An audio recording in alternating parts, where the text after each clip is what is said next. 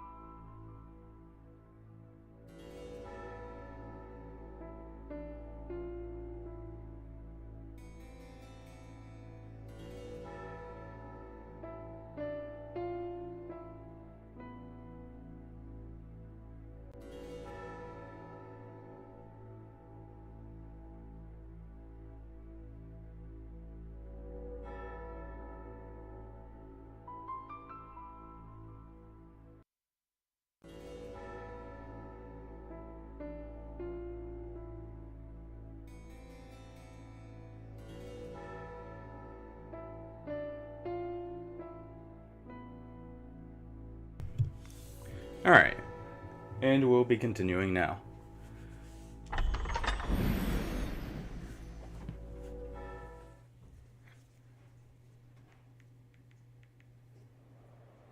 To support crystal, one can reach it from anywhere with the use of a magic item.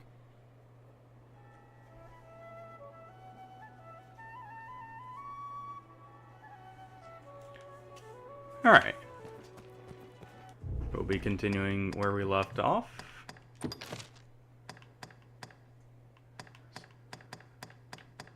Let's see. Where's the quest for it?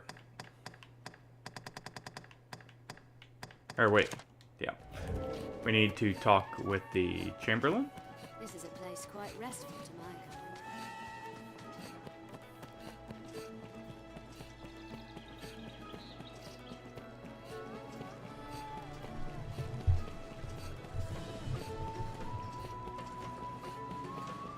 Also, some weapons can be further enhanced with their aid.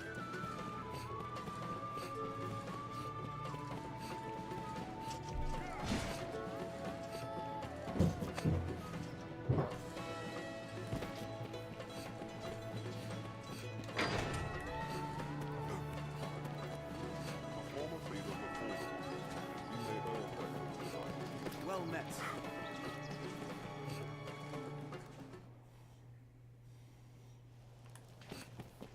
All right.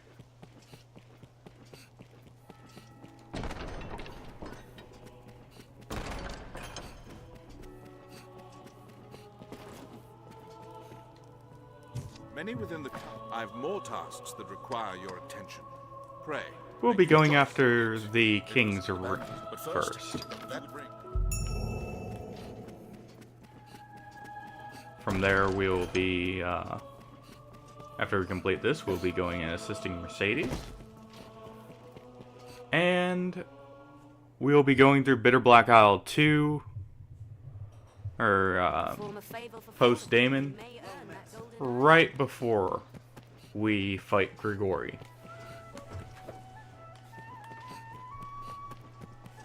Someone in the castle must be the Knight's champion. Who?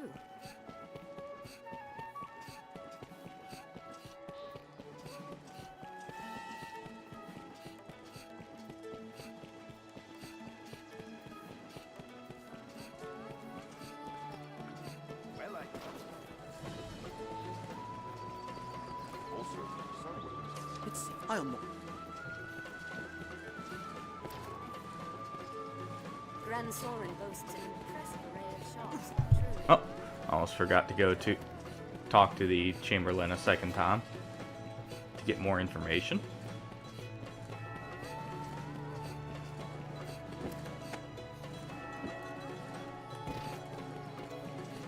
One moment.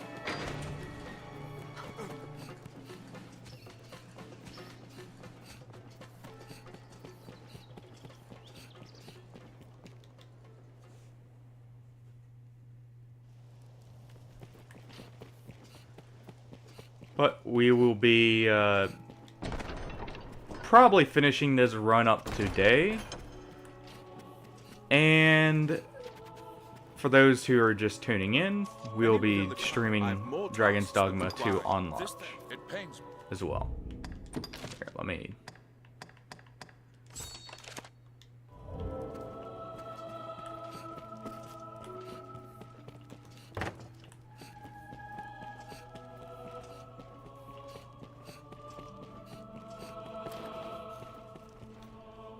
Good orders, even Alvin.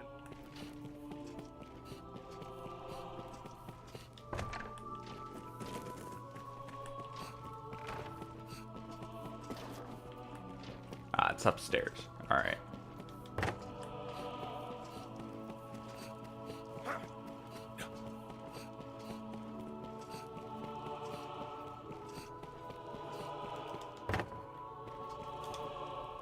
I heard a report. They say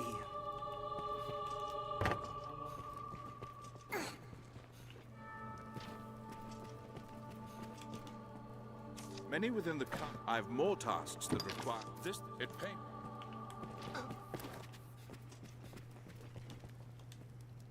If there's talk, I'd hope, but the pilfered ring doesn't.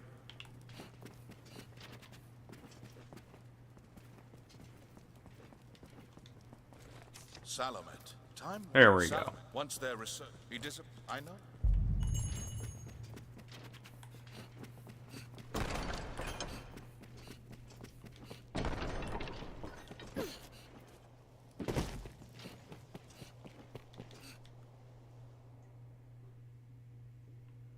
Alright. Let's go hunt us Let's a hear from rogue someone sorcerer. else. Surely someone witnessed Solomon's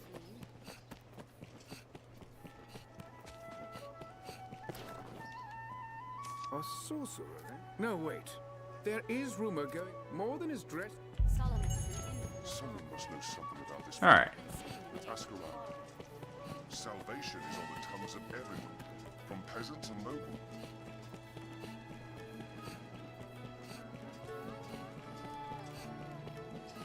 And I will be swapping up our skills slightly. Well. No, actually I'll leave them be for now. I do like out all these skills. I'm looking forward to having an extra skill in Warrior in Dragon's Dogma 2. Since you'll have 4 base skills. Potentially even more with Warfare. If they allow 4 skills for each of the weapons, that'll be 12 in total. And, well, I recall the north that could be offering quite a safer fun. Passage, Grand Sorin, with the beating heart of all glances.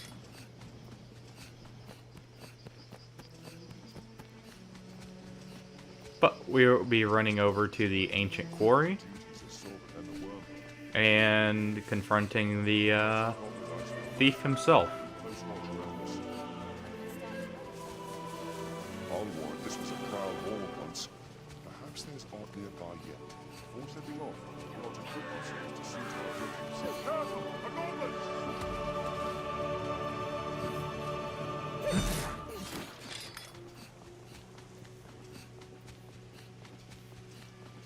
I wonder where this river flows. Also, now I was thinking about it. I could set up the character creator. So we can make a character right before the launch of Dragon's Dogma 2 if that interests everyone.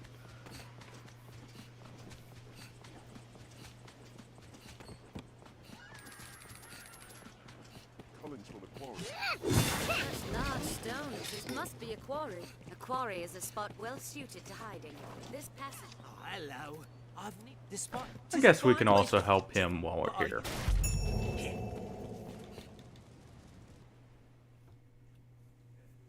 Get his shop set up. 'Tis a sorcerer we face. We must be ready.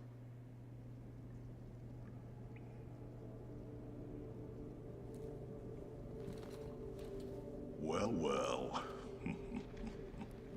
The Arisen, toast of all Grand Sorin. Does the work of all mankind's savior truly afford the time to go hunting petty thieves? If you insist on a game of cat and mouse, what say we see which role you'll fill? How about enough games?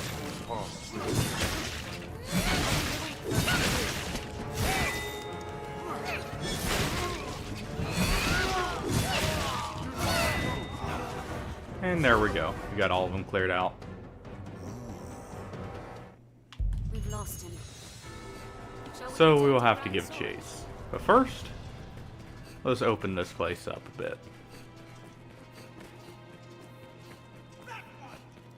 Armed bandits.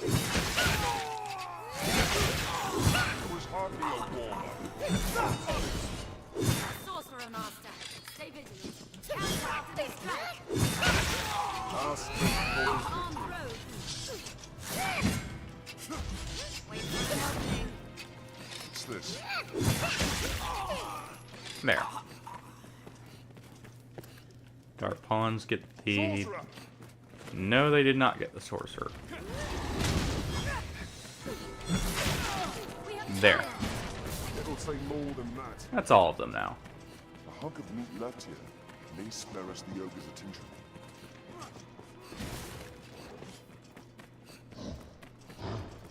Alright, and time to finish off the opening quickly.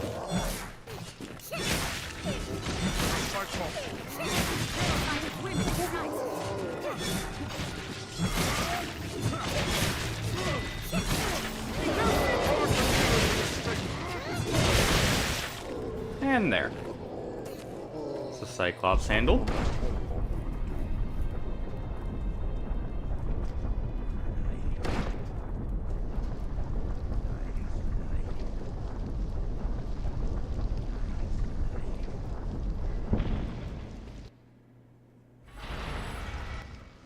That's one, or the gate open, and one Cyclops dealt, or not Cyclops, Ogre dealt with.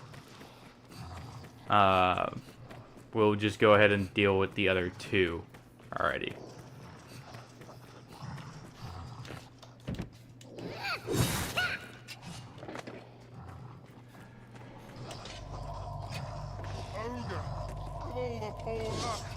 Well, Careful. if he's so busy eating.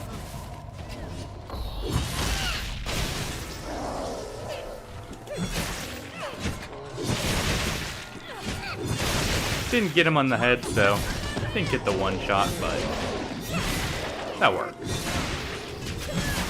Still heavily staggered him.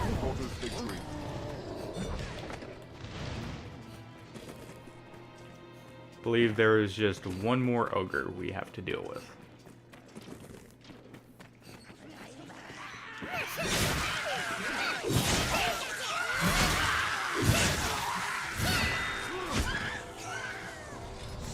And it looks like we'll also be raiding a goblin's horde. Road sleeps here. That was hardly a warm-up.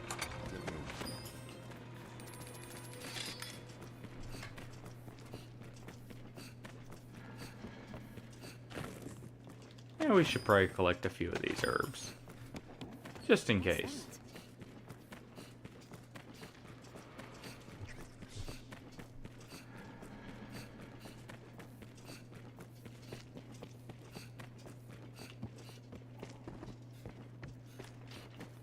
Let's see, was it back here that there was one more ogre?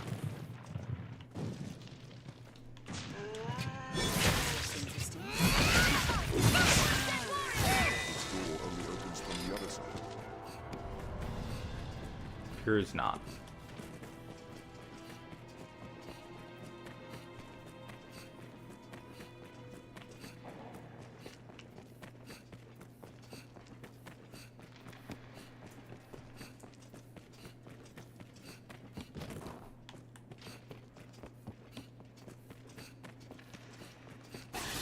Are you alright, miss?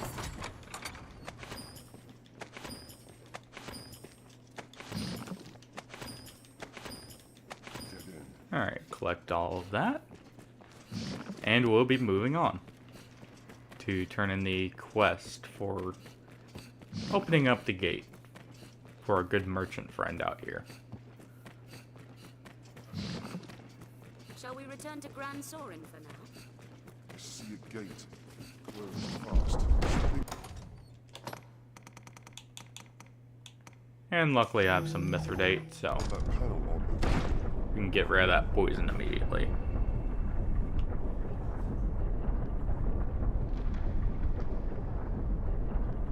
Oh, what is that right there? It's got a important indicator on it. There's alt here. Ah, that's the quarry key. That's alright. Oh, Shall we return to Grand Sorin for now? Let's have a look.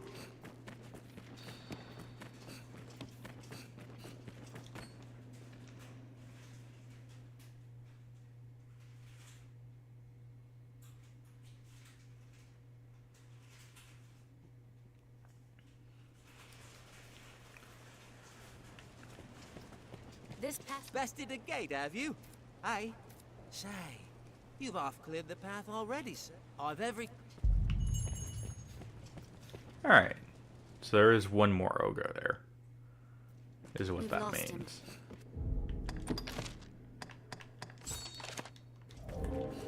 Where's this last one? The path splits.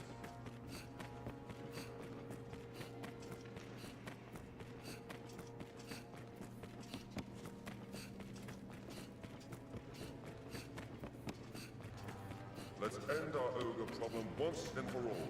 A hunk of meat left here may spare us the ogre's attention. To bait an ogre, use meat. You might avoid the heavy someday. Ah, okay, it was still further on. That's what it was.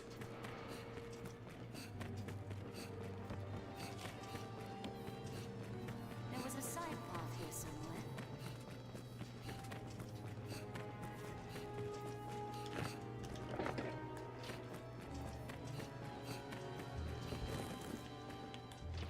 So that's that way.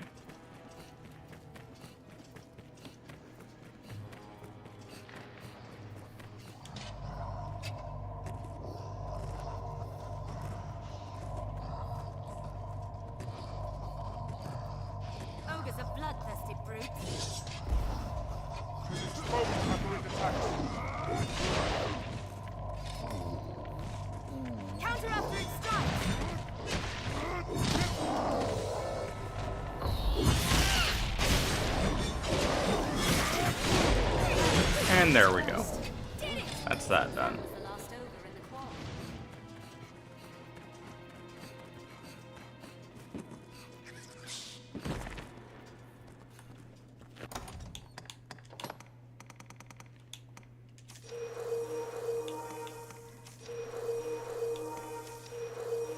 Get a bit of our stamina back. We don't have to wait for it to regenerate. Now this place can see use once again.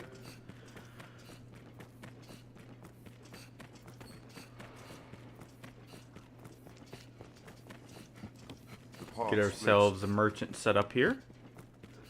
And then we'll continue to chase for Salomon. After reporting the news to the Chamberlain.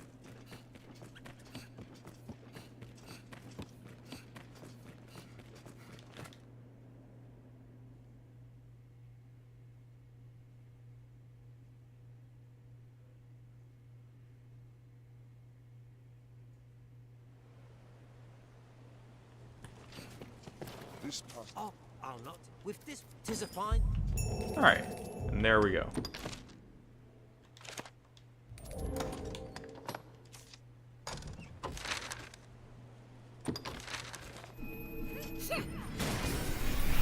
Just use a fairy stone to quickly get back to Renzorn. And we already have a port crystal set up where we'll be having to go. So as soon as we talk to him here, The magic item. we will be ready to continue on. It is hard to do aught alone. It is usually more likely.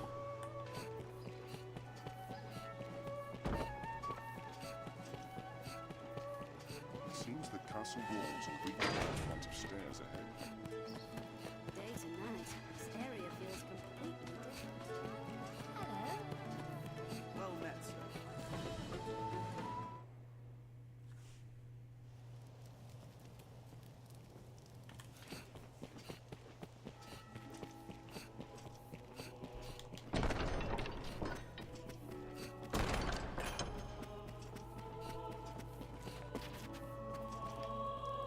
Many within. I've more. You position.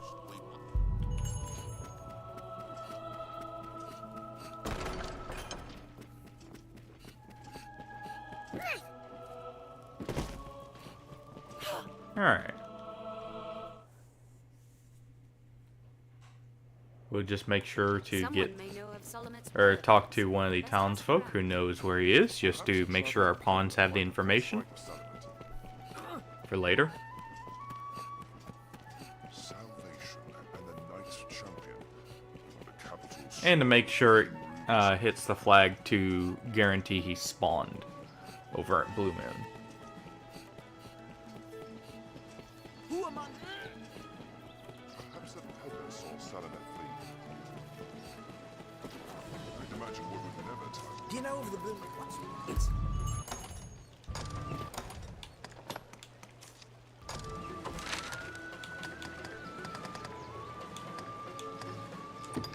The Blue Moon Tower.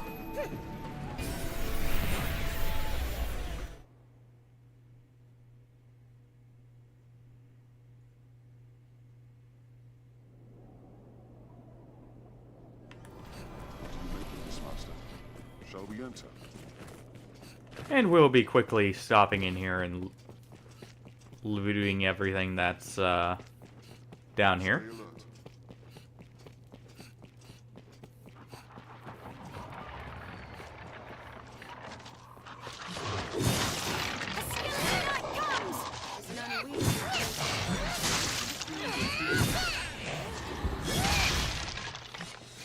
Strength in numbers arisen. Skeleton Knight! Did it! Not thought to find such a I'll place say here. more than that.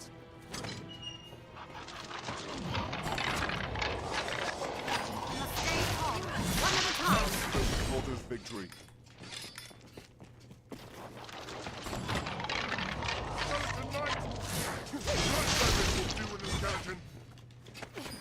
We have triumphed.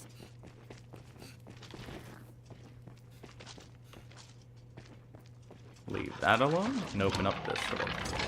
Since this has the other major treasure in it.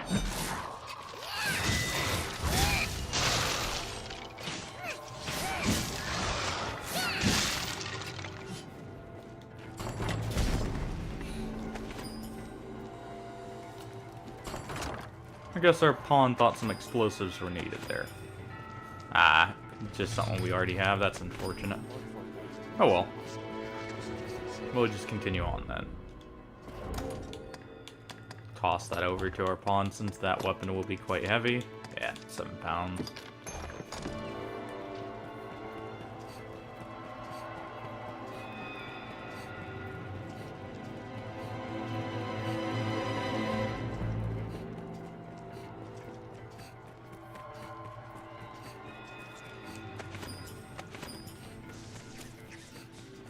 We'll at least be collecting all the mushrooms on the way because the stamina refill is obviously quite nice, and there's quite a few of them here.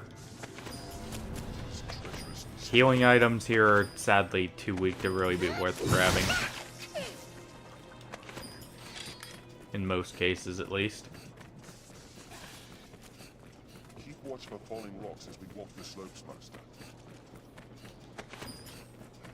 Be a small wonder to find anything within such a labyrinth. And now we arrive at Blue Moon.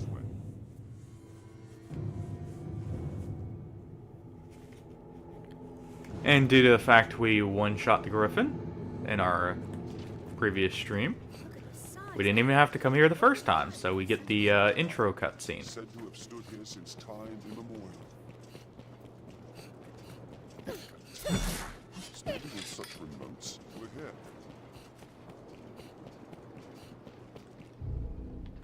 You know what equipment do I have on my pawn real quick?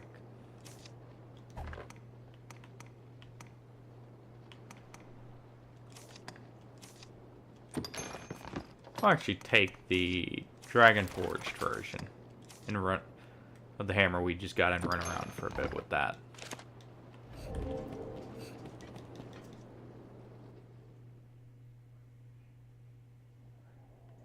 He's like to be waiting at the tower's pinnacle. Let's proceed. He must be carefully. above. Onward, Master. We cannot allow him to flee with the ring again. They're armed, Master.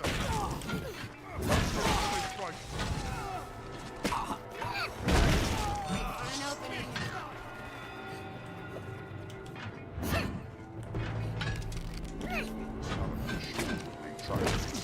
They're left exposed under a grand strike.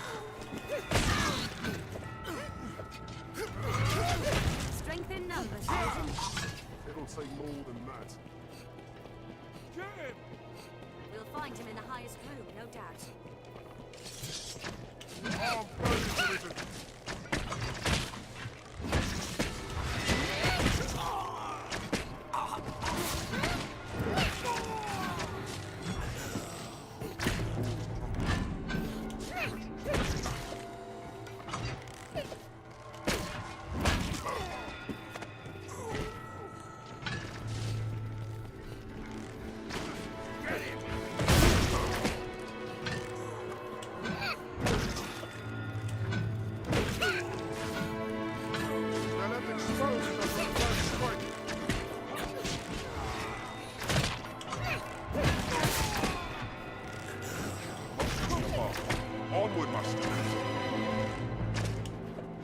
And just toss him off the ledge. Get outside and jump down below.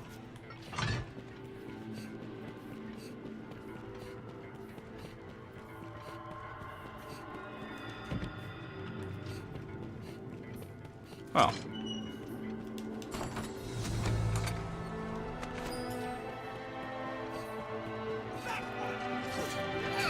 So far, so good.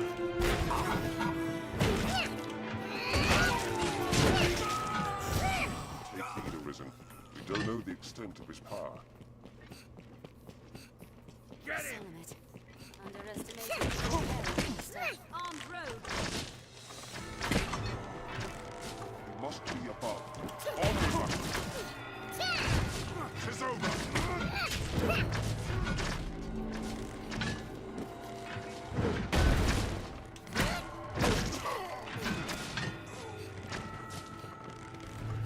deal with at least all the rangers that are on the main path that could shoot up more. Quickly heal ourselves.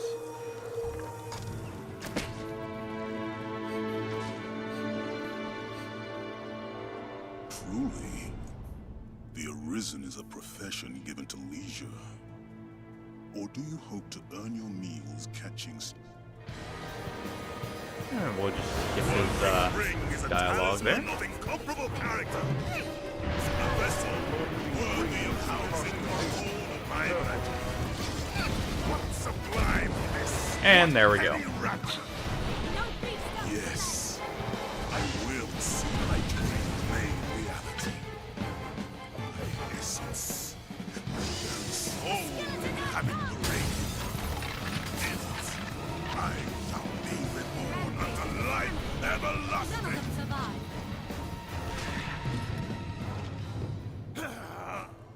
And he is basically forced to go through all of his dialogue before he actually dies, as you could kind of tell there.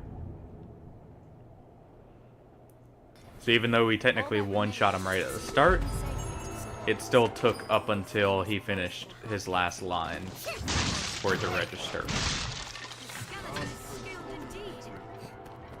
Just head over and check the chest out over here, or chests, I should say. What's inside? Grab all of our well-earned loot.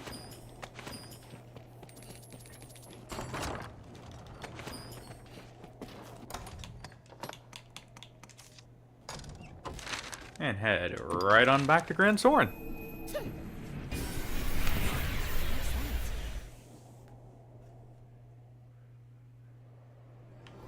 What meaning do you suppose those stones It is a port crystal. One can reach it from anywhere with the use of a magic item. It's hard to do all. Grab all of those.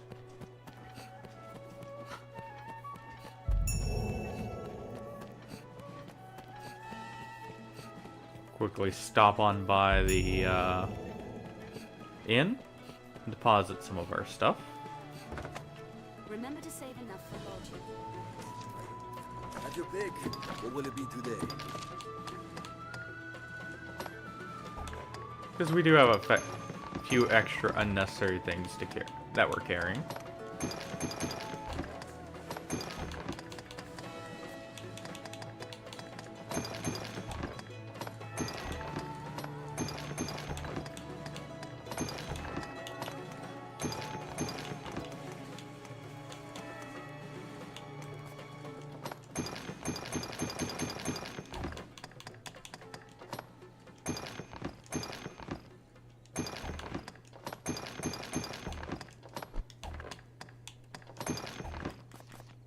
What will it be today? Let's see, what weapon do we want to use now? I do still quite like the look of this, so we'll equip Dragon's Flight for now. What will it be today? And it should prove useful. What will it be? Have your pick. Come again.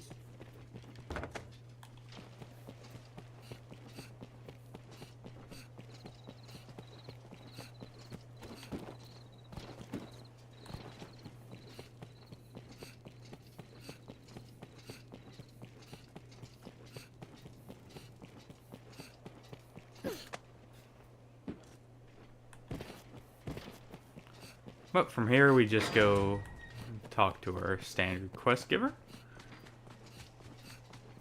the Chamberlain. Turn this in, grab the quest for helping Mercedes with the rebellion.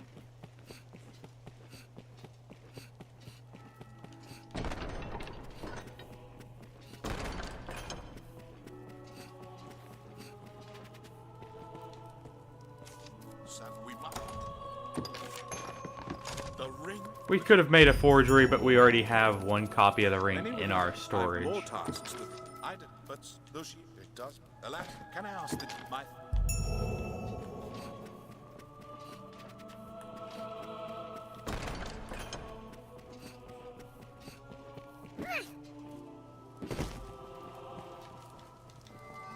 I take it you've heard. I'm not.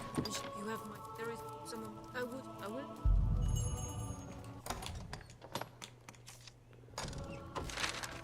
And we'll just head over to the Hillfigure Knoll since that's our closest point.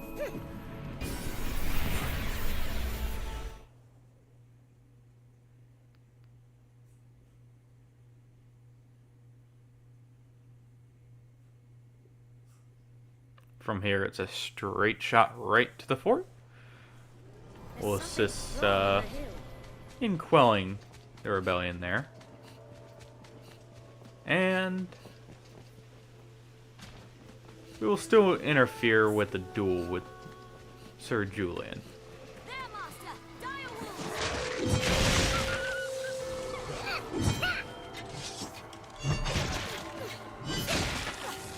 Did it! It'll take more than that. The trees here have a different look than the Don't allow them to surround you! Please, run it down!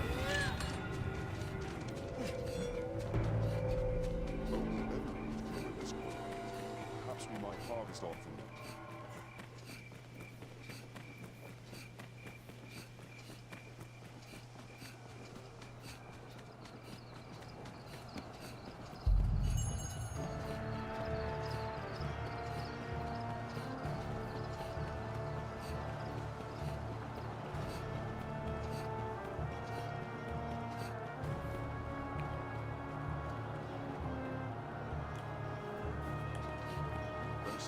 Viper!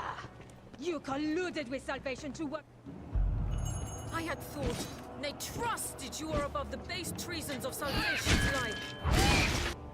And send him right up into the air.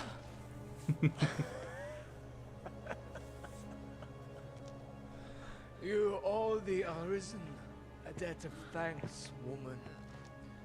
Your she-goat's pride is lost, but you've kept your head.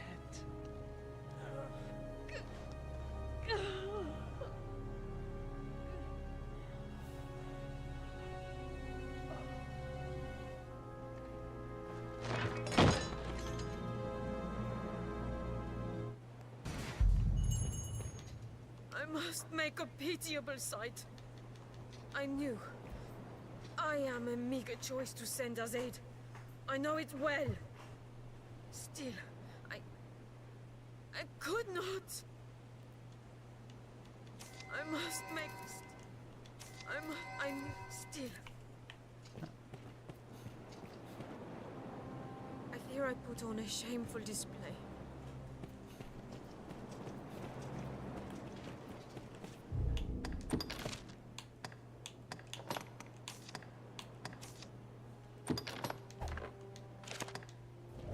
Alright. Let's have a look at rise in the land, and maybe ought to harvest. It seems the two gates to win all branches with strongholds. To support Crystal Master. This is a place quite restful to my kind. It's usually more lively. The stairs ahead lead atop the castle walls. Guards do have much to worry.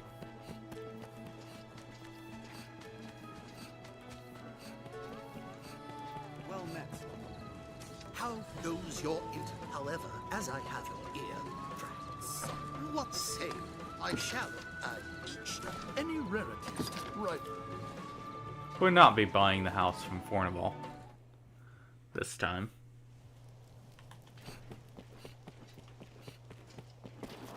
Ah. Now it's truly considered night, so we will be resting at the inn before we can turn in anything. Well met, sir.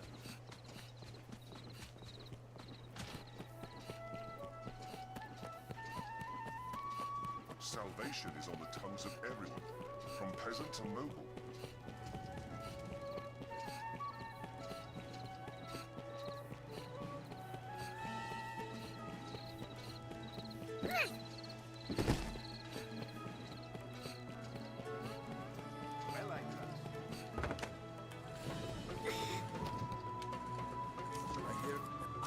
your big. What will it be? Understood. Yeah, we'll rest till morning. Are your travel preparations complete?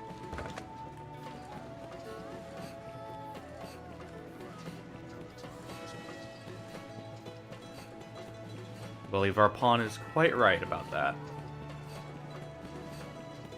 I do hope it has a very similar feel in Dragon's Dogma 2 for the main hub cities.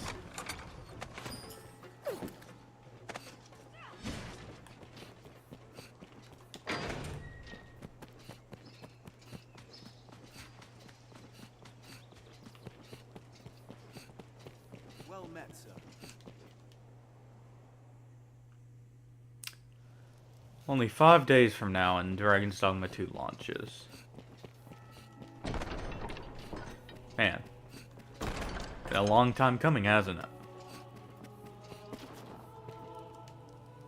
It seems the stone it is a test. We must be.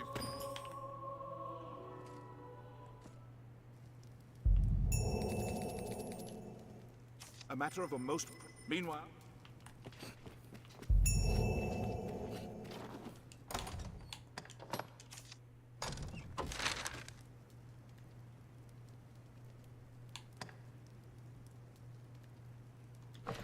We'll actually travel from Grand Soren to the Way Castle this time.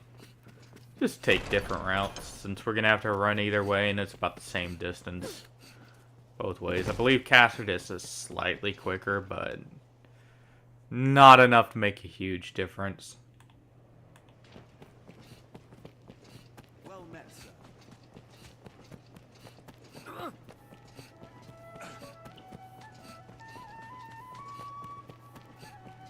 Salvation and the Knights Champion. The capital swirls with ill rumors.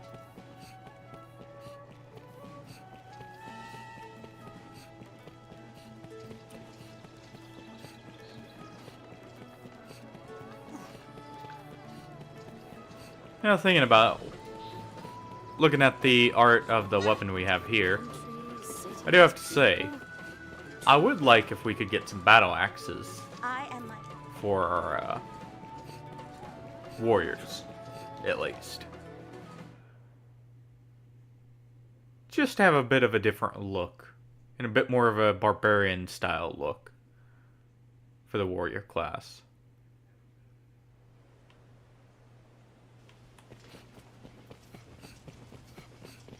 The mild weather year-round makes Grancis well suited for human life. How that would differentiate them stat-wise from long swords, or great swords? No clue. But it would be nice to just have the difference between them. It is a land rife with spots where useful materials may hide. Careful! A goblin!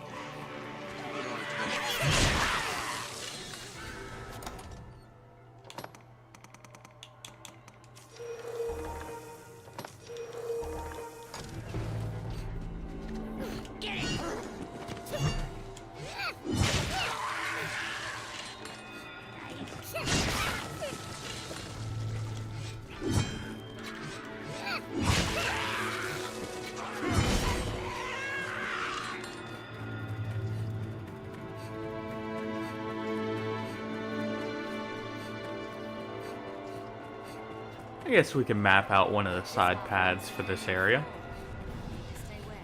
that you normally won't really come through.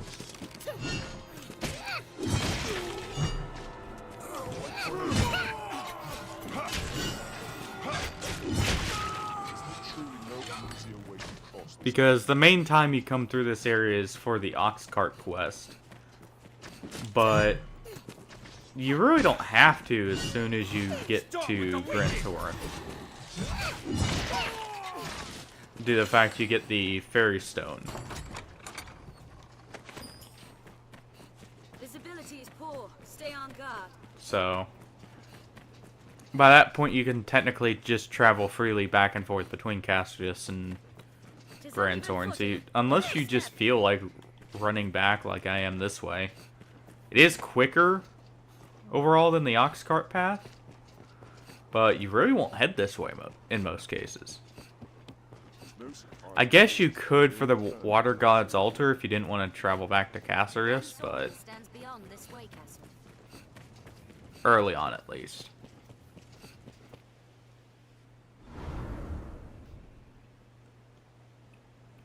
And there's trouble back at Grand Soren.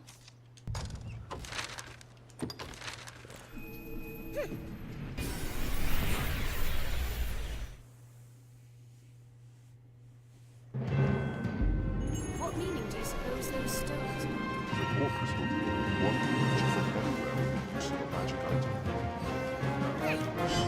Well, let's deal with the cockatrice.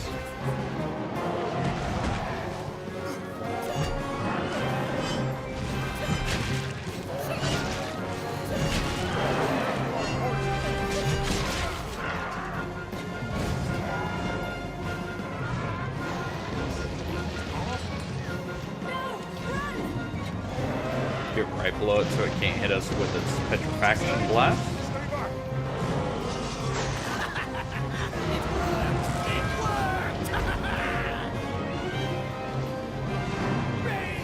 Tear the city stone from stone! Salvation comes!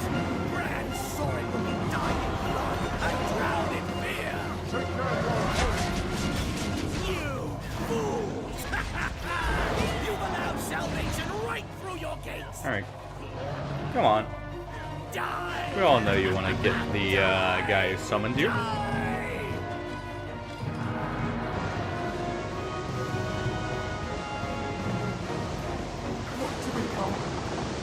Of course, our pawn will run back into it.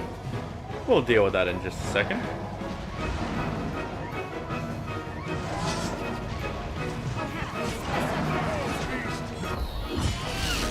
Aww.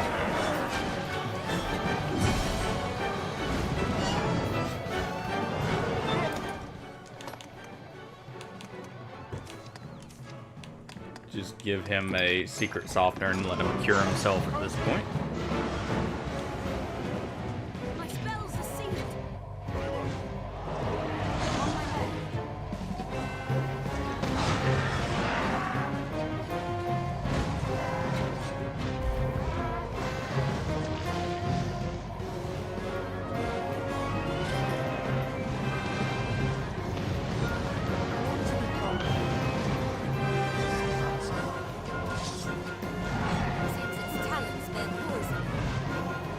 Come on. Dive on down.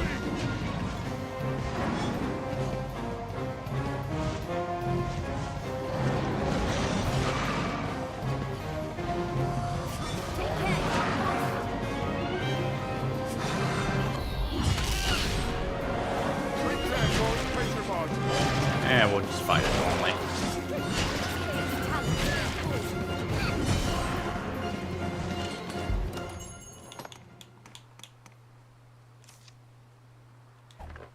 Not quite satisfied with that, but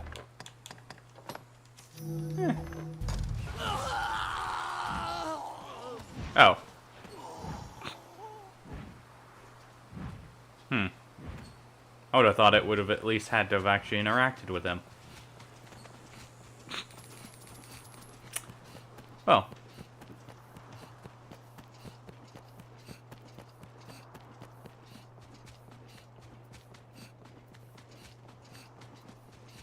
Guess we'll just head back to the Duke. Tell him of the good news. So, best you...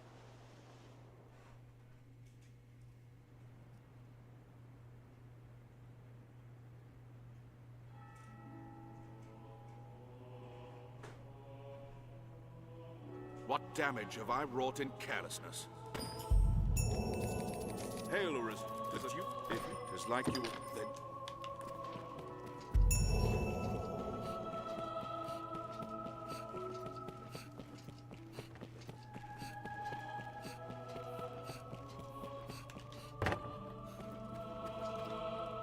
It seems the office of I am come. You know what? We'll actually equip Heracles. for a bit. I enjoy the look of it, and the playstyle is quite fun. Since you're going for more frequent hits, I'll be honestly swapping off Arc of Deliverance. It's a fun skill, but it's too slow.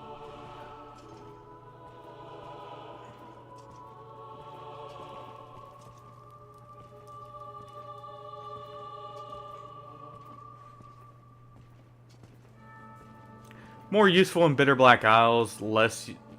It's still very useful, but not with Heracles. With Heracles, since you do so much less damage on each individual hit, on average, it's not as useful overall.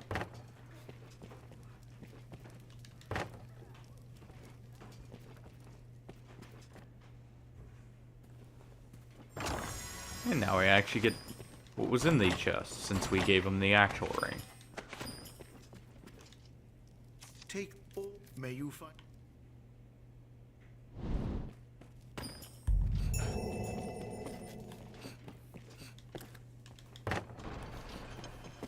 Head back to the inn and change our skills. And we'll head right over to the Great Wall.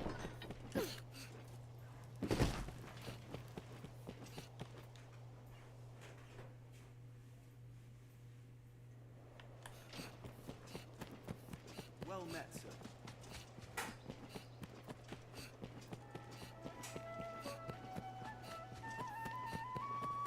Salvation and the Knights Champion. The capital swirls with ill rumors.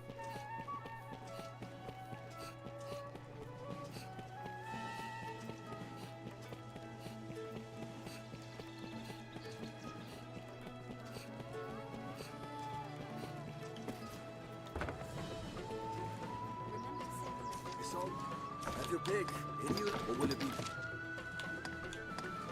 Or will it be today? Let's see. Yeah, we'll just grab Pommel Bash to have a way to break through guards consistently.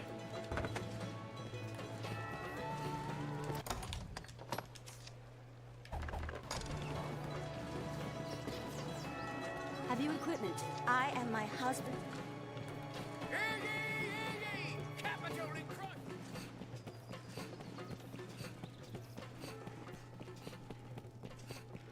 Real quick, we'll take a quick look around the castle. Make sure there's no extra quests we have.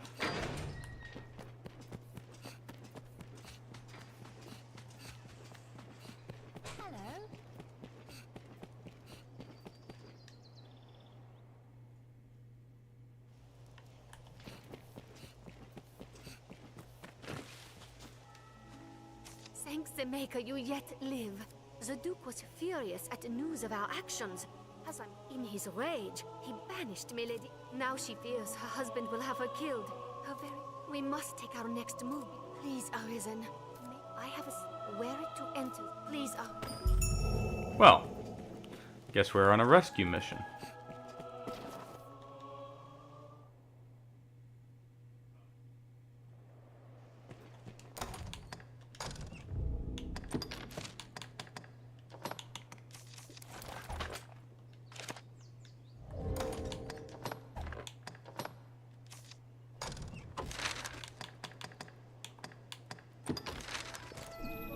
Well met.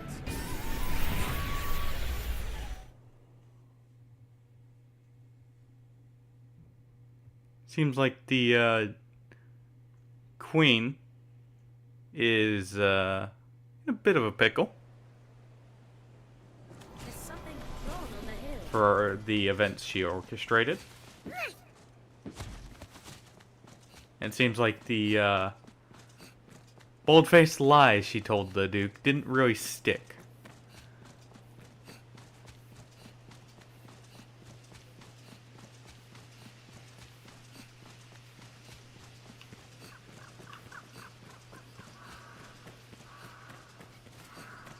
But we'll rescue her nonetheless. Come on, Master.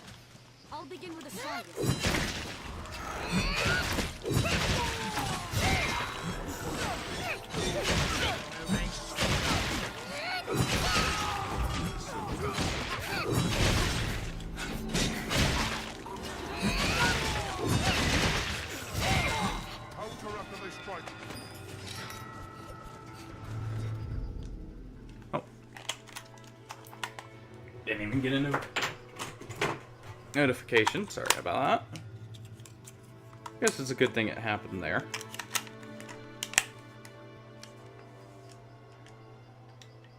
There we go. Our strength brought us victory.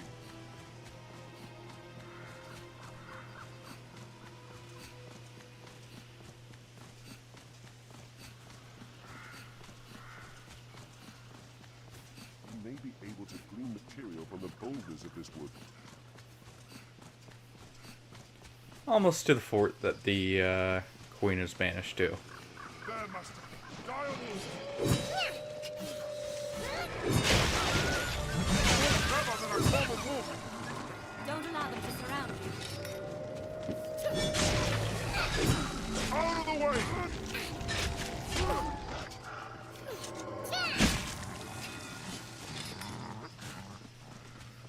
What sort of place could that be? It was obviously once a grand building.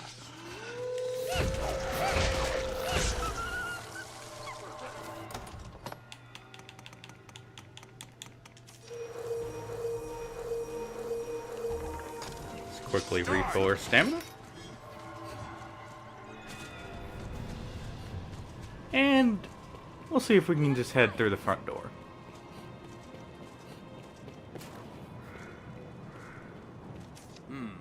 What's it? My shift only started a moment ago. But as you're here, I'm not speaking.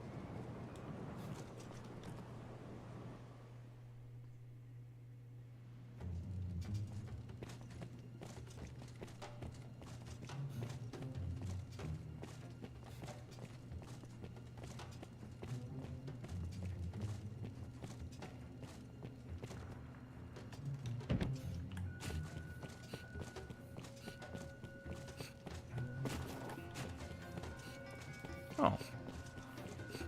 Let's take a look around. See what we can find.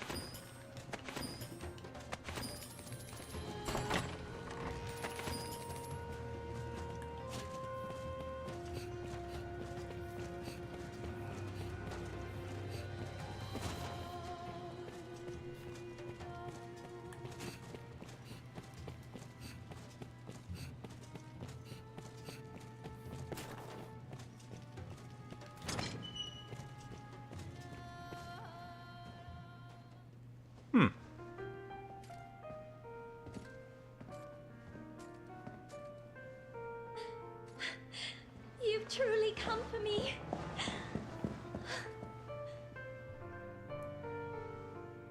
I've yearned to see you so, all this time.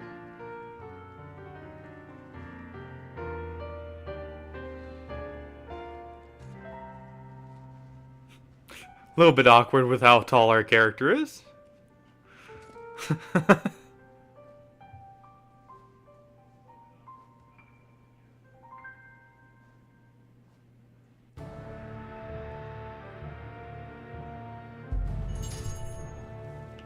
And now we have to escort her all the way through this place. Has Mirabelle spoken up? Let's see, do I have... I did not have a wake stone, it looks like. Wait. Oh, wait, no, I do. Okay, good. Just in case. It saddens me to leave you once, but circumstance permits no other option. Before we part, however, I would beg you one last favor. See me. The guard!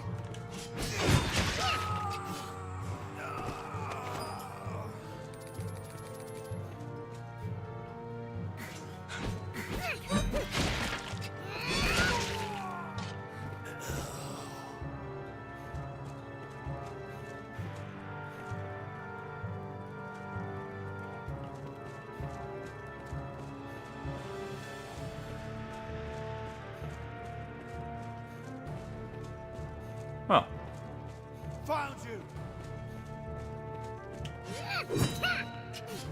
The main exit is far too perilous. We should take this way.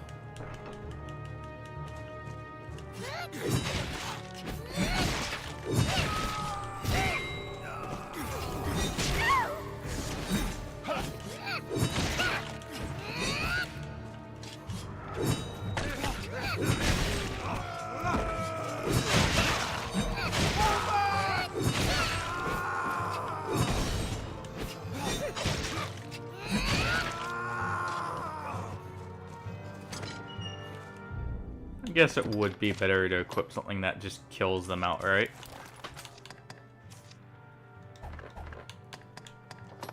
Also, since we're already discovered, no reason to keep the disguise on.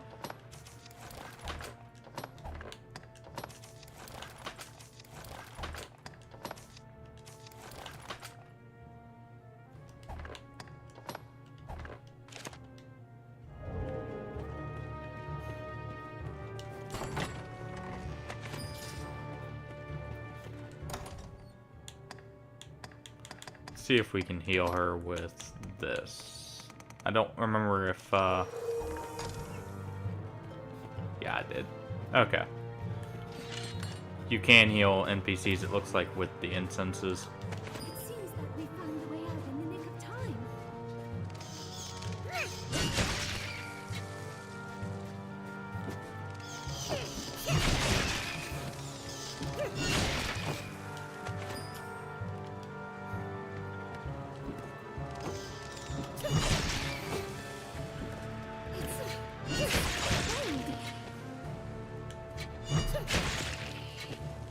Well, it is a cave.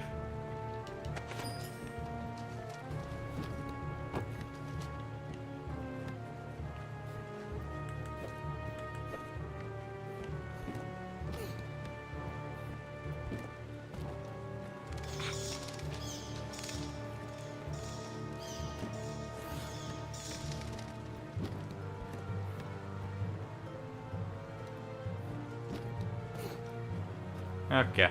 Oh.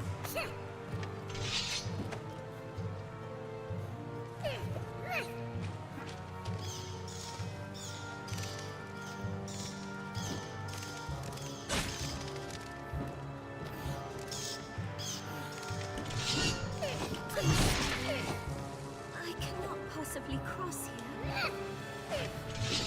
Might you carry me across? Now we'll just throw her across.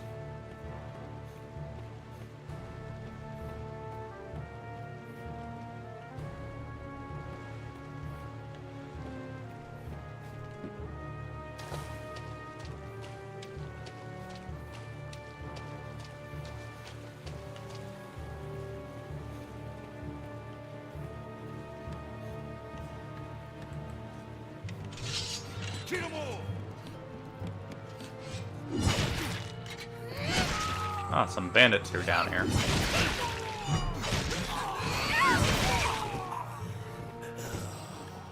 Oh.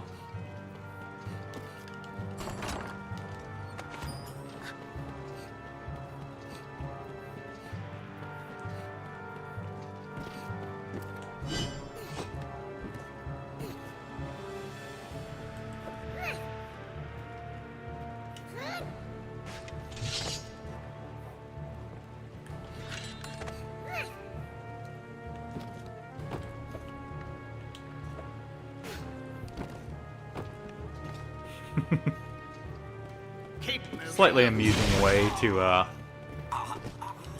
traverse around.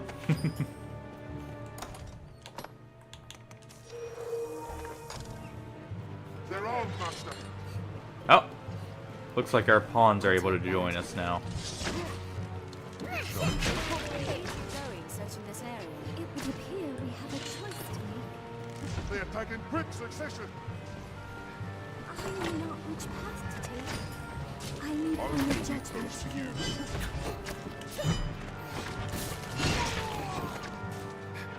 Let's go get the mages real quick. I'll begin with the strongest.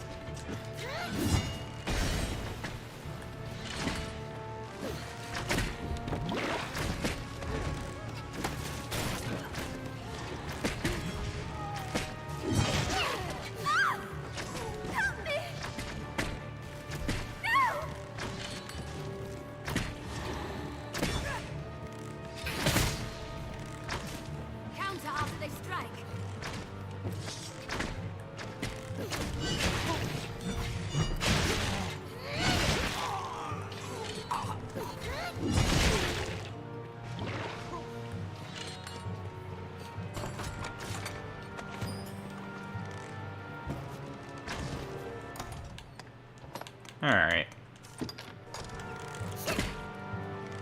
Enough out of you. Oh.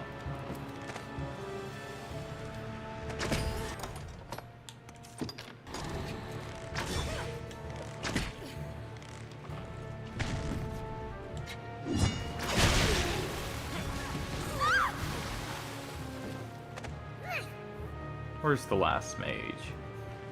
Ah.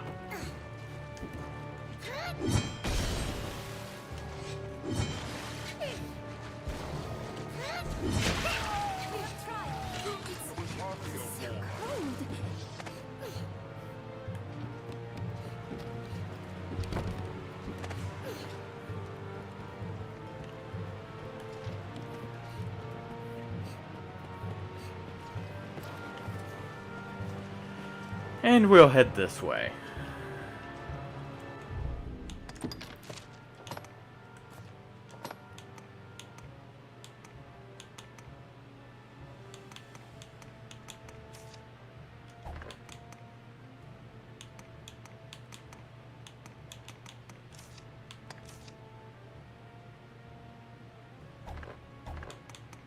And we'll equip.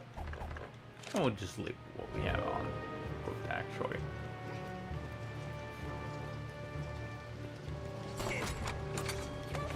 Armed bandits arisen.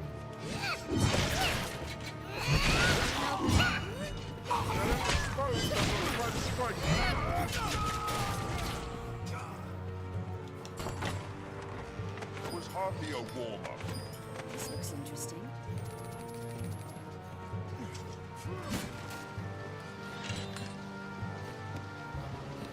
Creaks at the foot.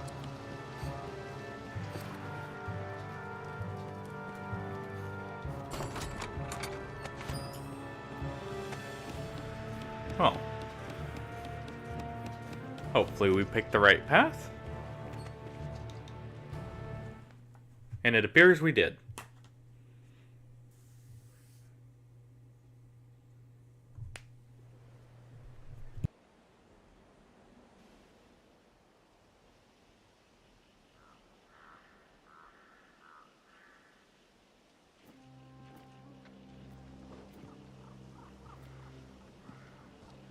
Milady! Mirabelle! Well, at least there seems to be one happy reunion. These good men are for Milord. They'll see us safely home. Come, milady. Let us be off for home. I am well eager to be quit of this place. Let's be done with dragons and that awful duke. That one deserves to be eaten up. I'll shed no tears when that beast leaves this land in ash. Eh. The land will be fun. As for the Duke, well, she's close. I fear this is farewell, dear champion. I'll never forget you.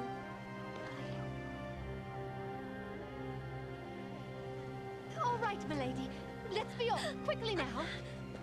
I swear it, my love. I'll never forget. Huh.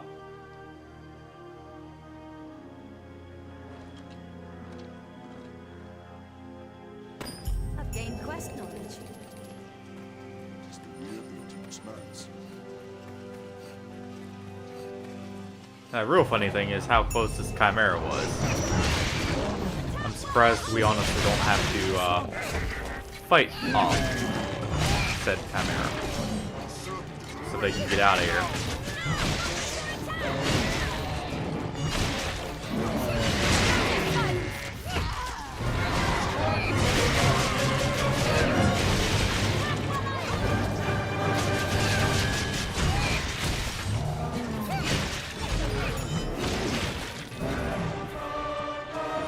Not like that's really much of an issue for us now. And now we head to the Great Wall, though.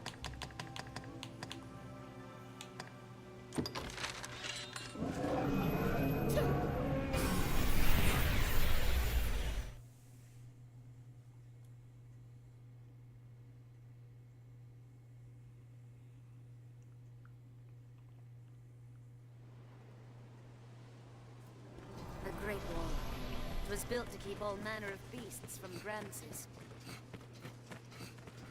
It is a grander structure than the other homes we've seen. Real quick, we'll check this merchant, see if he has anything of interest. And we'll grab a bit of medical supplies.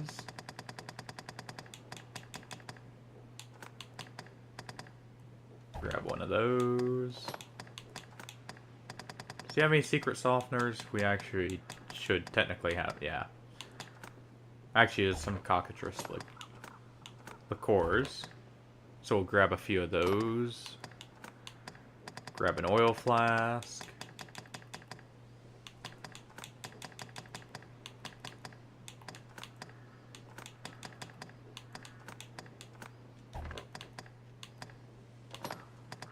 And as for weapons,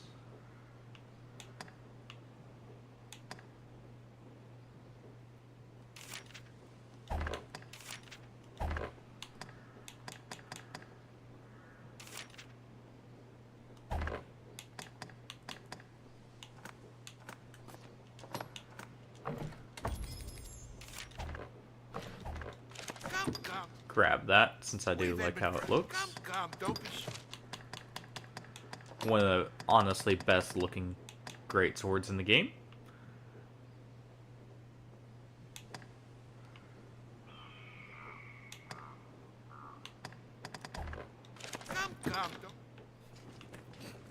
Alright. We'll continue on.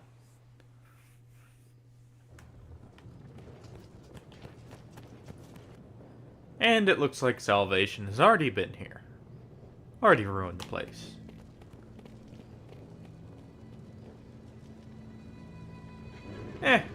Nothing new.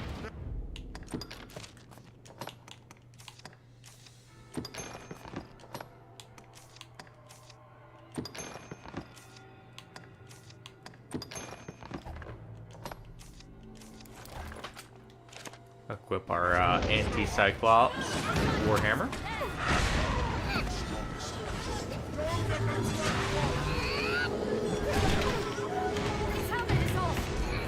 It jumped a little bit too early to get out of its grasp.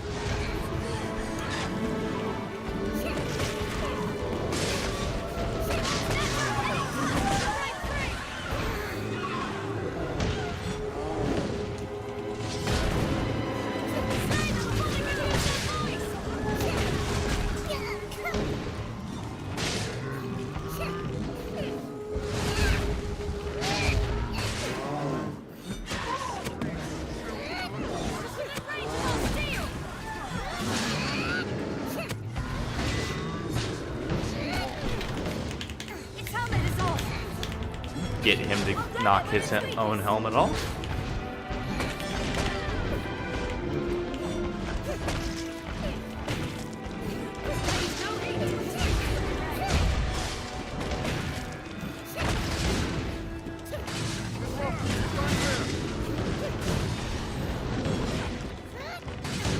Finish off that one.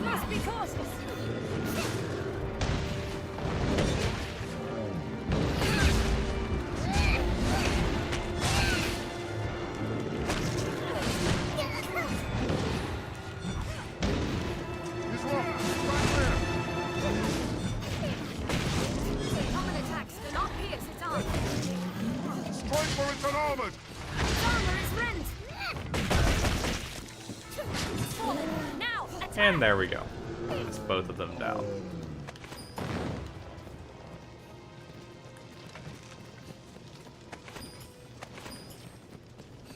I'll take that.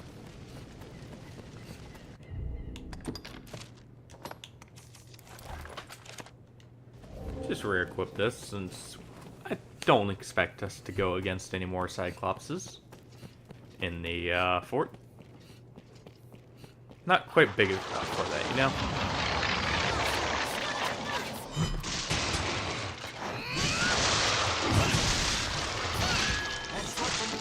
We have triumphed. We are too brave for the end.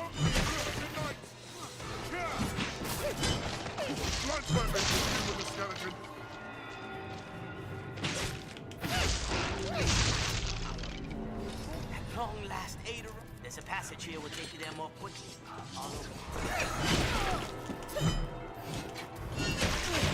What will they come to?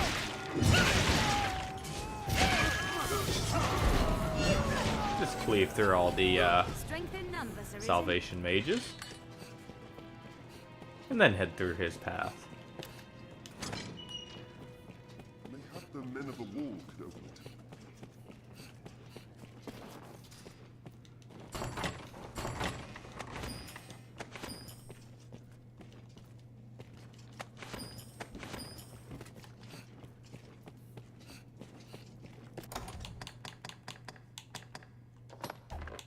Be quickly tossing everything to our pawn, just so we're not over encumbered.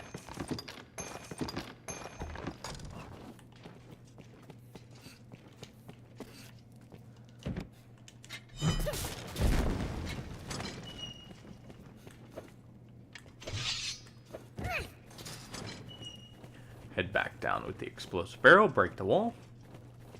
That we saw was weak.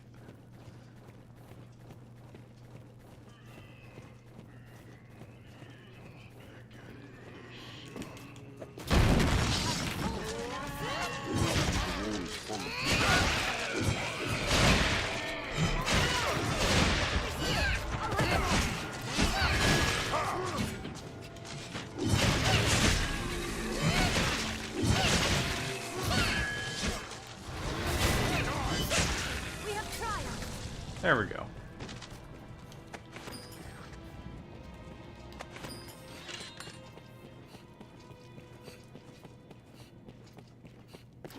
We are those who pray for the end.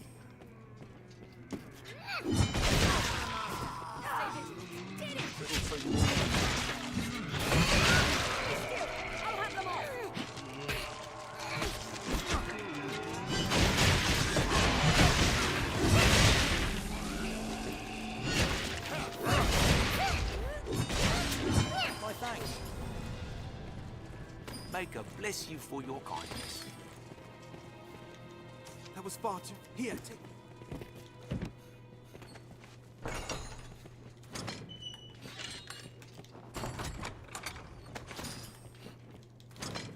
And grab our reward.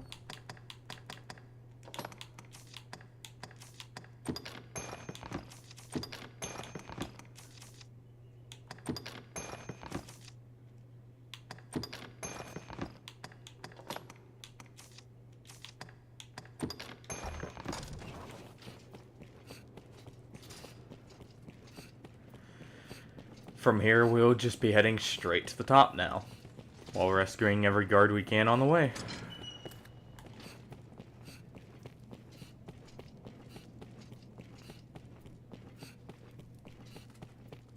If you guys are enjoying the stream, feel free to drop a follow.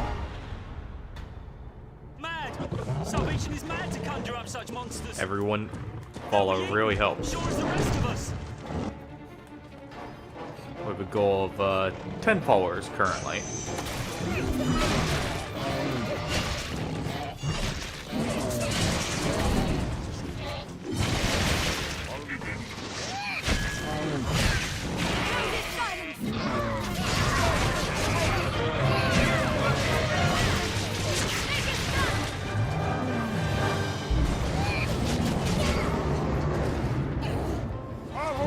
We'll finish it off with a barrel on it.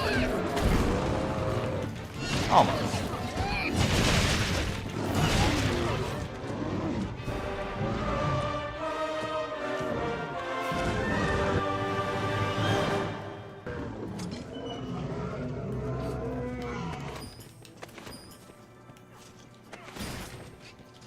Grab all these free medicinal supplies.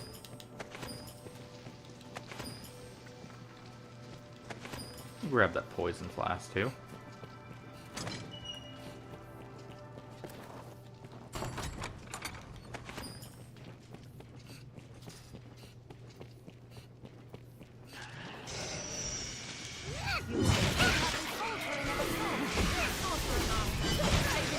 Maintain a careful distance.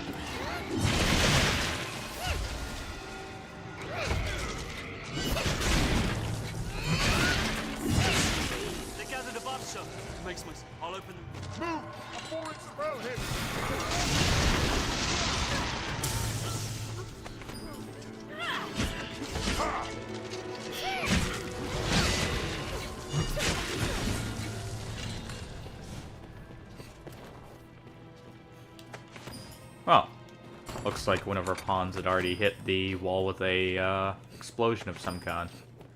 Either that or one of the mages accidentally hit the wall.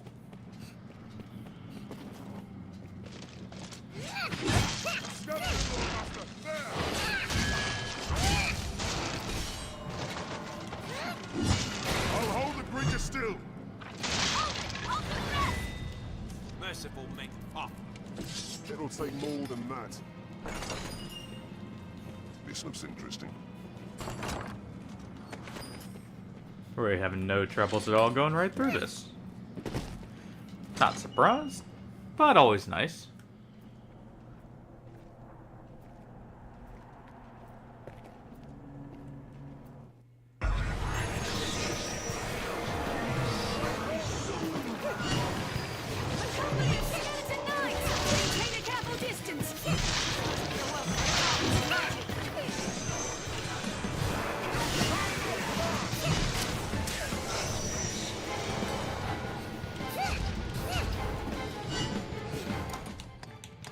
Do we have anything to knock it down currently?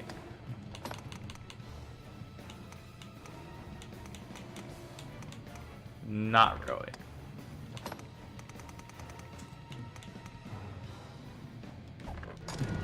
Oh well.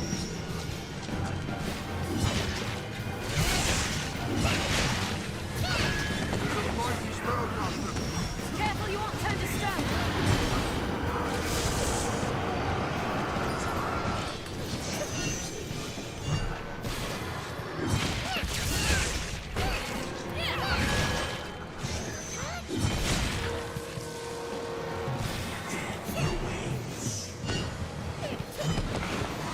There we go.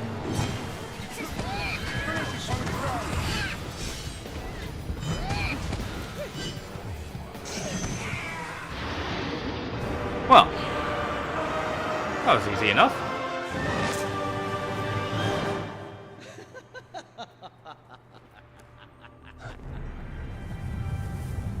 I fear I have misjudged the extent of your skill. Yeah, we'll let this cutscene play out. It's always enjoyable to watch. I see it was folly to worry of walls and armies while you still live. However, it seems my regret will be short-lived. Don't you feel it? The very air dances around us. Yeah, sure. The long night is come. The dragon's reign at last begins. 3, 2, 1. Let's see if we... I didn't time it. Nearly correct. Let's try again. 3. No, I'm not gonna get it right there. Behold, you unrepentant blasphemers! 3, This is absolute truth! 2, This is 1. salvation! Eh, close enough that time. Yeah, third time's the charm.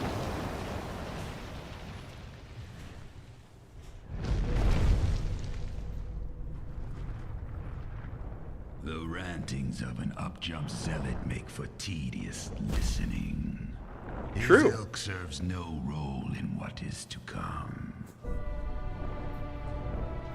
Only my death will staunch the flood of destruction.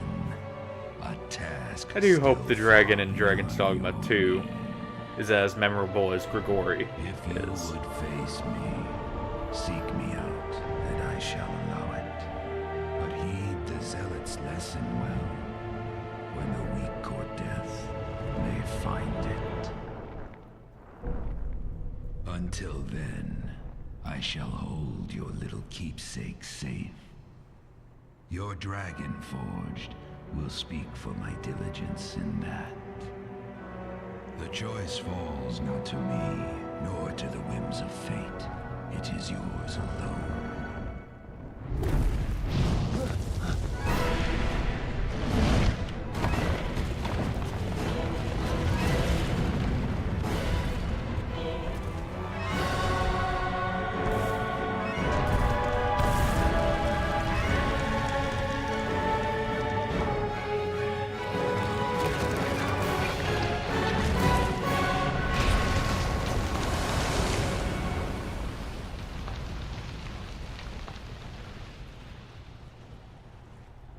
Oh, it seems the dragon caused a little bit of a need for renovations. Eh, it was crumbling anyways. I'm sure they're already looking at doing it, so it's no skin off our nose.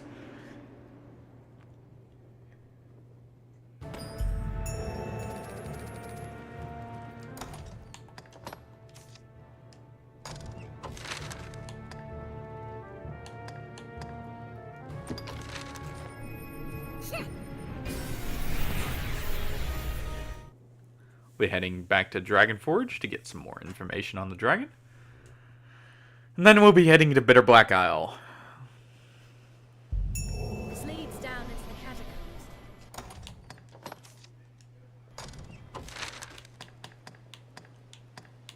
catacombs.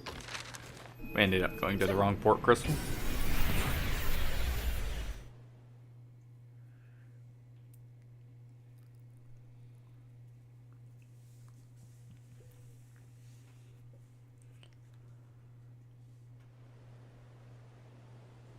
There's something drawn on the hill.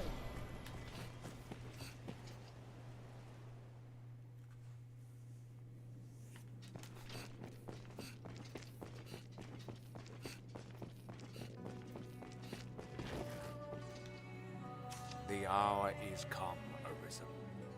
The door lies open. Yeah, it can be tough. Seek My best recommendations for your first time through, carry throw blasts. It always makes it so much better, especially if you go very under-leveled like I normally end up starting it at.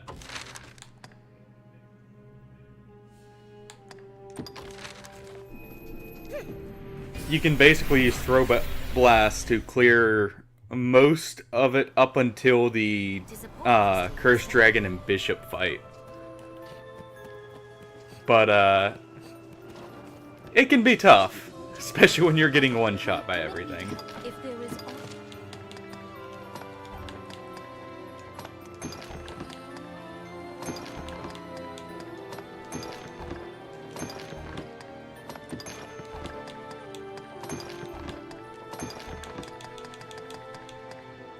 Even worse if you start on hard mode for the extra XP.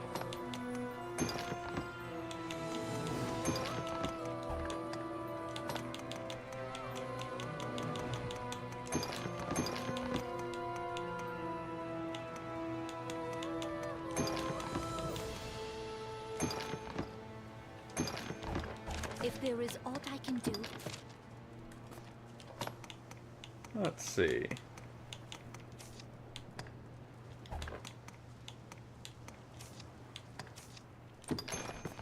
Go back to using our Bolt Bringer for Bitter Black.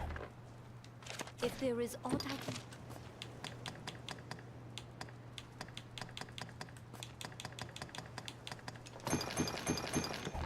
If there is aught I can do, pray permit me to help you. If there is aught I can do, And we'll throw back on Arc of Deliverance. I sense an aura much like your own from her master. Aiding one another is our only hope in surviving such a place.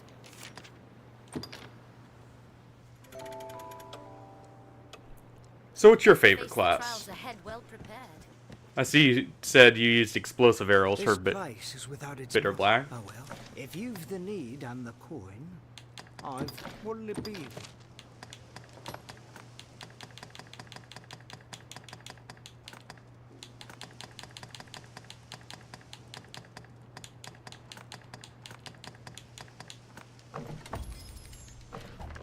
What'll it be?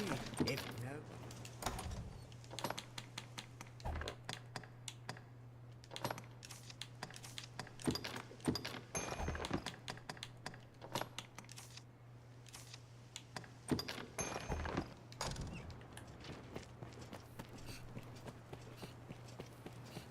Hey, honestly, Assassin's one of my favorite classes. Between him and Warrior and Mystic Knight.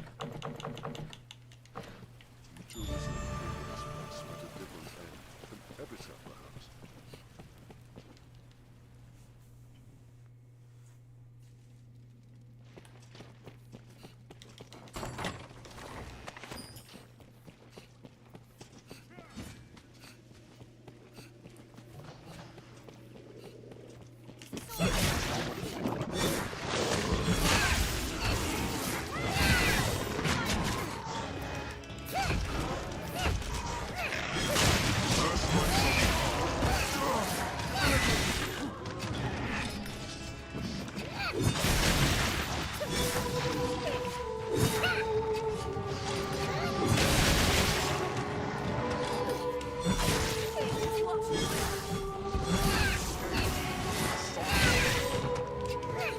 we go. Now we can get to the tail on this thing.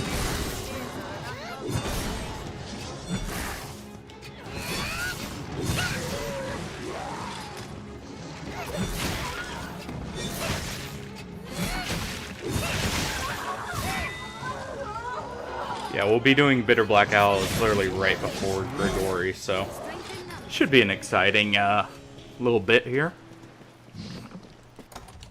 And this is just post-game, and this is not...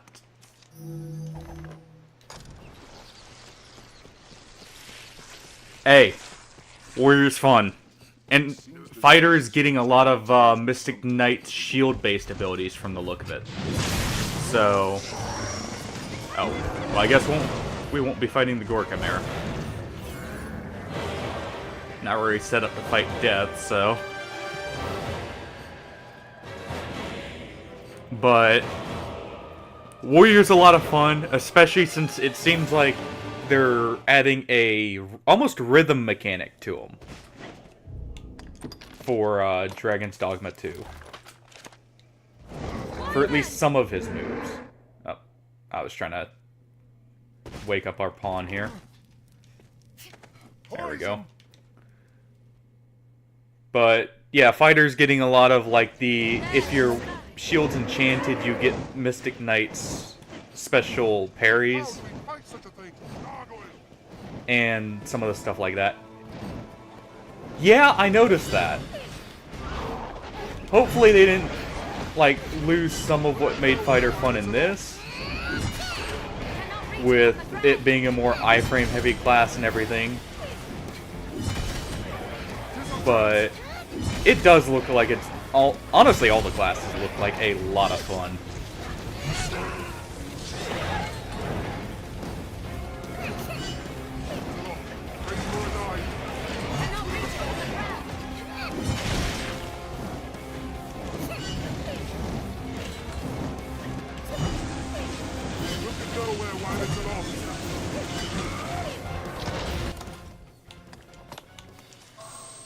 Yeah, quickly use some of these.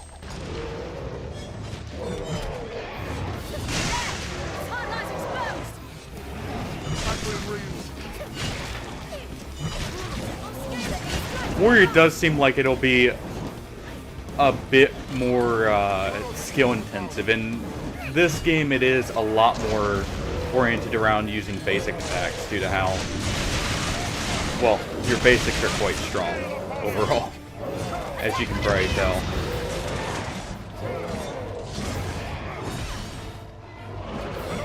But it seems like they're mixing it between like a rhythm class and charge skills. Yeah, basically, since your pawn copies you, if you use a lot of jump attacks, it'll actually do it too. Just like, interestingly enough, if you make use of Great Magic Cannon a lot, you can actually get your pawns to attack it. That one's a bit harder to program though, from what it seems like. I believe if you give your pawns eminence, that's one of the ways to kind of program them a bit more towards it.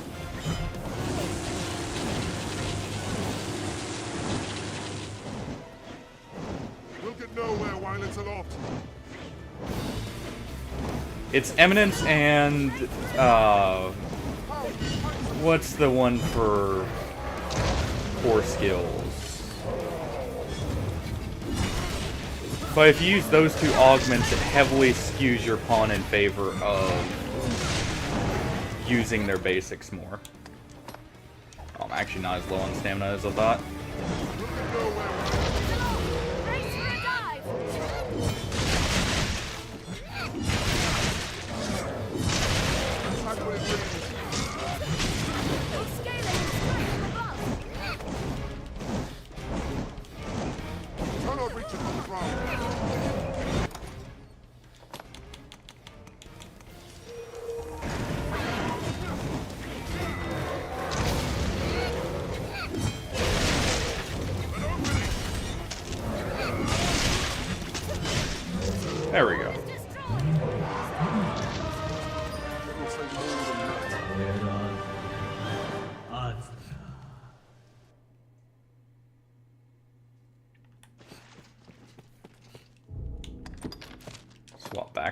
to our flame version now that we won't be fighting dragons for a little bit.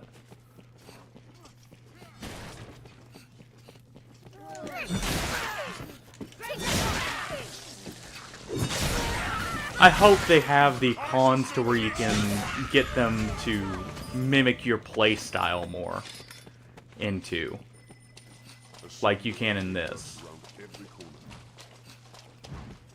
Because it is nice being able to kind of influence the pawns to, say, take advantage of a enemy's weaknesses. So I hope the... I have looked at it. I haven't, like, messed with it all that much. I was considering messing with it truly for the first time on stream right before the game launches.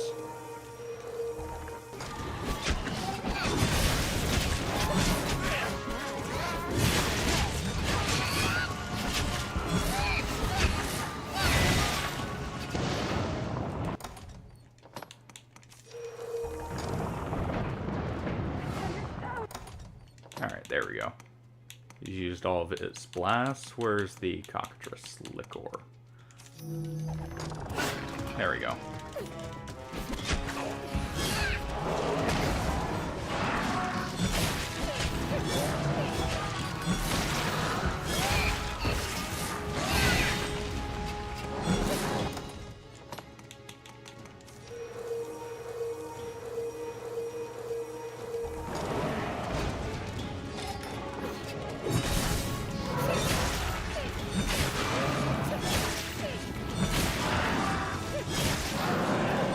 One thing I'm curious about is they said there will be some differences.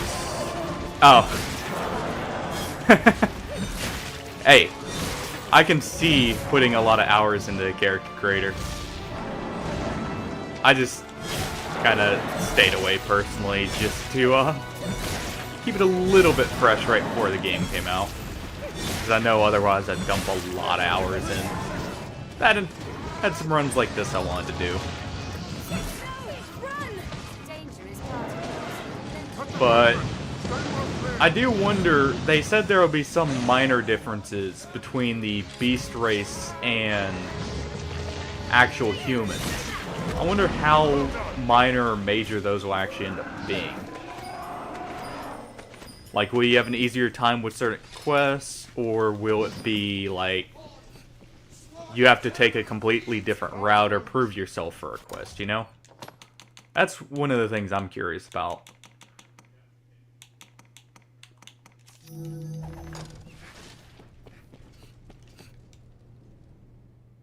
Also, I have seen some of the fun... complete side note from what I just said. I've seen some of the hilarious things people have made in that character creator, such as the Grinch.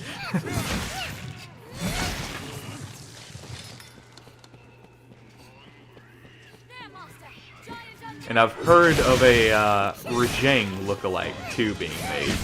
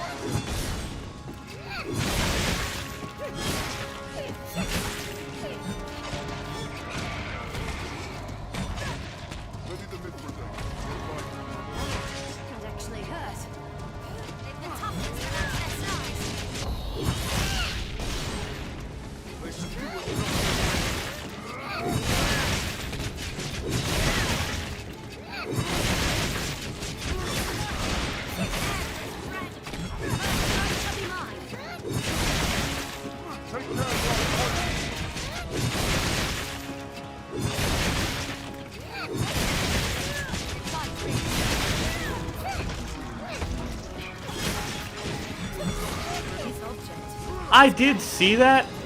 I'm just more curious, like, of the actual implications in game, because obviously they're not going to show too much of that off beforehand. I'm just wondering if there will be, like, some different routes. I know they didn't say it'll be anything major, like you won't be locked out of anything.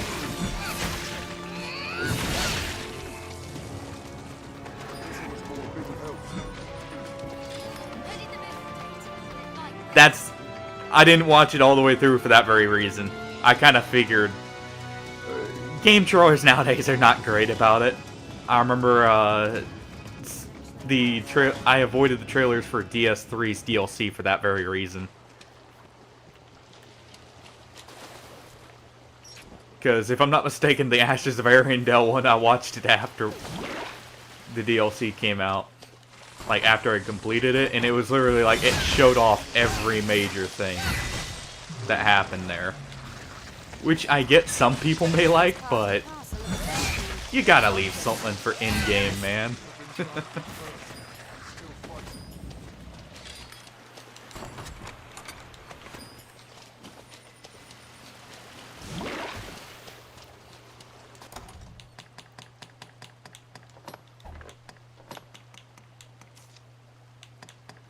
Yeah.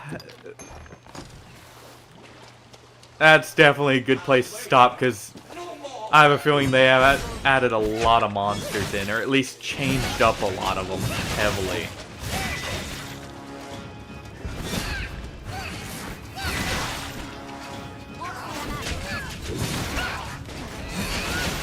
Now, did you see how they're changing monster knockdown slightly?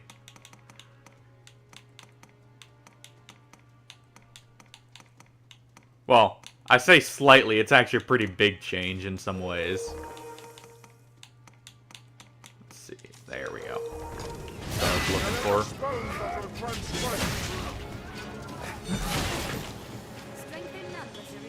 My strength fails me. Brace for match. This place is without the light. It'll take more than that. By your side once more.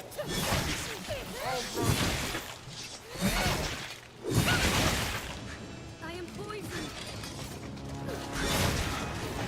So, I won't spoil too much, but all I'll say is monster knockdowns are now have ragdoll physics with the environment. Including larger monsters.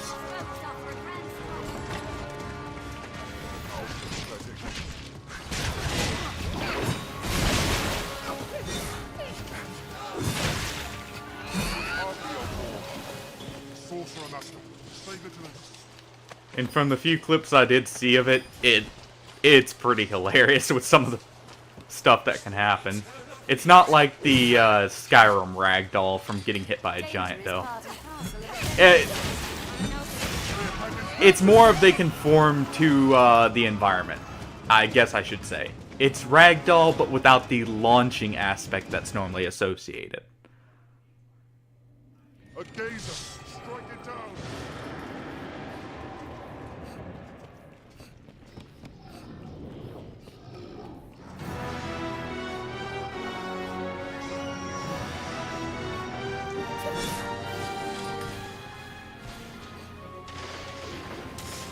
I'll leave the weak ones to you. Watch for those tentacles. I guess we should heal our pawns before they get themselves knocked out.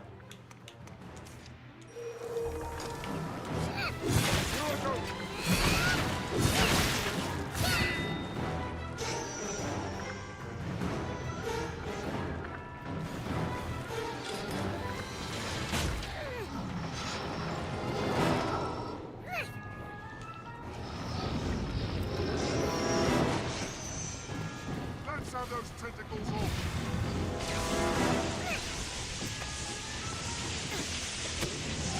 There we go.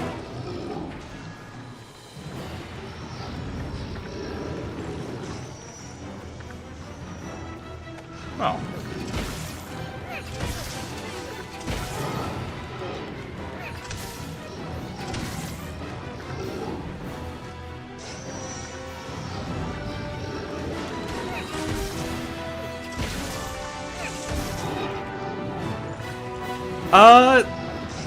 They did say they were taking an adaptive difficulty system, like what the more modern Resident Evils have. So, I don't know with that personally. That could go any which way. at that point. It's not complete adaptive difficulty, like, it's to a certain extent, but we obviously won't know till we actually have the game with that one.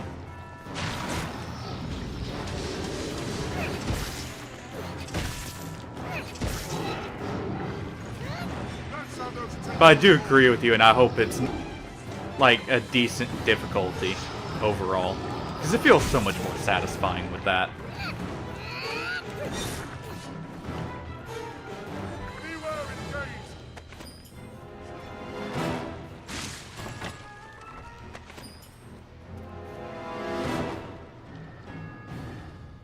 Watch for those tentacles.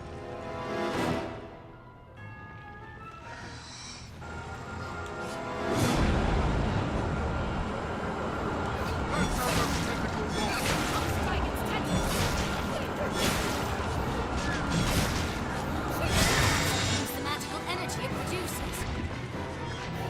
Keep at it. Chance, destroy the eye.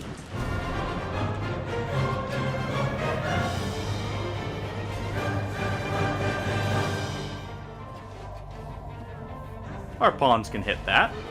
Oh, well, I guess it wasn't needed for me to charge Arc of Deliverance. I wasn't expecting him to do quite that many bolts at once.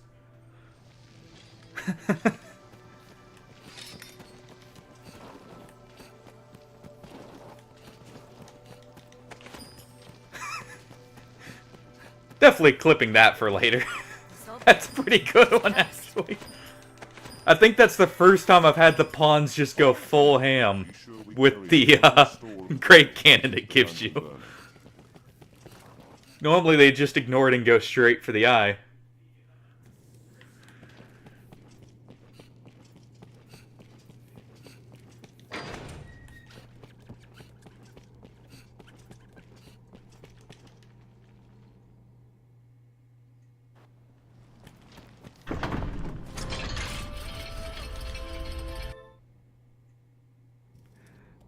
The surface lies beyond.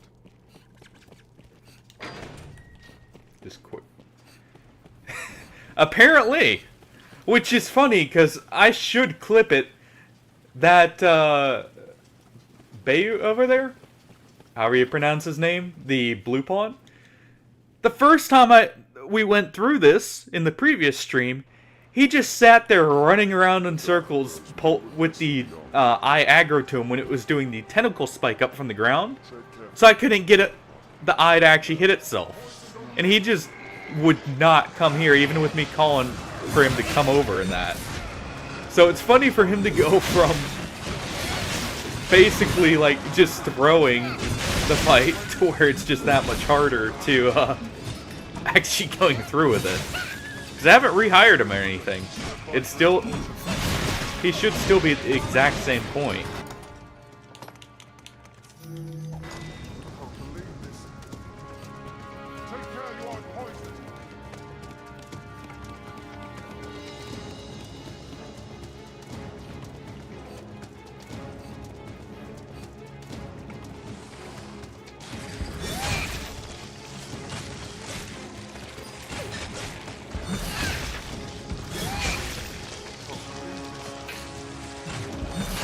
Dang, I want the mushroom.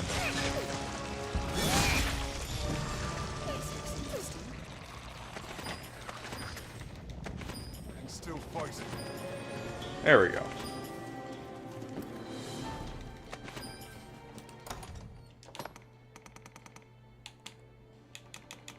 Where was the... There we go.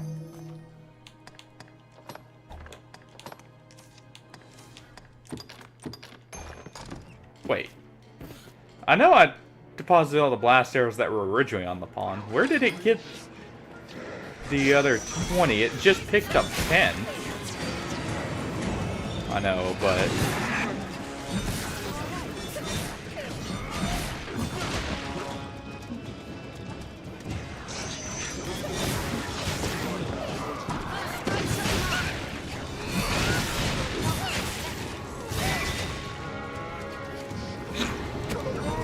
Well.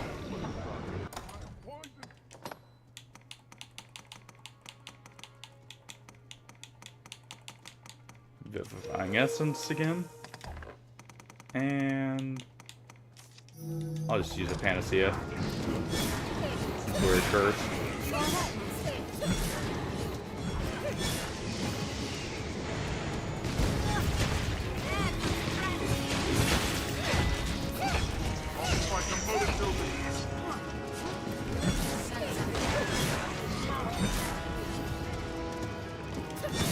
There we go.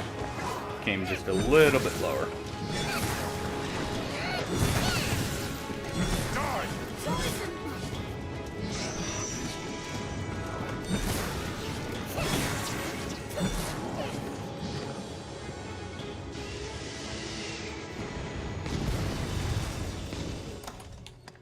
Do I have any throwing items at all? Hold on. Should be a brick around here somewhere.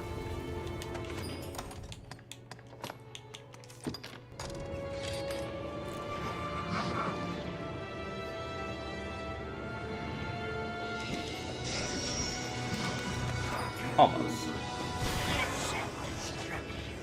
One problem with doing warrior only. When stuff hangs over a ledge like this, you can't really deal with it.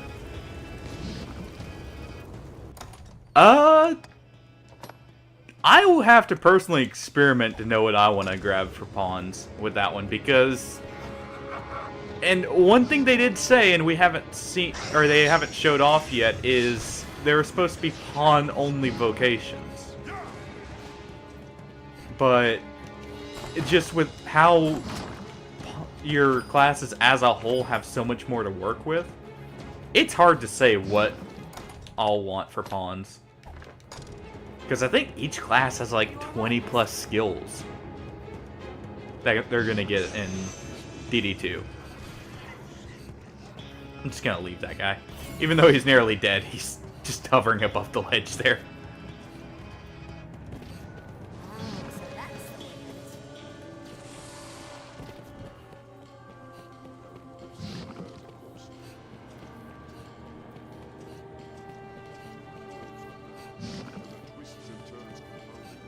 But I don't know, personally, what I'm gonna go with. I'm thinking I may go with a sorcerer pawn, just because better have a balance at least at the start before you know much. But I'll probably actually grab like a archer in that too. And a thief probably as my other pawn.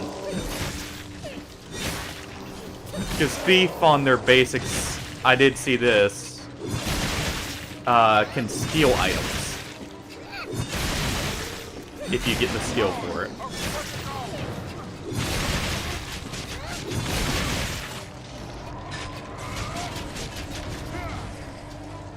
So I imagine early on at least, thief will be quite useful.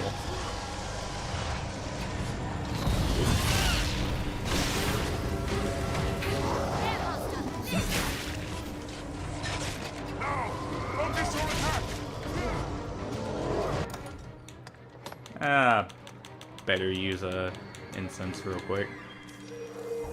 Just in case that actually hits.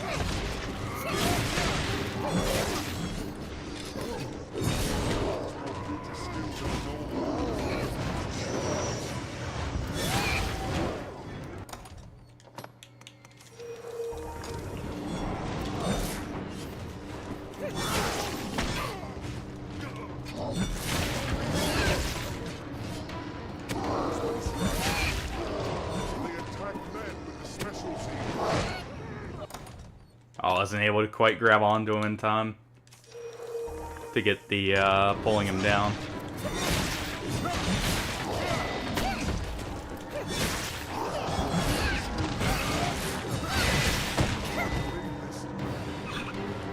Oh, That was a bit of a goofy animation there.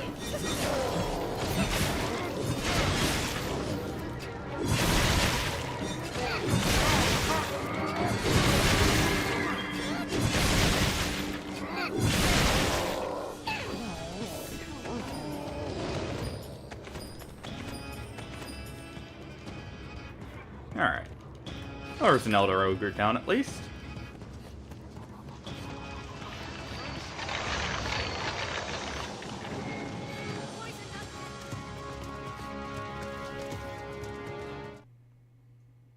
Though, thinking about it, a fighter pawn, if they're as good as they are at perfect blocking in this one, when you program them to perfect block more, if they're as good as they are in this one, they could be kind of stupid having Mystic Knight's parries now.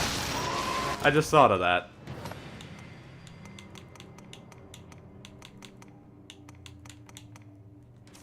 Because if you actually get your pawn to start properly perfect blocking, they can actually solo a lot of Bitter Black Isles. For you, even.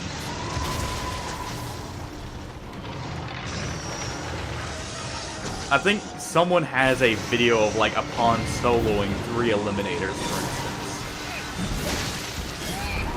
Which, sure, eliminators aren't the hardest thing, but they seem like it for the pawns, because they hit really hard.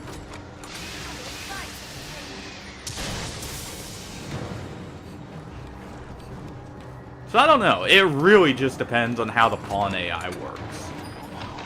What I would personally, like, we really have to see before one to determine what I'll pick, at least. Nice. Level 2 weapon.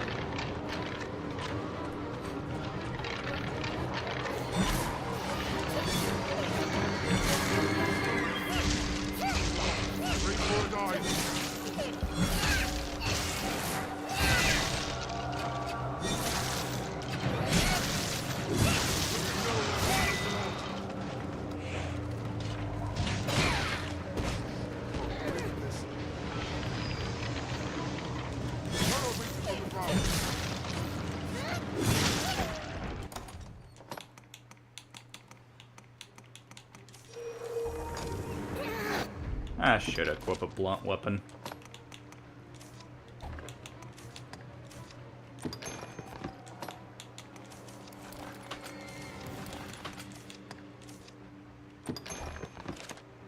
At least for now.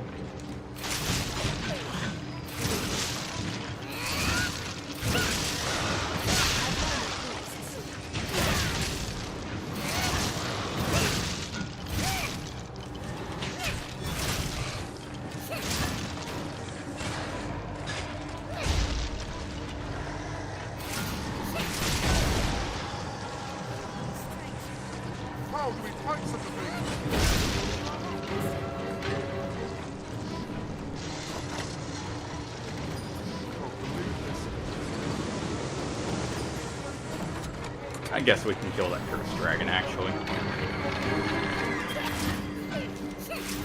Do it on our way through.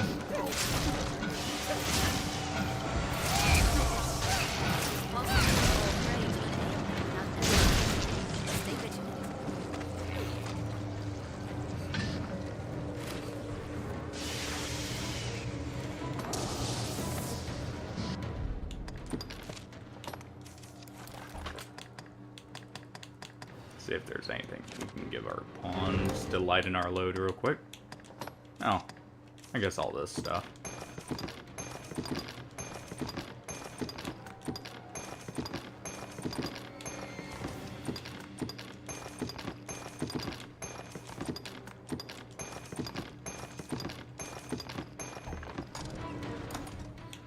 And let's see, where's an auspicious incense? I know I have a few. There we go.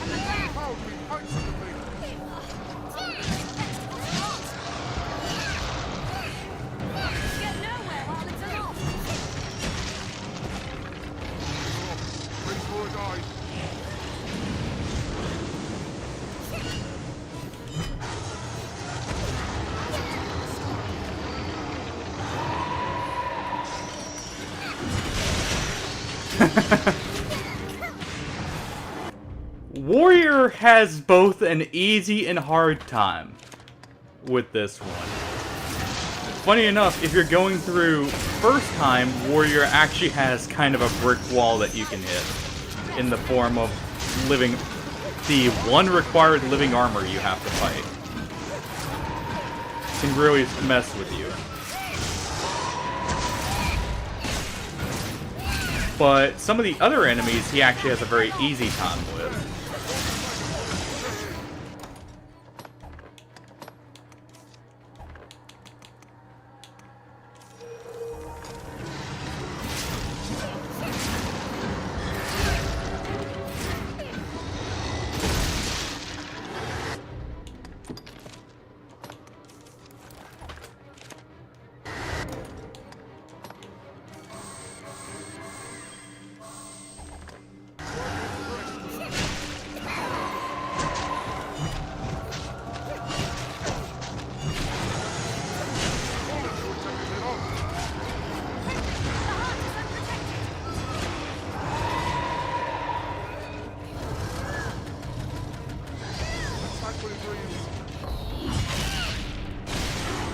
And there's a nice beefy hit.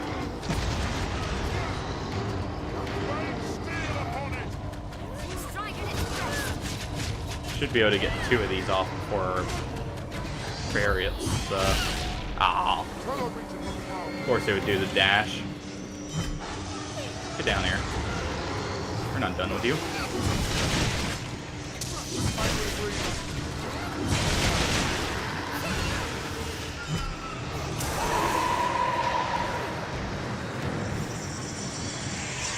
Come on. Yeah, there we go.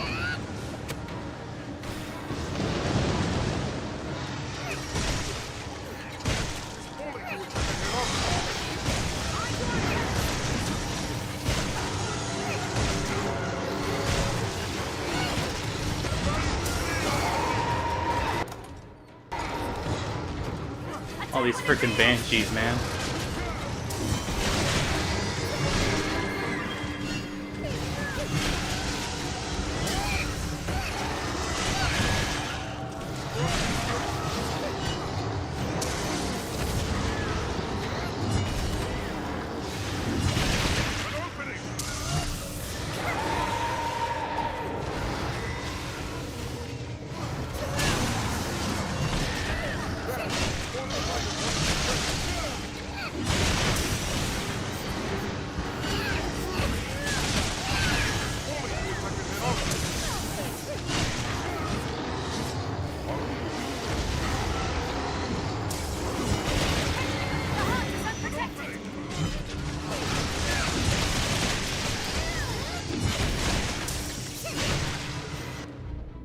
Alright.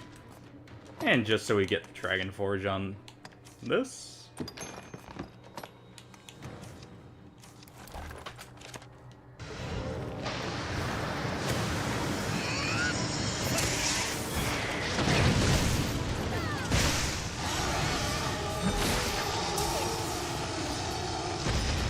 And there we go. There's the Cursed Dragon down.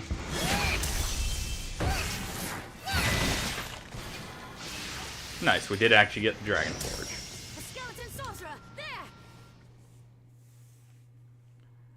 But yeah, Warrior can have a very easy time. For instance, like Eliminators are one of those that Warrior kind of just clowns on with Exodus Slash.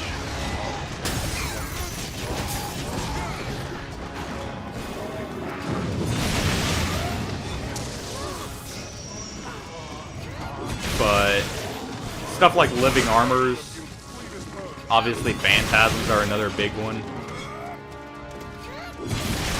Those Warrior doesn't have a whole lot of answers for. Well, I guess phantasms you wait for him to grab a pawn, technically, is the way you get around that.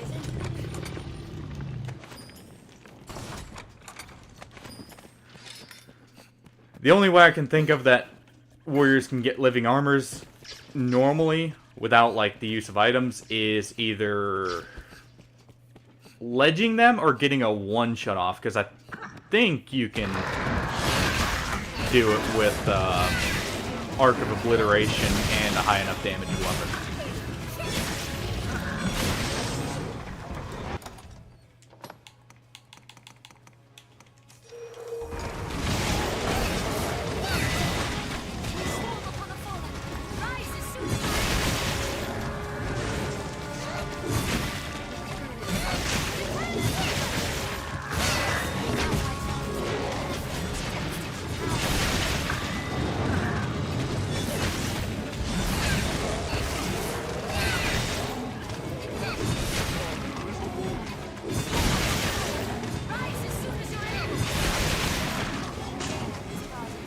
Clear out these salamanders first.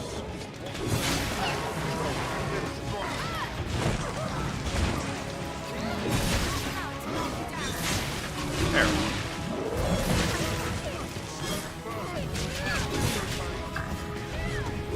I imagine there will actually be less problems, because I noticed, like, they are implementing some elemental abilities even into the melee classes. Like before you get fighter getting the Mystic Knife parries, for instance, if you have an enchantment. So I think they're trying to make it where some vocations, while they would struggle, they won't hit a brick wall like you technically get in this one.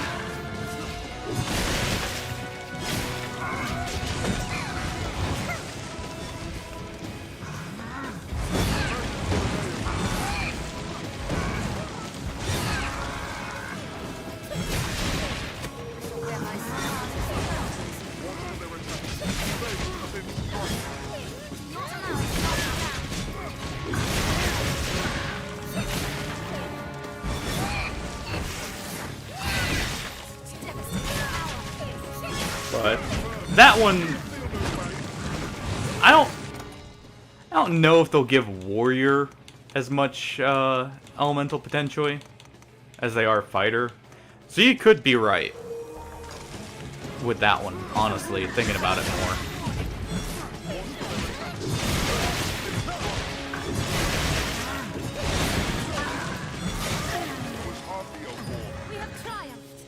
Obviously, flying enemies will always be the bane of existence for both the classes.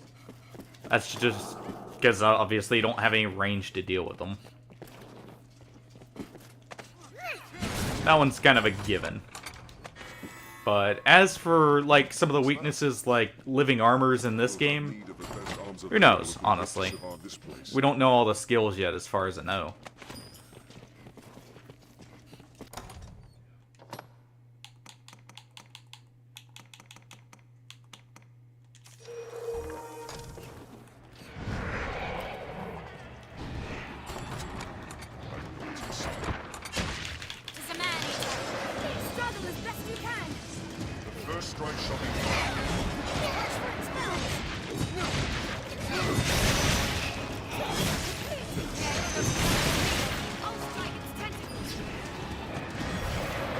We didn't get a gear piece. That's unfortunate.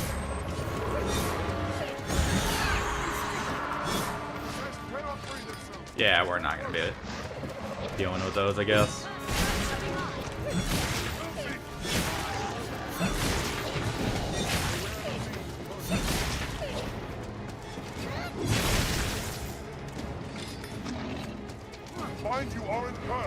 Okay, our pawn did free our other pawn. I'd heard him call out for help, so.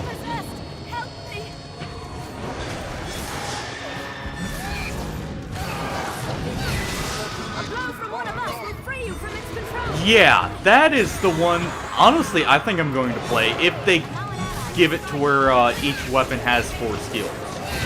Because 4 skills is the new amount that all classes are going to get, from what it looks like. I've heard some people try and say they'll only get 1 skill per weapon, but I doubt that.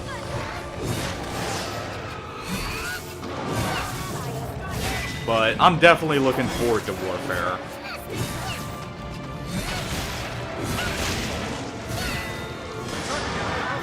If only because it's gonna be a flashy class. Like, there's no ifs, ands, or buts, it's gonna be flashy. It's basically the DMC class. With swapping between all the weapons like Dante would be.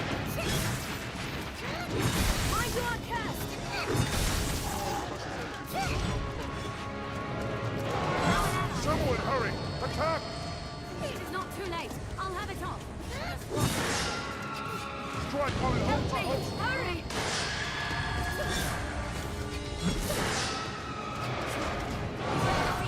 Yeah, that's what I'm looking forward to, especially if people find out how to juggle properly with the class.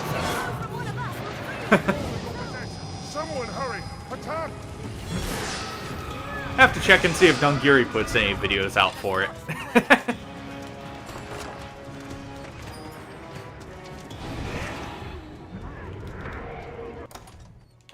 I guess we'll go ahead and use... Let's see... Just those two. Pawn some health back. And get out of the, you can't hear crap range ourselves.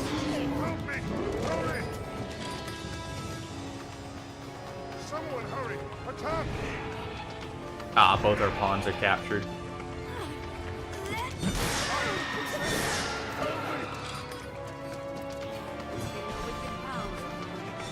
But I did see the powder charge from Assassin is on daggers now. And it is a... all vocations can use it spell, or like skill. Because I did see Warfare using it, unless they have it to where Warfare can even use the master skills.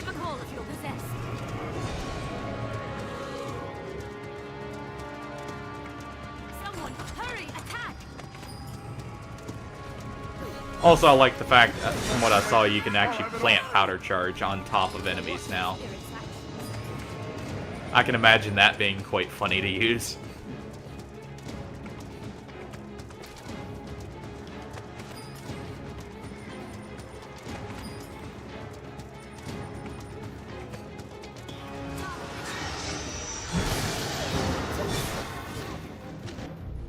Well, I guess, actually, since we have this Dragon Forge, give that back over to our pawn for now.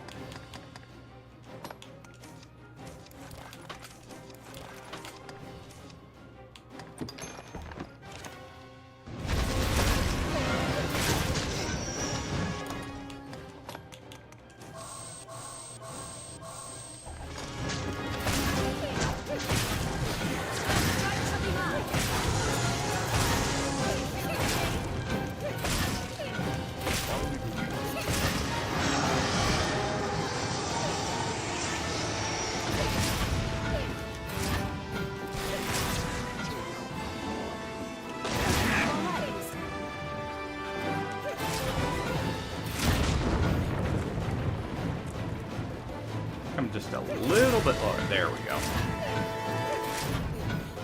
Oh, oh.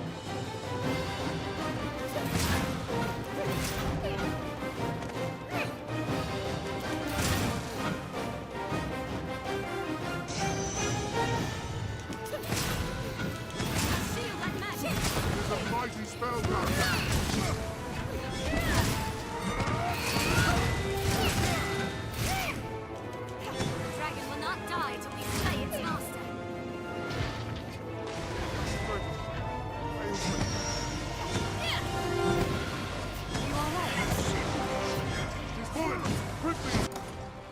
And...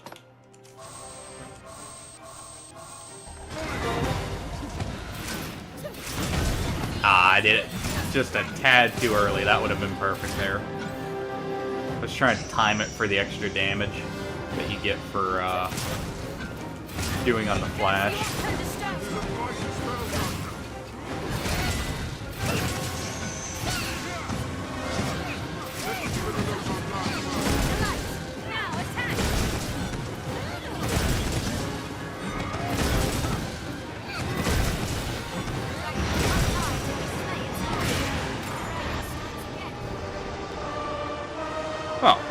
There is an easy cursed bishop as well. Advance slowly when visiting. Are you alright, Master? It will give us time to react. We'll stop at the next safe room and refresh some of our items.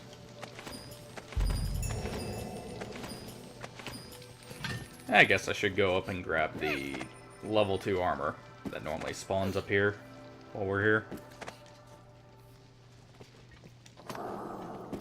But yeah, I'm imagining like some of the warfare combos are just gonna be insane.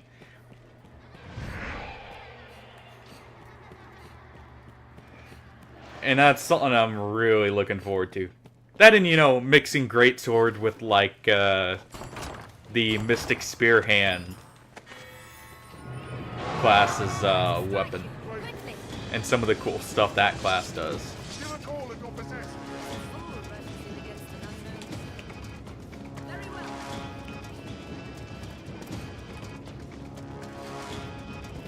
Mystic Spear Hand honestly is looking amazing too. To be honest, all the vocations look like they're going to be awesome to play. So, yeah, that's another one that people are talking about. If you get the full access to the Trickster skills, that could make it really fun. Being able to go between, like, setting up a, say, like an aggro point, more or less, for a dragon or something, and then charging up like an Arc of Deliverance and slamming it right in its heart while it's focused on the decoy. Or some of the stuff like that. That's gonna be a cool one too. Or all the potential with casters. Oh, let's see what we get.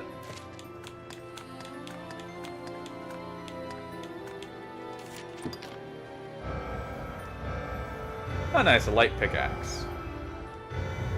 Let's see. Crap rings. Decent shield. It really is just one to give me the Curse Light and Curse Bite swords from the level 2 weapons. I think that's the 4th or 5th one we've gotten now. From the, for just Curse Bite alone. I think I've gotten 2 or 3 Curse Lights. Too, which I know will tick some people off, because I know it would tick me off, considering Curse Light's the best holy damage sword and is normally quite hard to get. I think I ended up getting it out of like the 2nd or 3rd level 2 weapon in the full, like, fresh start run that I did right before this one.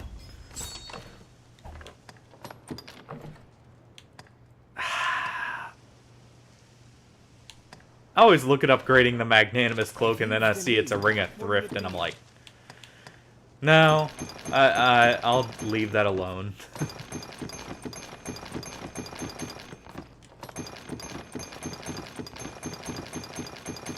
Quickly deposit everything.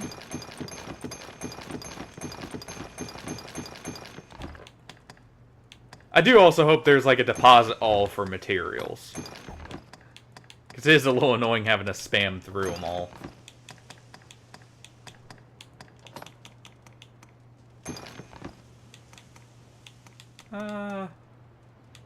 We'll just store a Soul Breaker for now.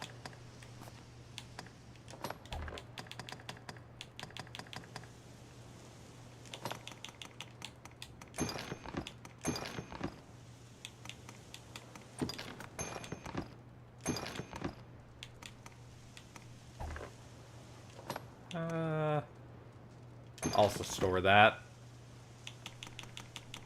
Store our Gem of Petrifaction. What'll it be then?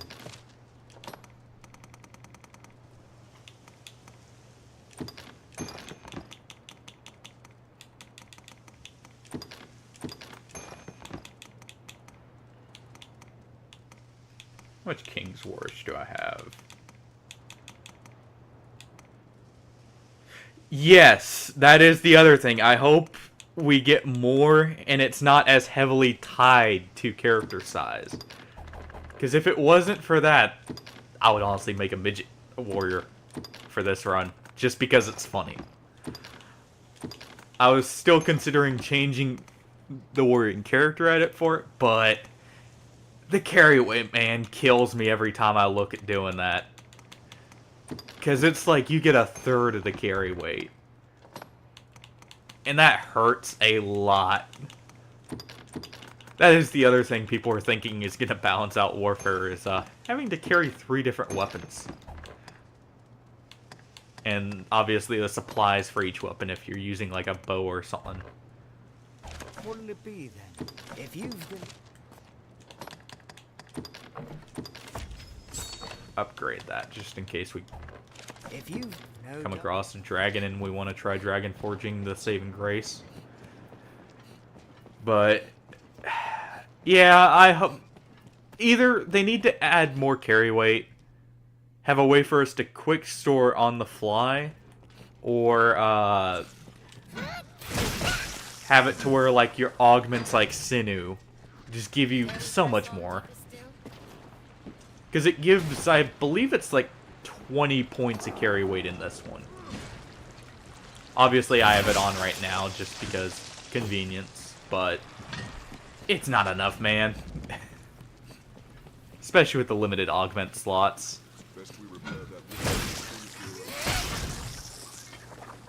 Yeah, I did see that when I was like briefly looking in there. So you can make kind of massive characters like in this. But I just really hope it's not as heavily tied to weight where it's like you get a third of the weight.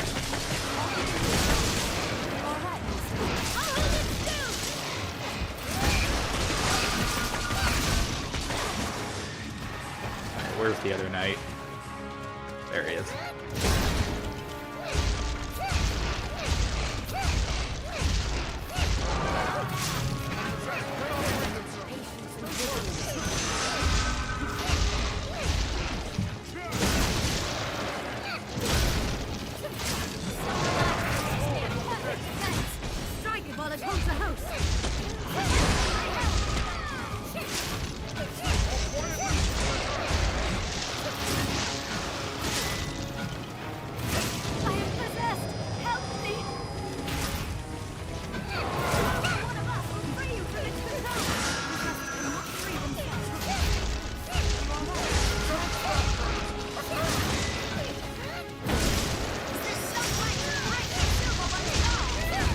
There we go.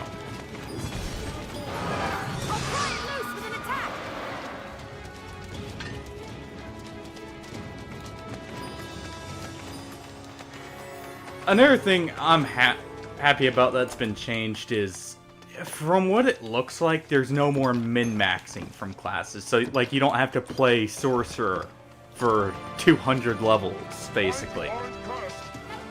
To, yeah.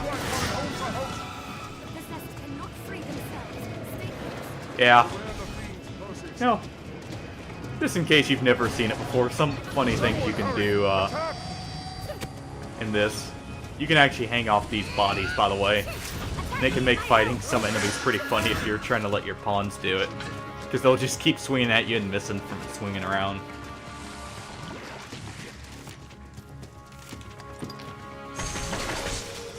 There's a lot of fun, or just like weird things the pawns will say sometimes, but they're normally pretty helpful overall. Oh well.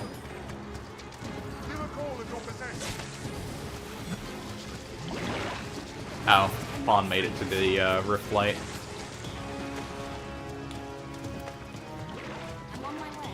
But I'm honestly happy for the no more min-maxing.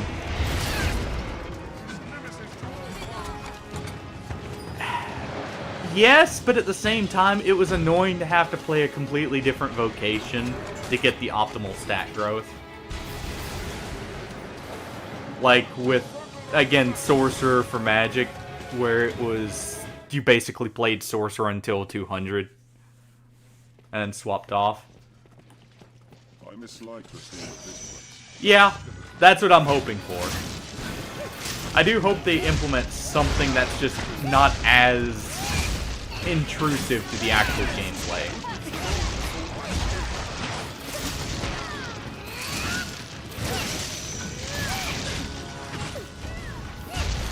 Hell, add a lot more, like, unique weaknesses from enemies. Or stuff like that. More gear that is geared towards, like, fighting certain enemies, like some of the Black Cat weapons in this game. Stuff like that would be a real welcome change.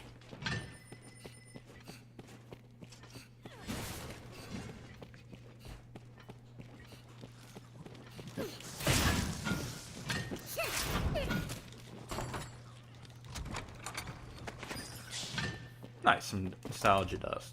It's always useful to have.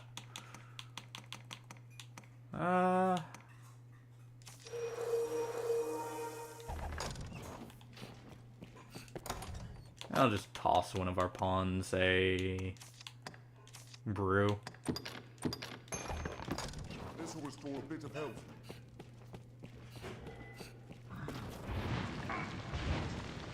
Stand firm.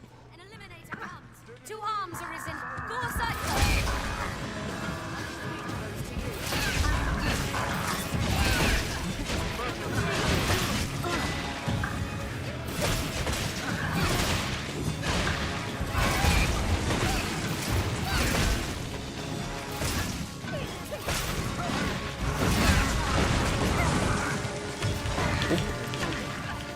How good our pawn got us.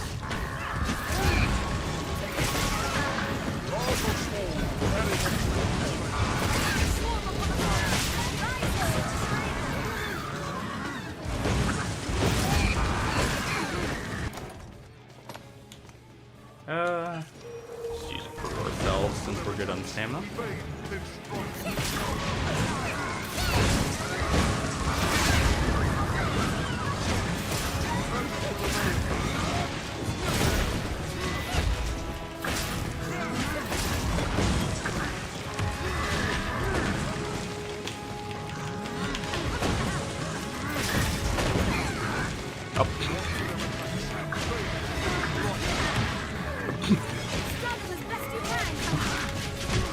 Okay.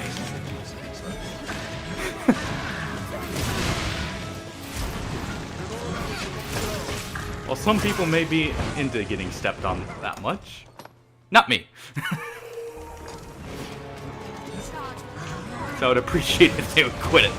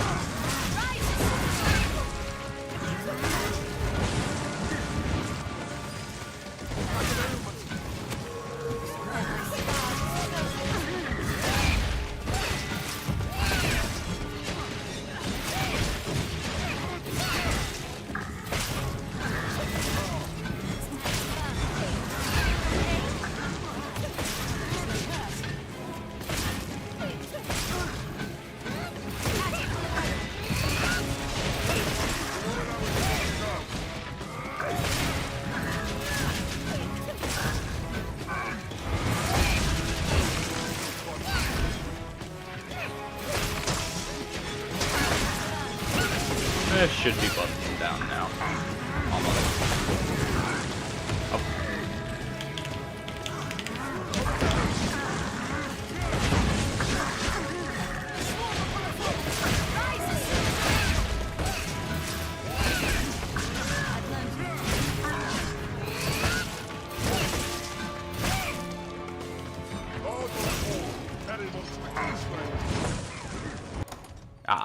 I was hoping I could use the charging aspect of that to tank through a hit and do the strong overhead, even if I don't do a full charge.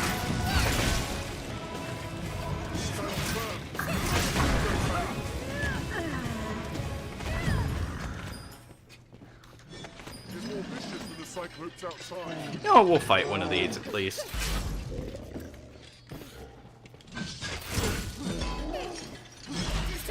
I guess it would be a smart idea to, Be careful.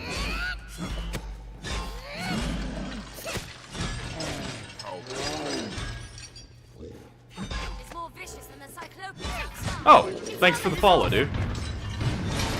Sorry, I guess I need to adjust the size on the alerts a little bit.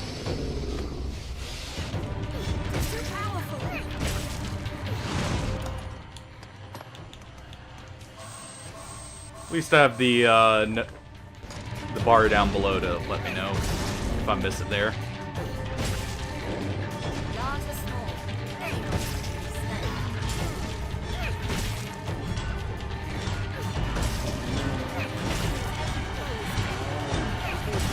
Come on, just fall down.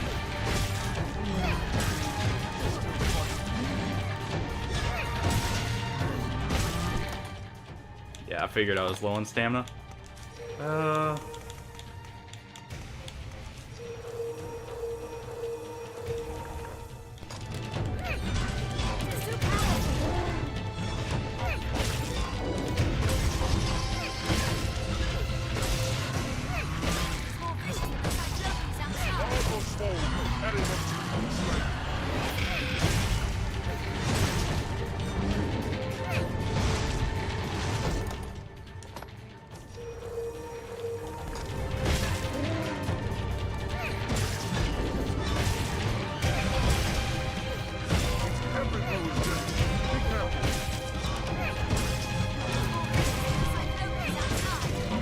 Oh, we've almost got him.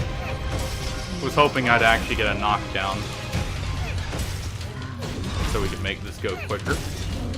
But this works.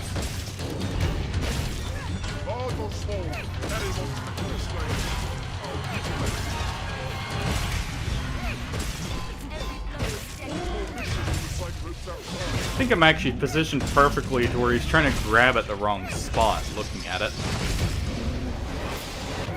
Because he keeps going for his grab, but he's not quite doing it at the right angle.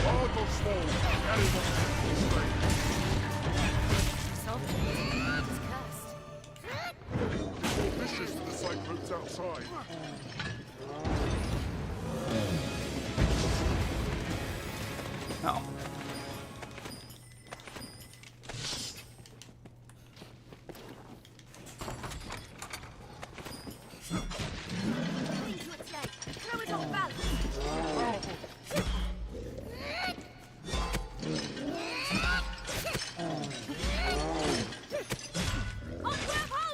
Still fighting. There's more vicious to the cyclones outside. I'll scale its head. Large or small, any monster. There we go. Oh, it looks like our pawns finally learned how to properly deal with them too. Considering they were right up there with me.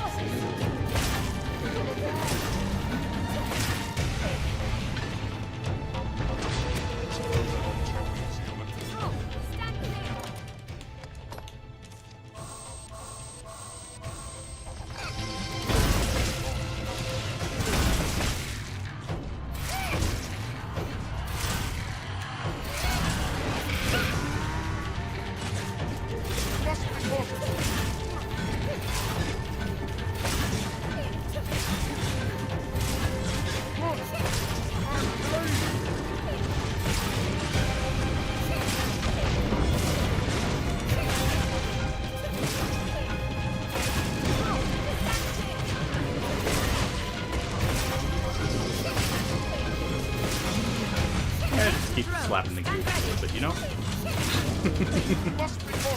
And there's another knockdown.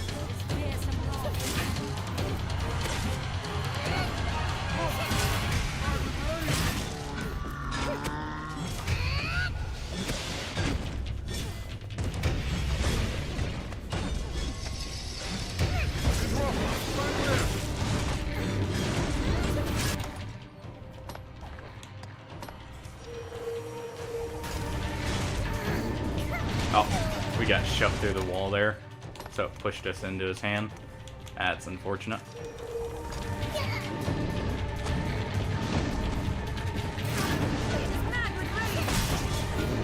And it looks like our lantern's out of oil. Quickly.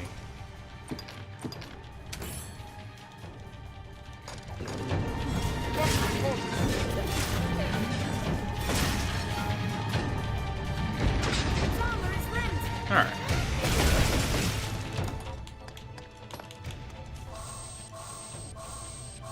Yeah.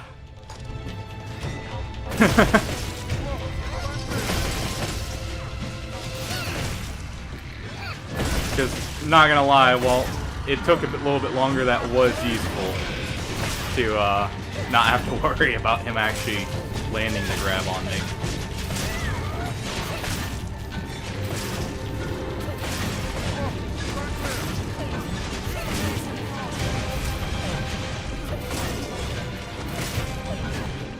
There we go.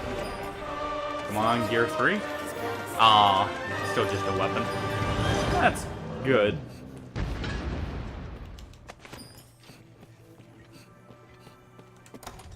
Guess I should probably give all this to the pawns. Kinda heavy.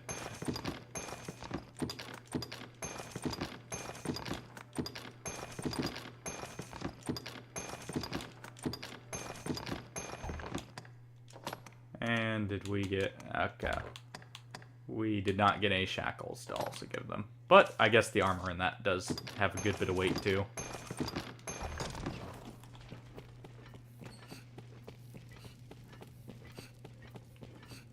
I guess I'll have to tweak the alerts though. I almost didn't catch that you had followed there if I didn't look down at the bar at the bottom. So I'll have to turn the volume up and everything on those. I was trying not to have them so intrusive.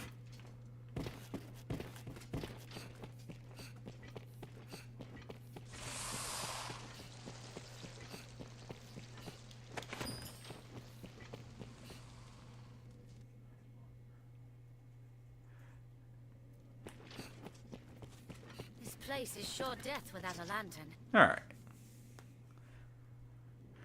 Restock up here right before we get to Damon, since I think this is our last one we can. If you've the need, what'll it be?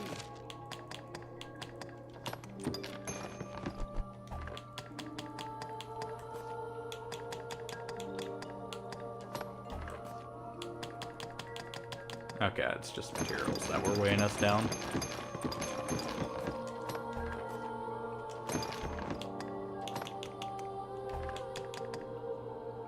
What'll it be then? Alright. I guess I'm actually good on healing. I just need to grab a few more of these just in case. I guess I should grab a few demons too, since I'm using an enchanted weapon currently. What'll it be? If you... Grab up to 10. The scent of beasts is thin here. There we go. Comparatively safe. A little stutter there. Seems something's written here.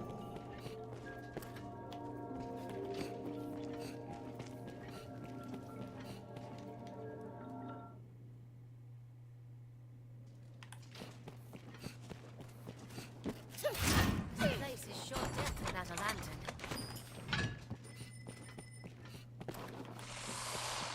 Tis the makings of a beacon fire master. But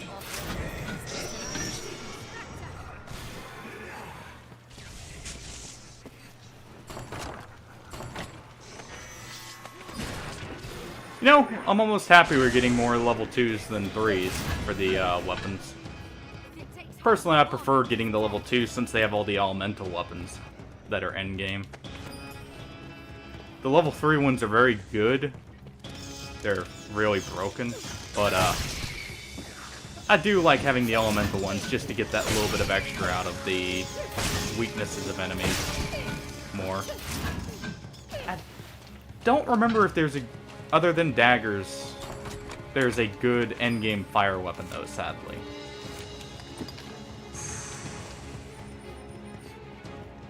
Throw that down just in case something tried following us.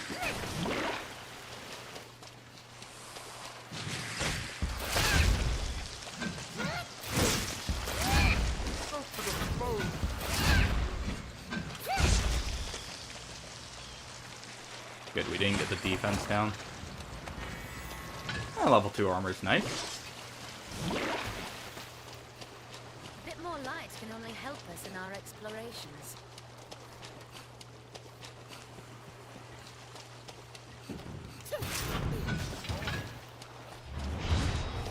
And we'll just be running past.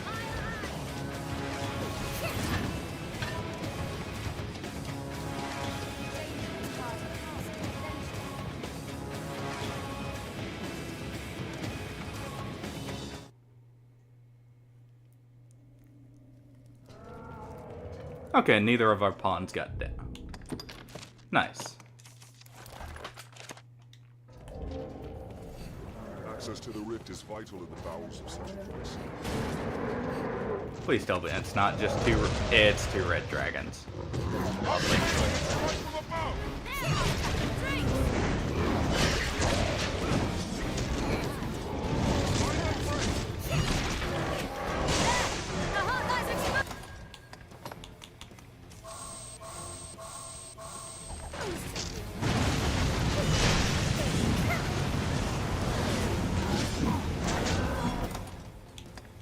And we'll use our Vivifying Essence since our pawns are also low.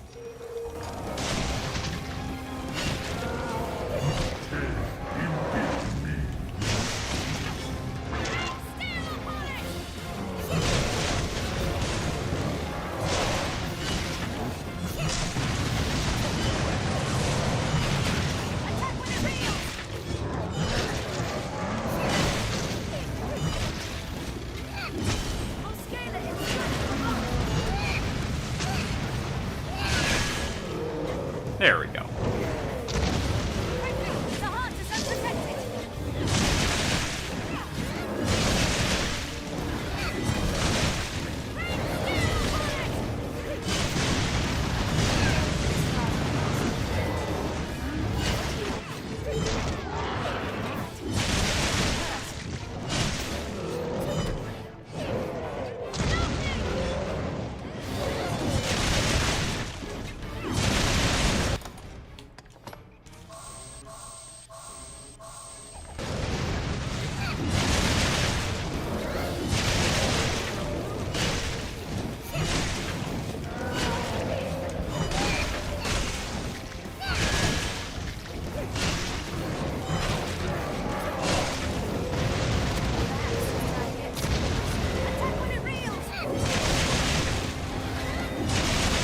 And this should be this one now.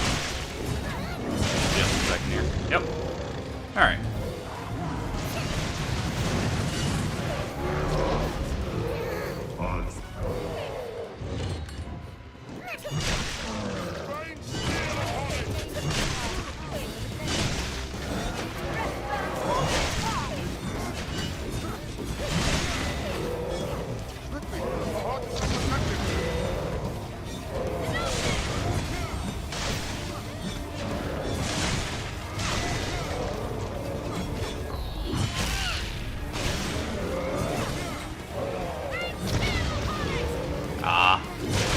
Our buffs wore out right as that hit.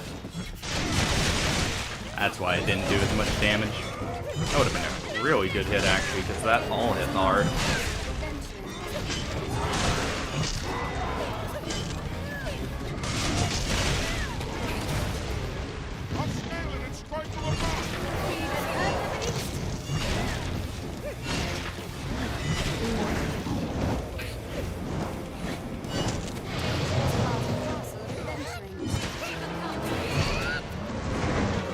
Okay, time to leave.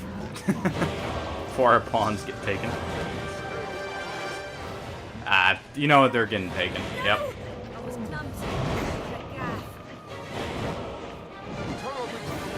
Oh.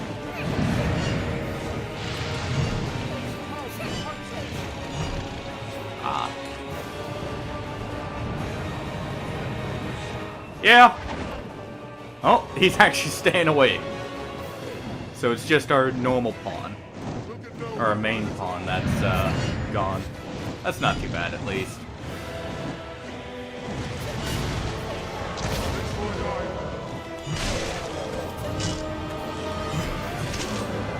Okay, really?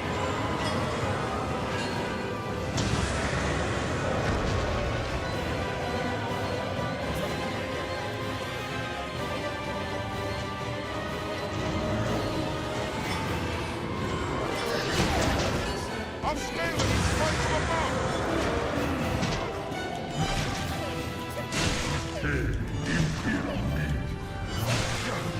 Help me!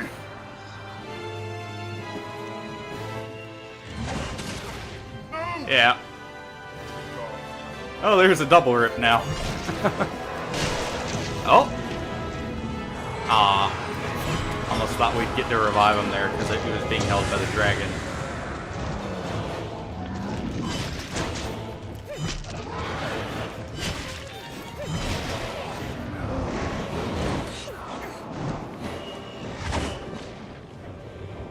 Dragon was trying to hold us in that.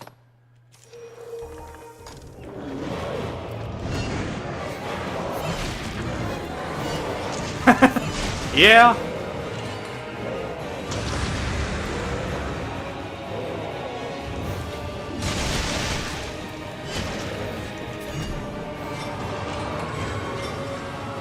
It's too bad it doesn't tell you what your pawn died to when they come back. Because all it does is gives the 3 stars for each with no gift or anything.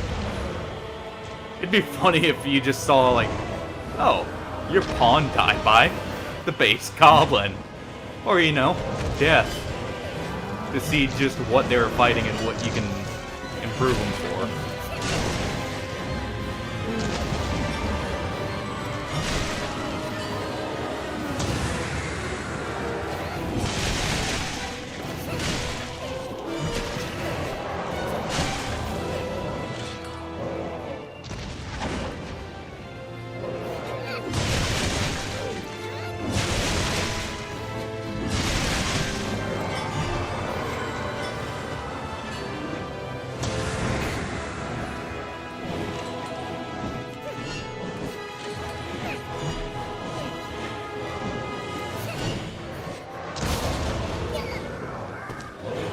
Ooh.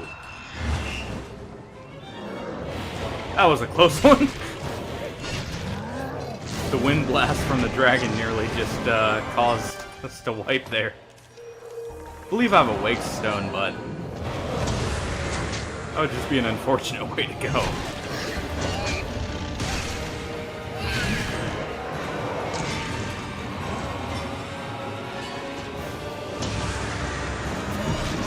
Surprised he's sticking around, actually. I know he goes away quicker if you fight him directly, but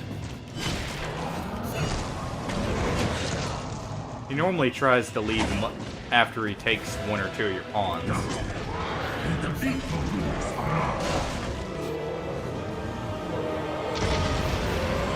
I guess he's just determined.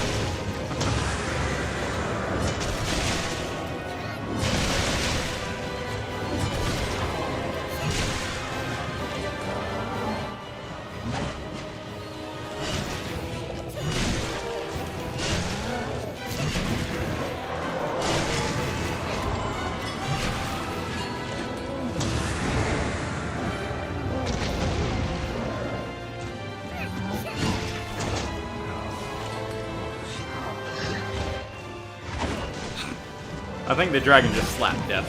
Yep.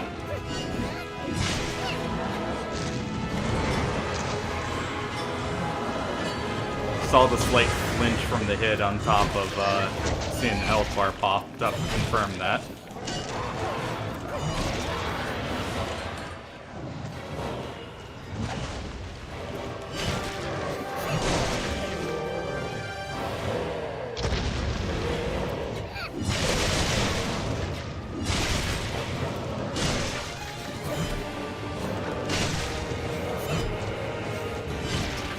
Oh, now he wants to leave.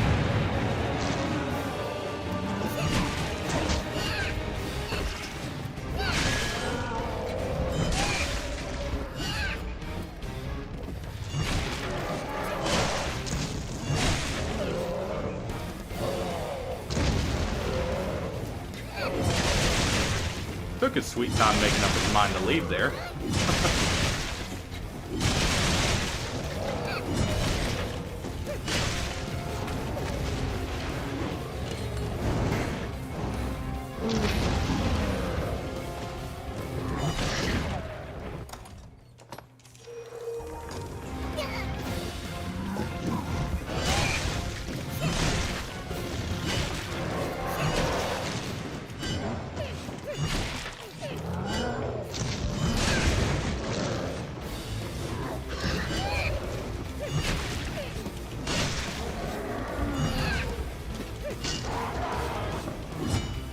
I do hope a lot of the moves that had iframes in this one still keep them in DD2.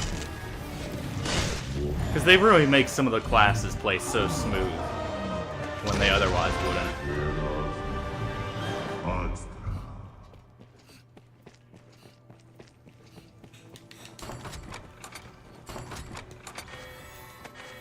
Nice, more Bitter Black 3 gear. I'm just hoping we finally get Arc of Obliteration out of one of those. That's all I need at this point.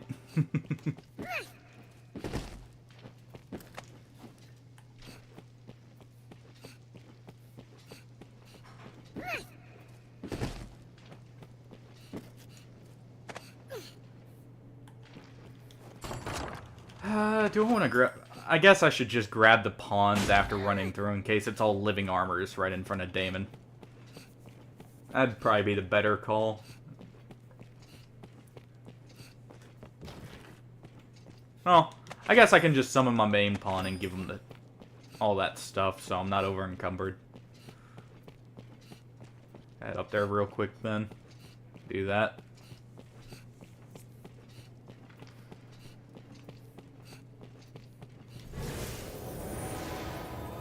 So how's your day been overall? Sobe? Or Sobe? However you pronounce it.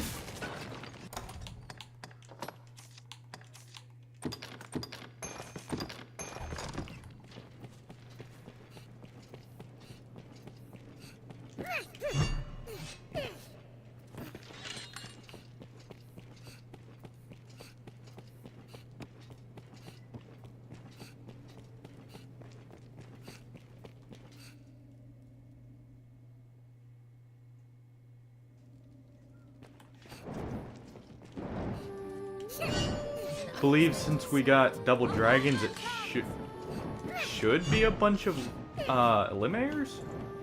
Yeah, it is.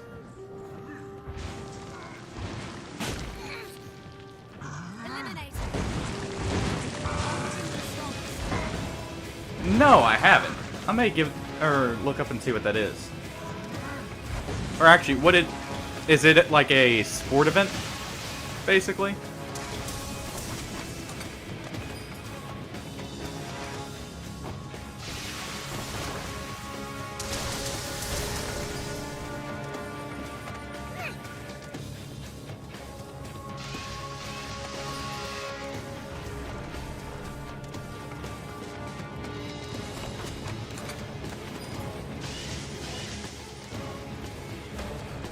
Grabbing all the chests while we're right here. Ah! Okay. That should be really cool then. Any big names playing from the Street Fighter scene? The main one I know is Snake Eyes, but that's not from Street Fighter, sadly.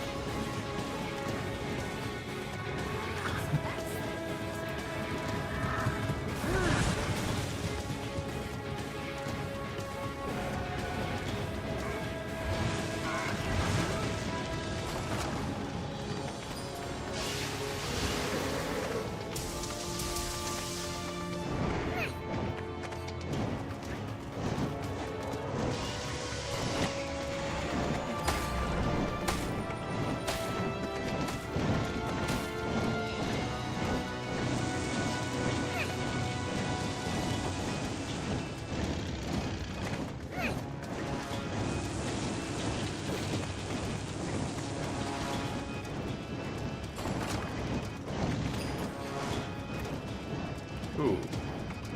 Nearly jumped off the wrong ledge there to get down.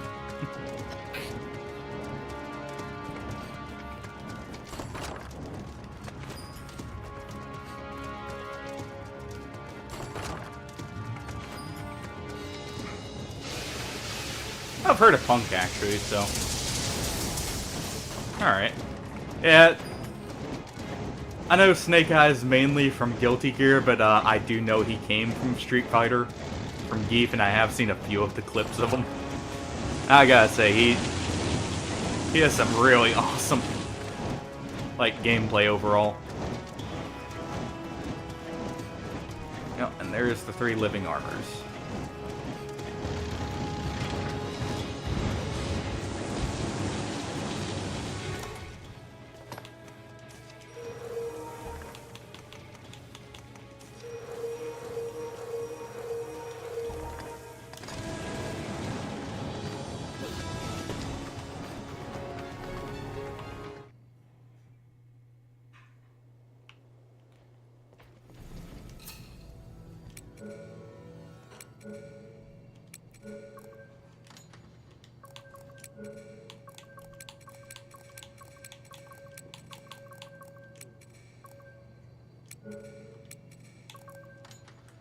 Alright.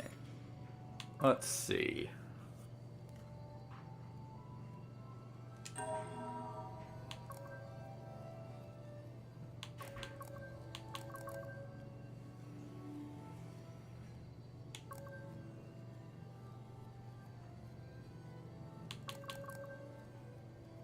So many people with the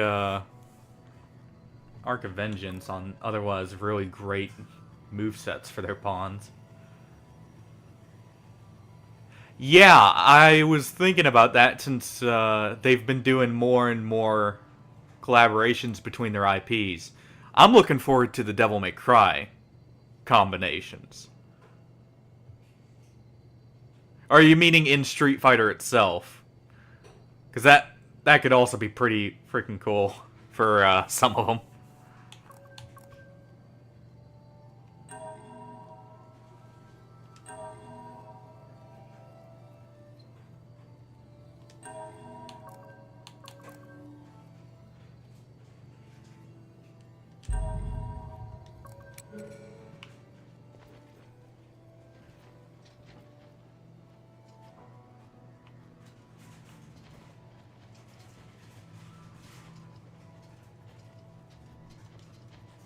Yes, Arisen.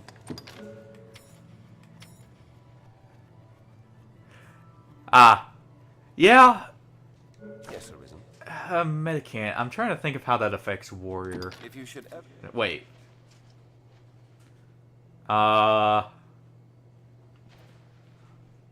Think we found someone's duplicate pawn? Just a little bit shorter? That's interesting. Yes, Well, let's see if the short one has a little bit better,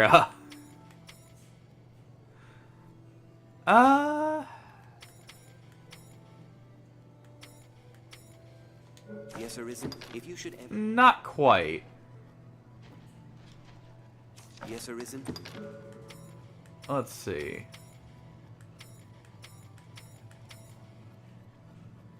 Yes, Arisen. If you should ever... What's with all the Medicant scathers? Yes, Arisen.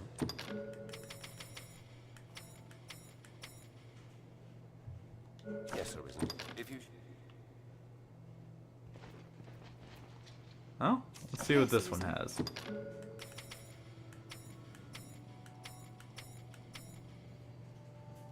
Yes, Arisen. There we go. I am And honored. yeah, we'll take the short one. Yes, Arisen. We can throw him a little bit further. I am honored. But I just thought of something. Imagine Blanca Ball as a spell to where you can dash around like Blanca. That'd be pretty cool, actually.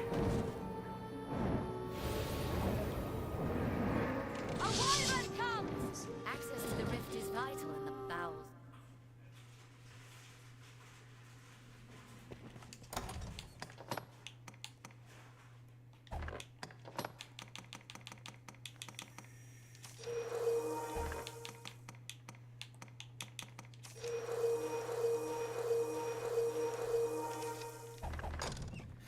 Yeah, exactly. He does have something that kind of looked like it at first. So they may actually have it in there.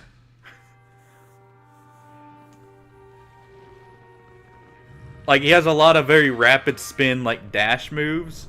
So he may actually have one. We'll just have to wait and see.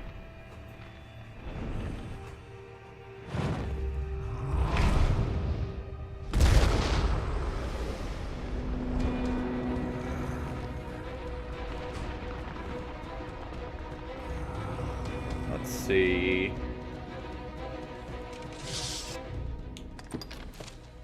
I don't believe Dragonflight affects him, so I'll swap over to Icarlos for now. Or Icarus, not Icarlos.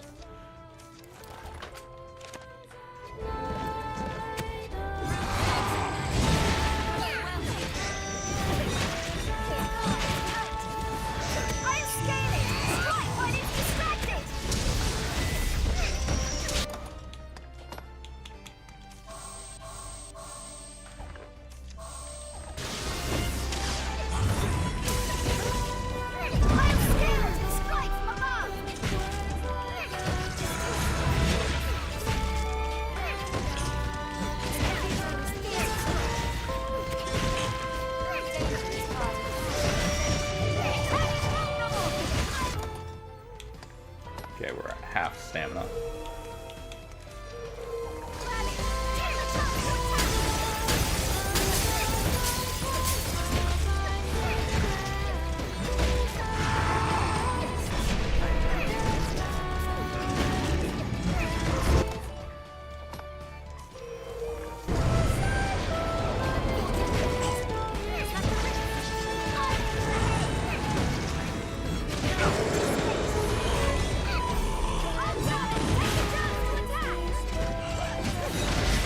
Did it a little too high up, but that worked.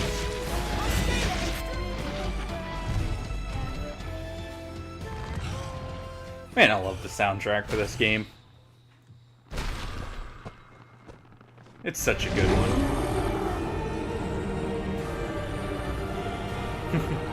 That's because you probably remember this version.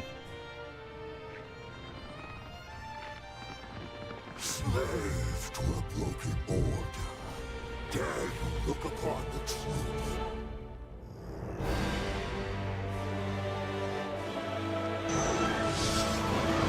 I have seen the scattering of countless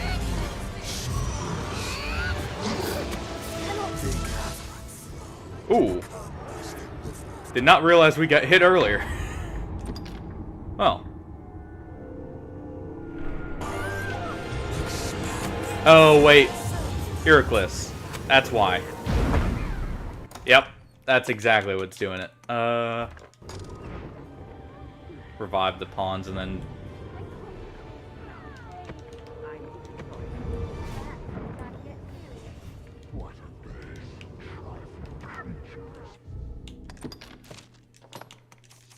swap off Heracles for this phase then, if he's doing that much.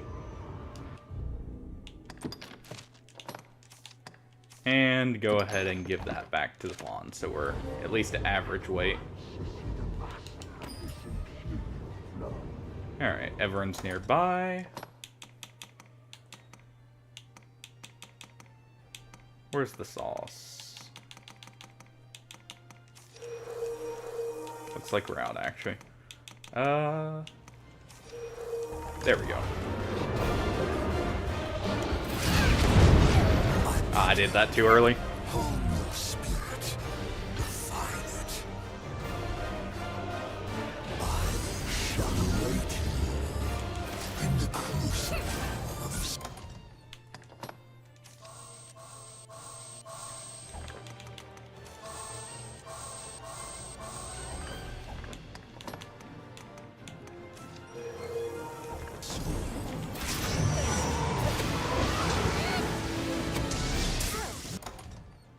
Ooh.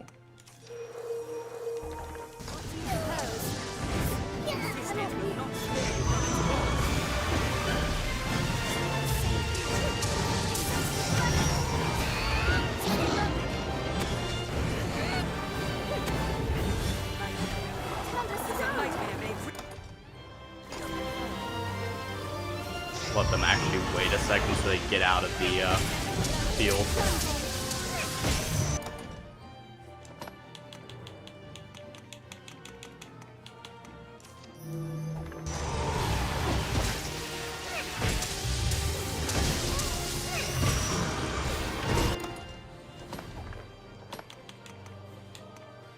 Okay, we're good on stamina. We just need a bit of health.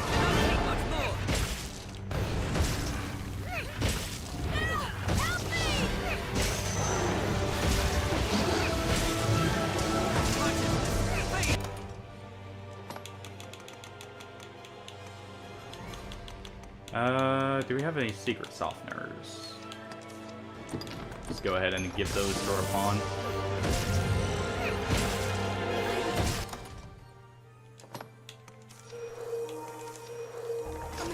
A living statue?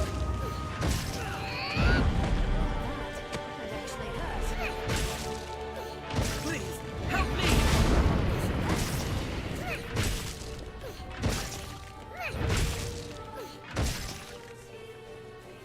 I have an ailment.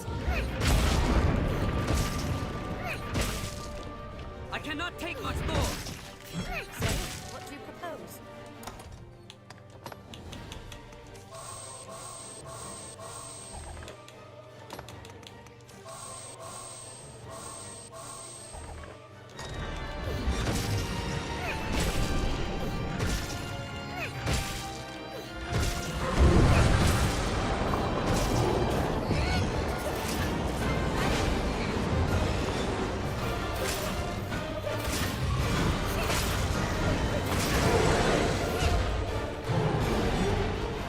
I believe we will have the time to get this off.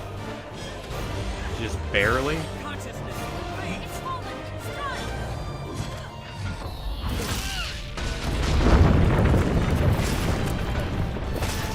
Not quite worth it.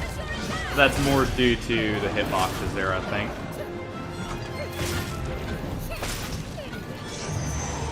Okay, he's just planning on casting normally. Oh.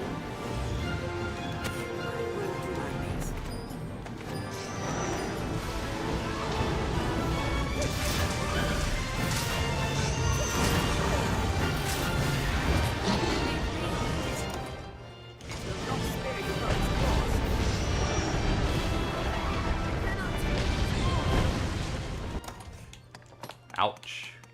That hurt just a little bit, you know?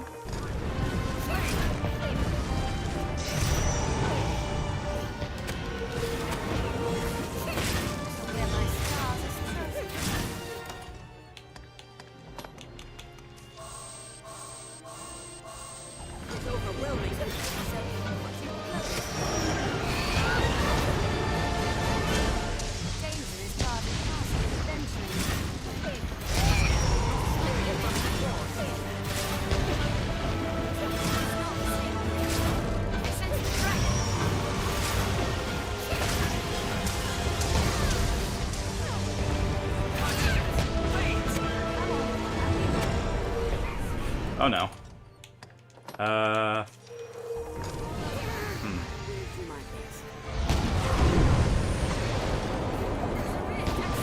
Well, that's unfortunate. I should have just stayed clung to him.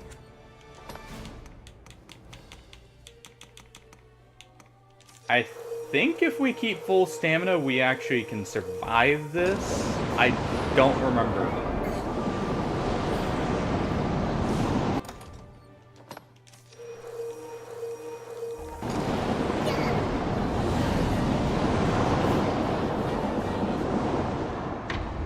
Nope, okay.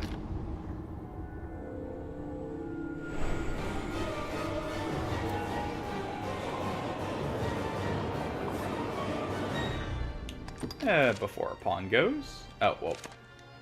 I was gonna grab Heracles.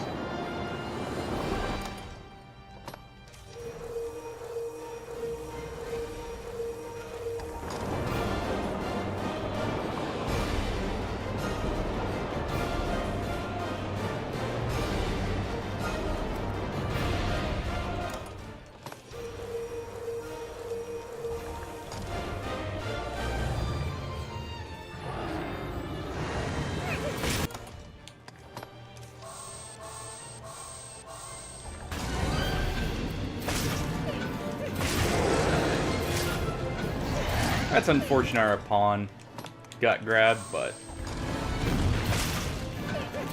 also glad we grabbed the other wake stone that's over there.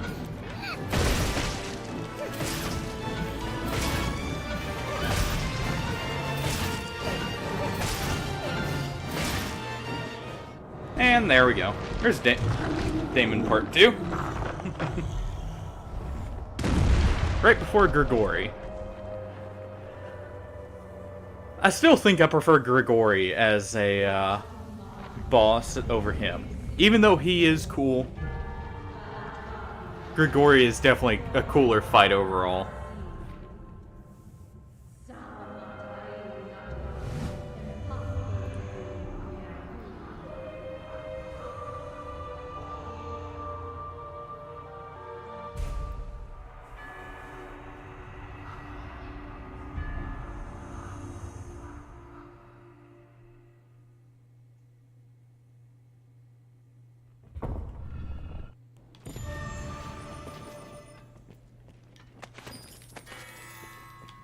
Yeah, we got a level 3 weapon finally.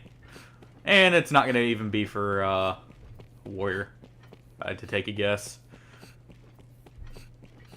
Yeah, I should have technically just stayed held onto him for the entire time, but I know that can be a little boring to watch sometimes. Even if it is technically the best call for it.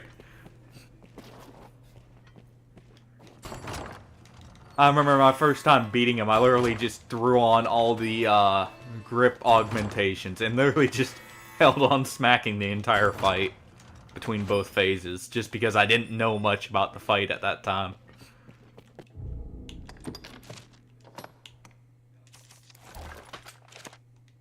Since we'll be heading back to base game and fighting Grigori, might as well equip Dragon's Flight back. But yeah, that is the one nice thing Warrior has, is he actually has an easy time with Daemon, if only for the fact it is actually hard to knock a Warrior when they're grabbing off, if they have the augments for it. Because Warrior's, I think, the only class who can actually take a single hit from him while they're grappled and still not get launched off. I don't think, even with a high stagger res, any of the other classes can quite do that. I could be wrong, though. Head up here and grab the free stuff.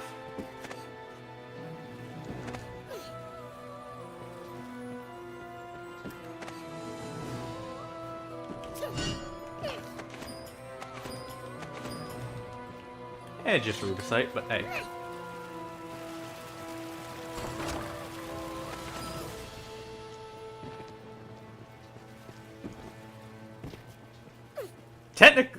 I guess the other class that has a very easy time for a completely different reason would be Strider. And that's because Scarlet Kisses or Blast Arrows, honestly. Ranger can have an easy time if you just Blast Arrow cheese, but that's a lot of Blast Arrows for Ranger's version. Let's see what we get out of these.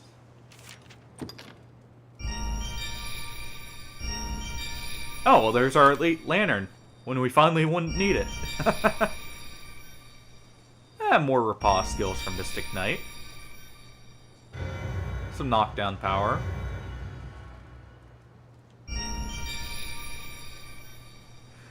Yeah, I figured as much. That's really good.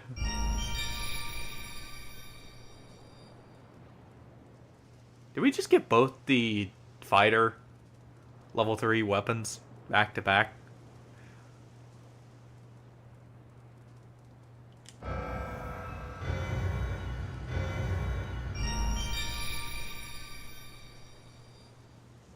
That's actually useless for every class, except even Mystic Knight, kinda. Unless you're playing Staff Mystic Knight. Pray permit me to help you now as before. If there is... So overall, we didn't get anything too great for at least this run. But good stuff overall. Won't say no to the fighter stuff. If there is aught I can do, pray permit me to help you now as before. Pray. If you've the need... Just go ahead and rarefy some of that for later, if nothing else.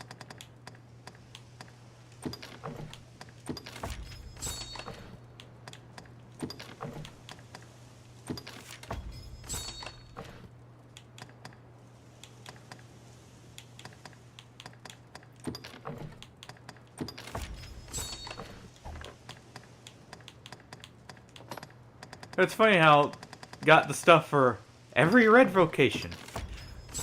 But warrior. If you When we have two warriors basically that it's trying to take the pool from. I know it only pools red vocations, it doesn't truly care about the class, but still, come on. That's just unfortunate.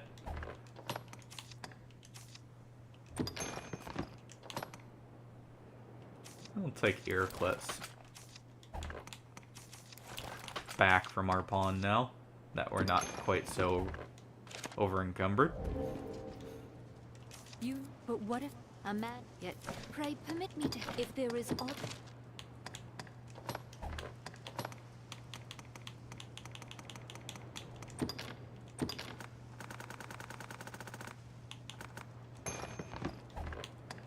If there is aught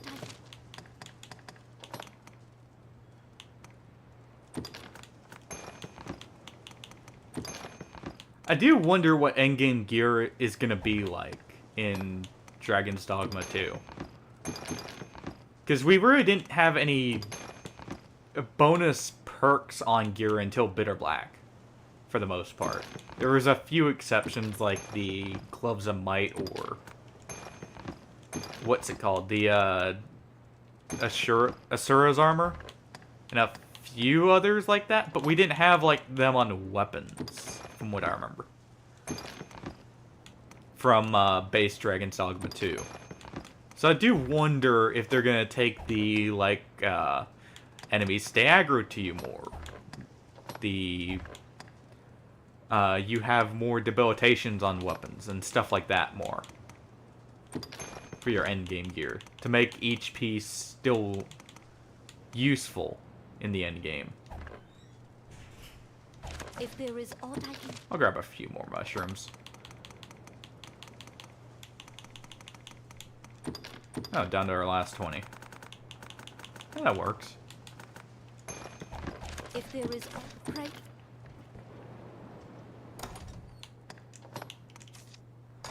Well, now we go straight to Grigori.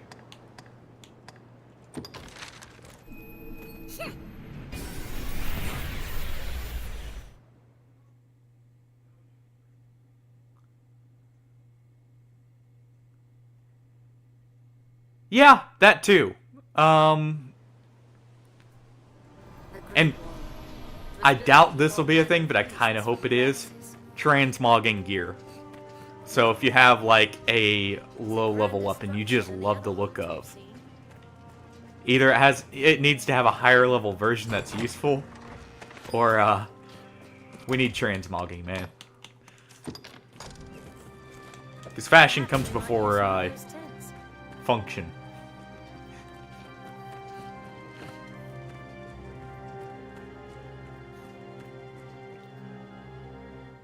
I should have grabbed our Elite Lantern. Not like we'll really be needing it, but still.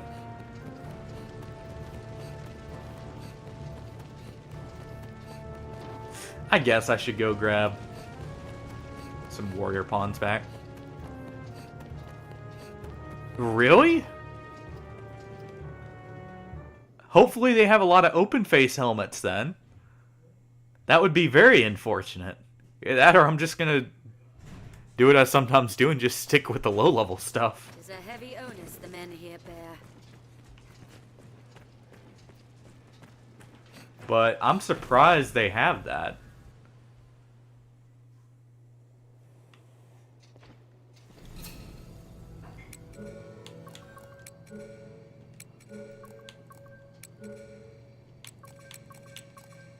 I wish I could just save the filter. Yeah. And you know what? It's going to be fashion every time. The only sometimes time I won't is on the weapons, but that even then, it'll probably be fashion every time.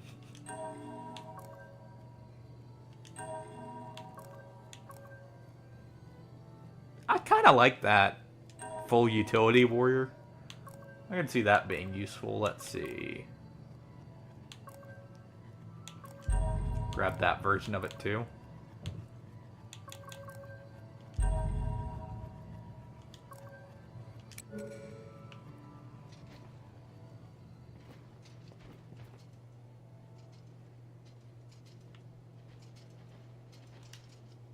Yes, Arisen? Ah, Yes, nice. Arisen? I am Always love seeing Pioneer on pawns. I like where they'll actually go out and do stuff more autonomously. Yes, Arisen. I do like how you can encourage certain actions from your pawns now. In Dragon's Dogma 2 as well. Where if they say that they want to do something, you can tell them to or use the go command, and they'll actually follow through with it. Including like guiding you around.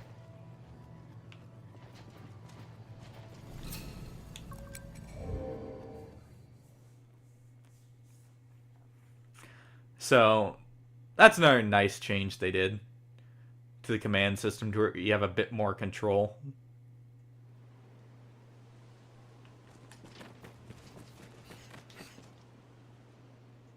Yeah, I hope people do worry more about the fashion than the, I have the best gear on, you know? Because even in this game, the best gear does make it really easy. But I personally, at high levels at least, I'll hire pawns based more on looks. As you're leveling up, you kind of have to just take what you get with movesets. But I'll take that. Ready, sir. Let us be off.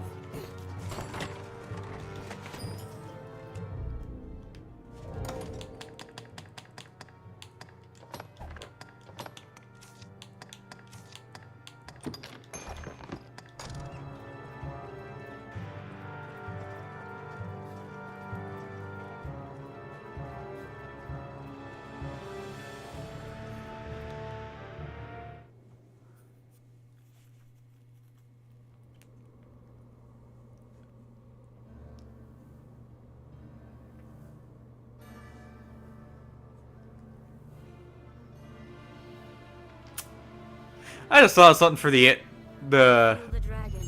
post game that I hope I didn't do with our previous character.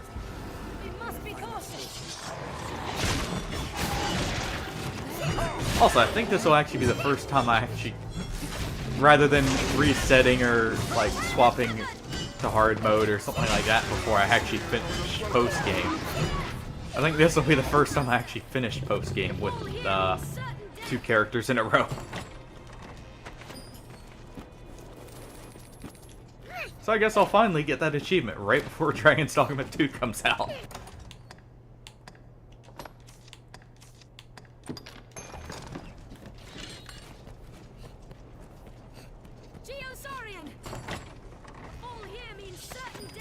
Let's press on.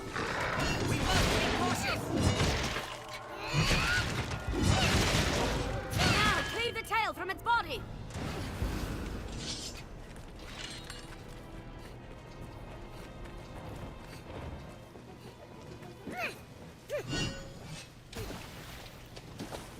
A succubus.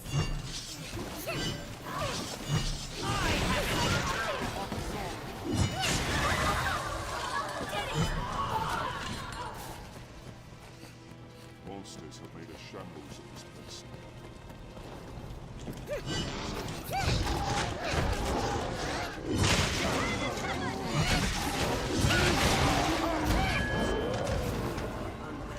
I got its tail off in a truck. Oh well.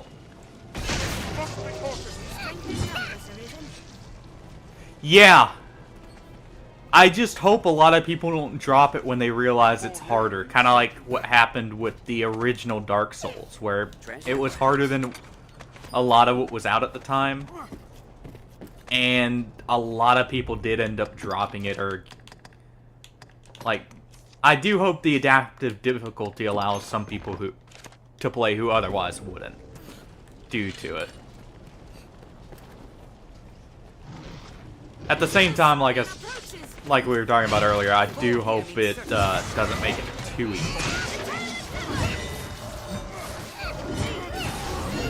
Then again, I guess hard... Well, yes, there's a lot of cheese you can do in Elden Ring, too. A lot of people did play through Elden Ring to the end. And stick with it. Yeah. I just thought of that, like, as I was saying that. Or as I was talking about, like, the difficulty there. I guess hard games are finally becoming less and less niche, which is nice in some ways. Now, do I want us to go back to the original NES and those kind of games? Unless it's like Castlevania. But I'll definitely take it over the way too easy difficulties a lot of games do now. Because it just makes it boring to go through after a certain point. It doesn't feel like you're really progressing so much as just coasting on through.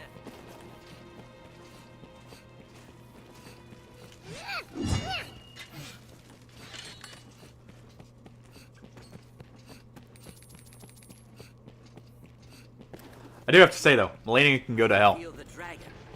I don't like how... She would be fine if she didn't break so many mechanics of the damn game.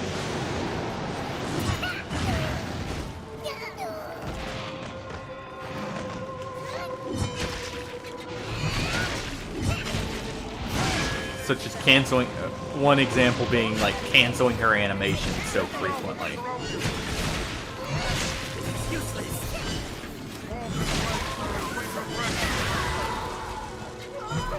Yeah. And I do hope we start... If Dragon's Dogma 2 is as successful as it's seeming like it's going to be and as good, I hope more games take from it. Where we go back to having multiple ways to conquer different puzzle... Or, like, different situations. Rather than the... Oh, here's this one specific way that works. Or here's this one cheese. Or it's just too easy to begin with.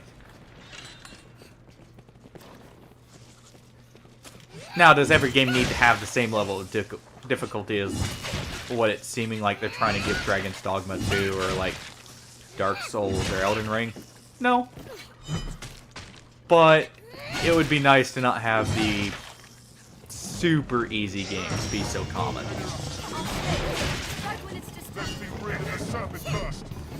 I'll hold the serpent still. I imagine that would probably sound weird to a lot of people in some ways.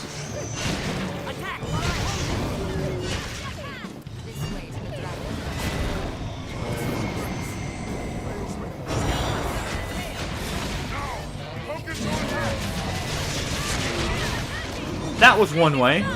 You also had just the sole standard of being a caster as a whole. At least if you went with sorcery. And bleed builds. Can't forget about them. Or even better, giving a Mimic tier a bleed build so you didn't even have to be nearby. I wonder what's inside.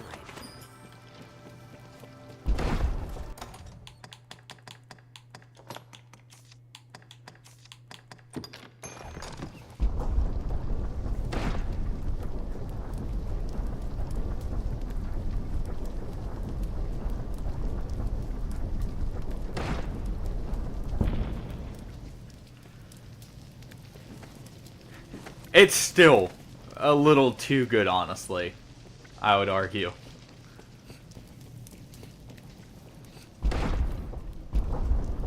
It's not as bad as it was on launch, but it's still gonna be probably people's preferred method of going through the DLC that's about to come out. Which honestly, I'm looking forward to that DLC as long as it...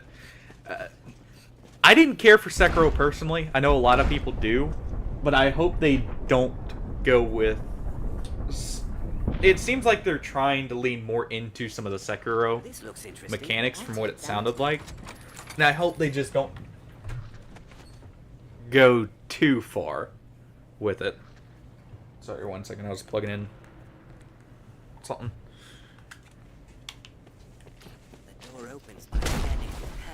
But otherwise, my only other gripe with the DLC for Elden Ring, from what it looks like, is why did they save all the...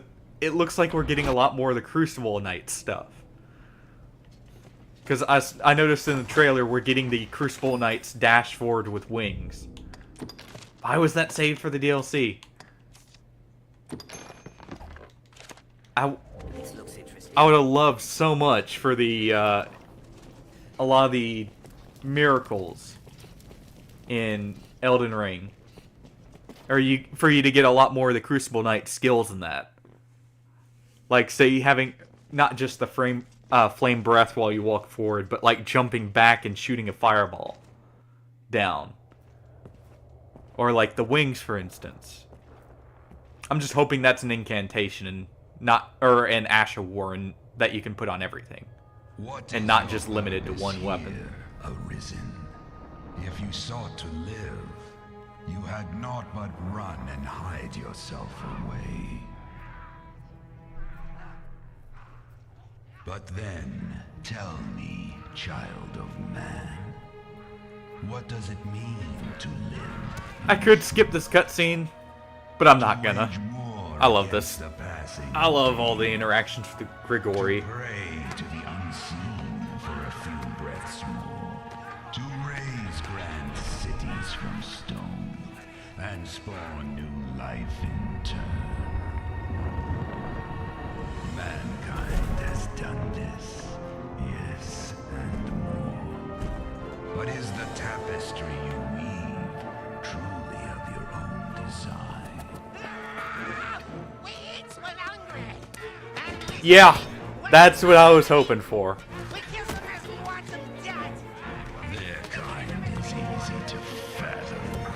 I just also hope they aren't too OP like some of the Ashes of War I know still are. I would love the PvP in that game if it wasn't so... you die in 2 to 3 hits. Because even in Dark Souls 3, the builds that did that, they had other things that balanced them out.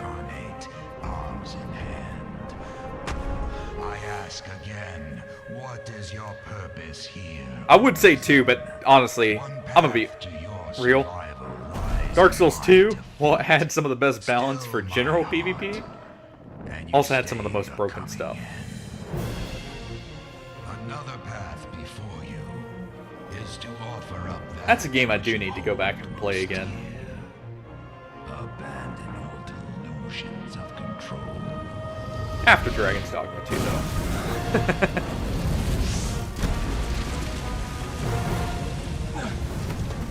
For the price of a single life, I shall leave this land in peace. As my vanquisher, the duchy would bow to you. Wealth and power are sweet anodyne for heartache. You'll not gain. I know 2 is not everyone's cup of tea. It is. If you know of the Kingsfield series, it is actually more of a spiritual successor in the Souls format to Kingsfield 4 than it is to Dark Souls 1, which drove a lot of people nuts.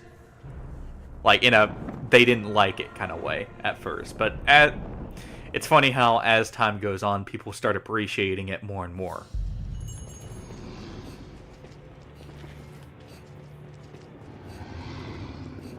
You would face me then, but better fool than craven. I knew your mind ere you came. Still, I ask this, your choice is made, Arisen. There's no question. I don't even know why they had yes or no there. The only option is to fight Grigori. I don't know that there would ever be a time. Even just to go an alternate path, but I would choose not fighting him, just because he's such a cool fight.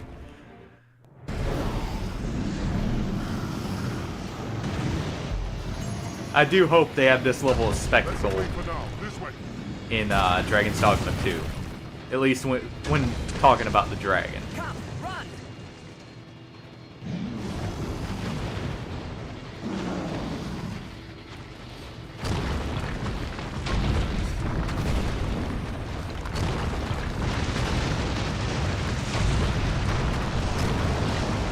fun fact, by the way, on my first time ever beating this game, I actually, just like I did in this run, did Damon before I did Grigori even. So, that was a very different experience, probably.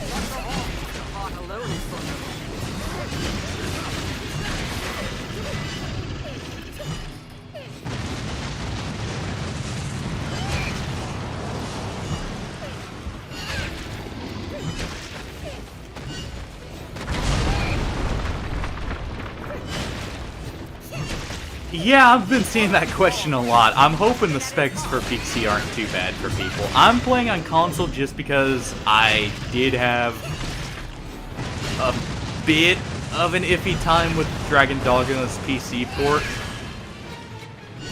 I would have been playing this on PC so I could play with a few extra mods to make it more like we're playing with some of the new class stuff in Dragon's Dogma 2. Like, I was going to use any vocation, any weapon to simulate warfare and stuff like that. But I couldn't get around a bug that ended up showing up in the Ancient Quarry, to where it wouldn't have allowed me to stream the game, except for just going through Bitter Black. But just in case, I was going to hold off on the PC version of Dragon's Dogma 2. For that, and obviously, the other reason would be specs. But I do hope they do a better job of PC porting Dragon's Dogma 2 than they did Dark Arisen. Just take off our lane. Yeah, that's gonna be the biggest thing probably for helping performance, is not having every spawn be a sorcerer. And I guess also making sure they don't cast Maelstrom at a constant.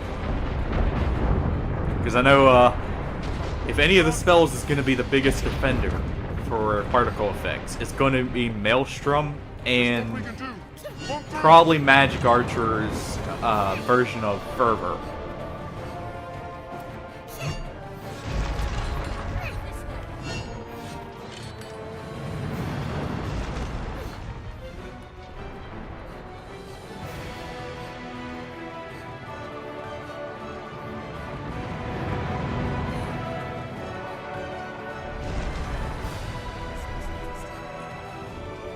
No, it's still impressive that this was a 360 game.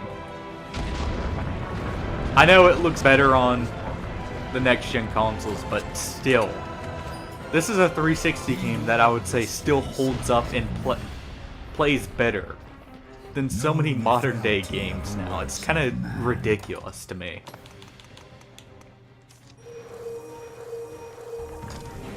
Then again, good games never truly get out of date. Proud and firm. 'Twas the foolish decision of a man too weak that brought it down.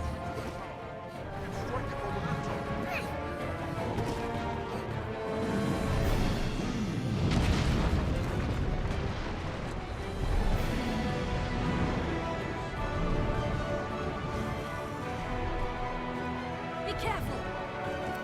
I also hope that Itsuna finally got to like put everything he wanted to put in this game in Dragon's Dogma 2.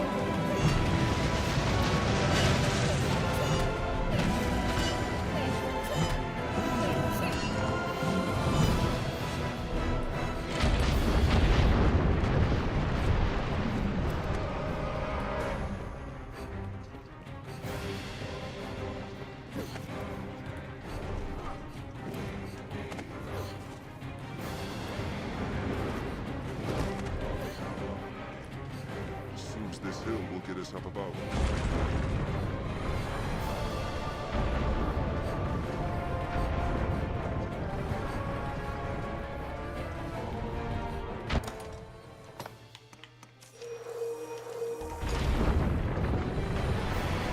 I do hope a lot of people aren't kept out by the spec requirement though on PC for Dragon's Dogma 2.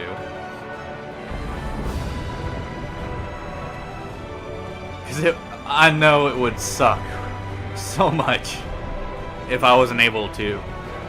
I'm obviously playing on console for it, but I would be so upset if I couldn't on launch day.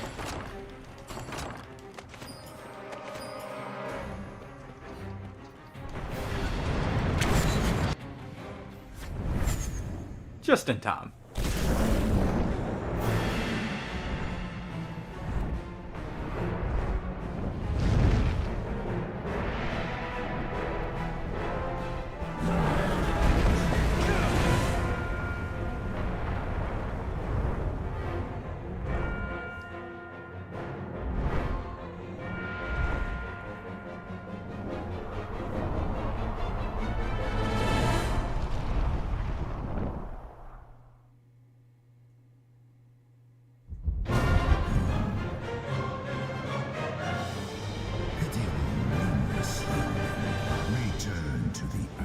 I don't think we will. I think we'll just hitch a ride.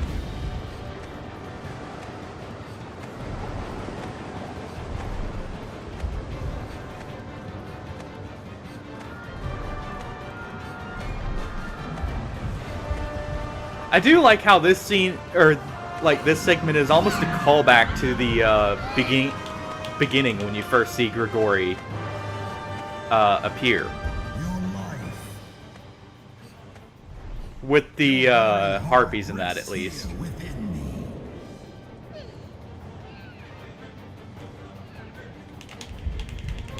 I hope so.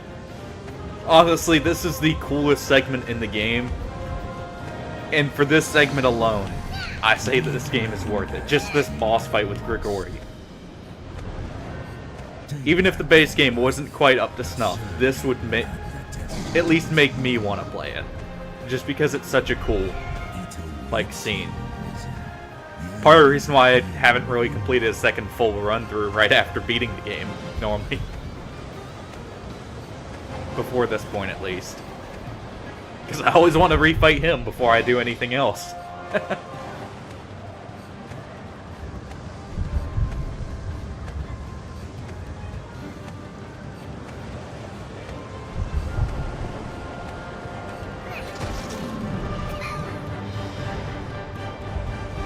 One thing I do hope they do is, if they do have stick wiggling in that for grabs, don't make it so bad on the stick.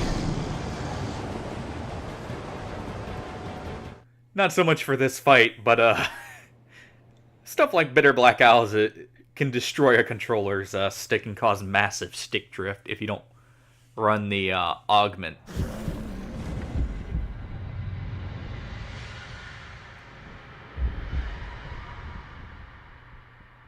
And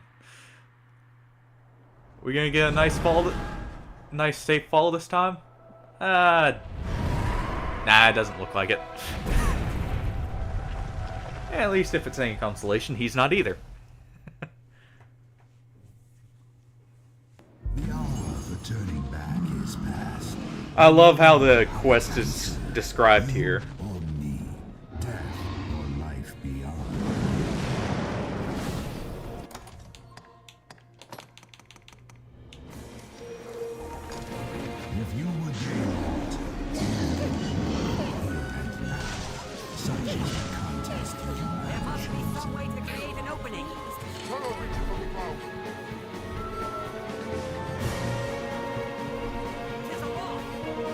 Also, I hope the soundtrack goes as hard as it does in this game, in Dragon's Dogma 2.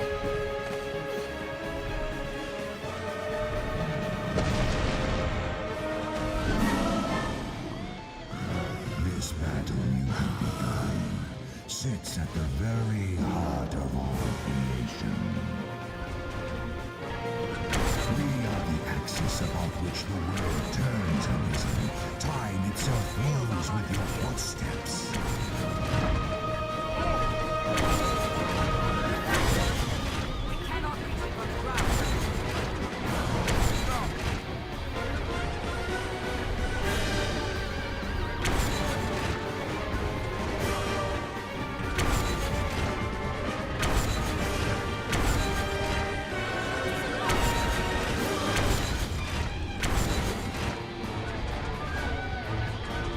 I mean, I get that one will be good.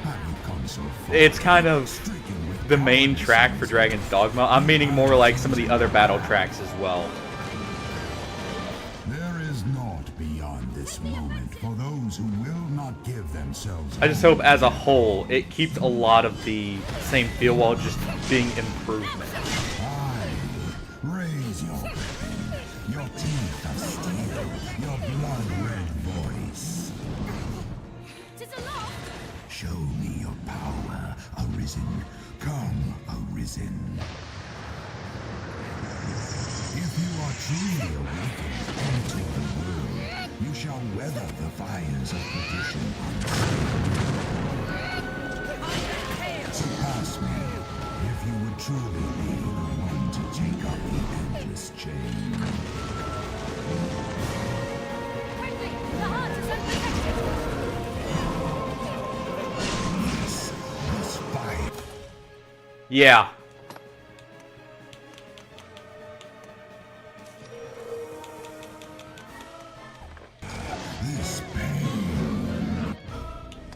Alright. Where's our saving grace?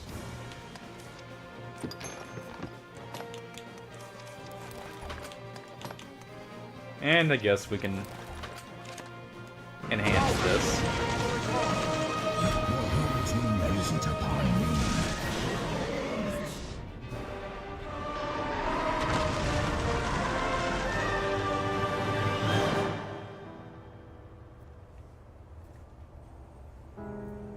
Also allows us to see our character's face for this final set of cutscenes. Stubborn child. Whatever meaning life holds, it makes men deaf to all reason. Heed me well, Arisen. In my death, you've won a future for this world. But what that future spells for you, for all men, is a truth you'll find staring back from this world's utmost depth.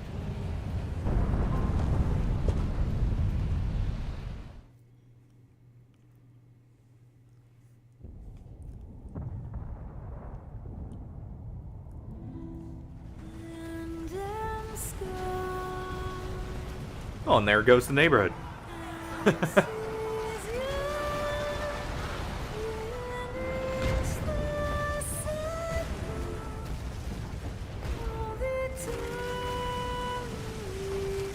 I do wonder how they're going to implement the Rift, or the Everfall style, into Dragon's Dogma 2. Or if they're going to do something completely different. I imagine with the focus on cycles and everything, and the fact it's still linked, the Everfall will be a thing, but I'm just wondering how. You have earned back what is yours.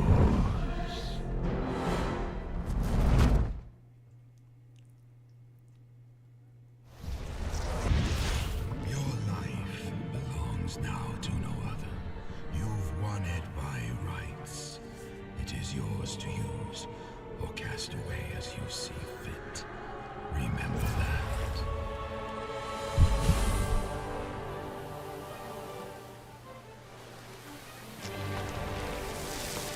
Well, it's unfortunate the Dragon Forge isn't going to make it through. But who cares about the Duke? He deserves this.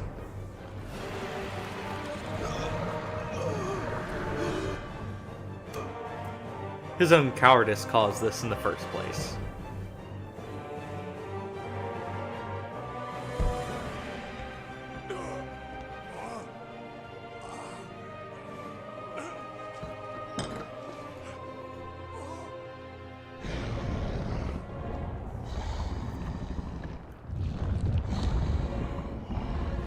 Yes, if you can, that will be awesome if it affects, like, because I'm just assuming, but I'm gonna assume the Seneschal will show up in some form in DD2, and that would be a really cool way to call back to the original.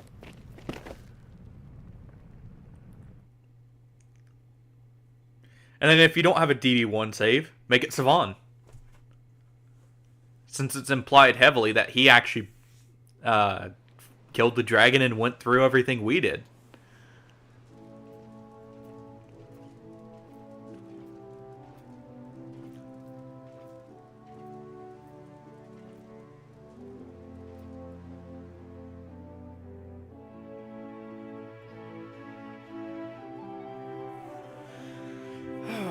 I'll let this cutscene play so everyone can take a real quick break if they need to, since this is a bit longer overall.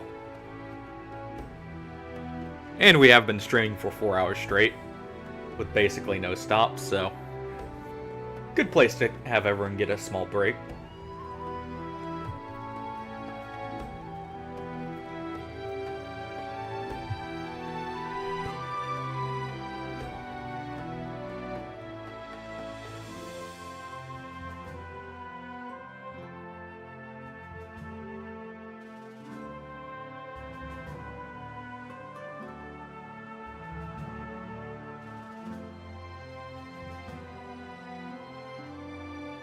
And after this cutscene, we will be going to the Everfall and continuing through. We'll be going all the way through to completion with this stream, so...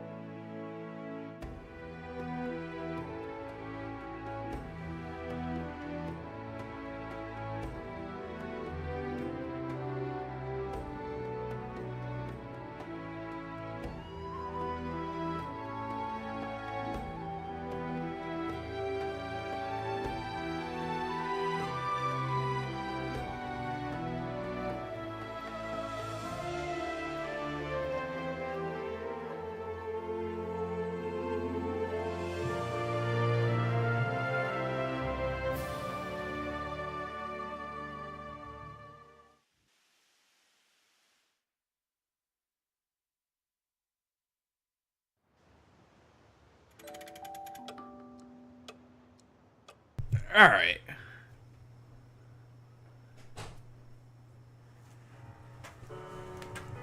Almost done with the cutscene. I'll still let it play out for anyone who's still just getting back, so they can get settled.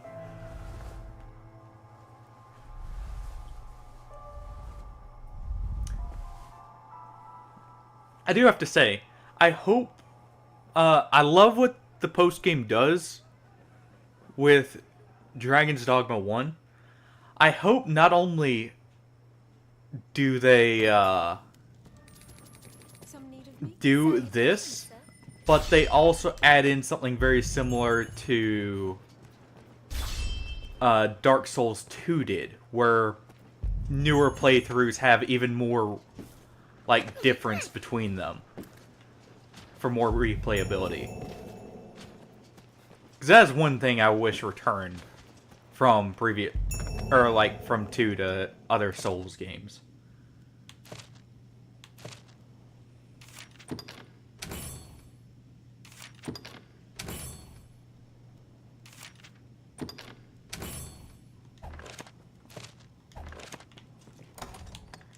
Yeah, you know, we'll go and do some of this side stuff.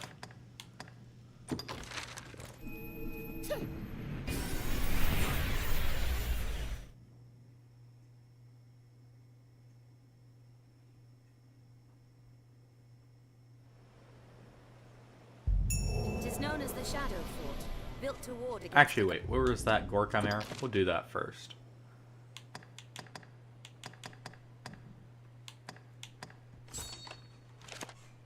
goblin invasion.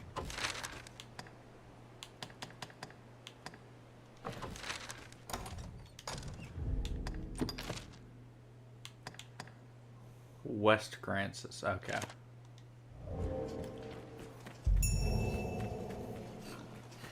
By the looks of it, it's a grand and sturdy fortress.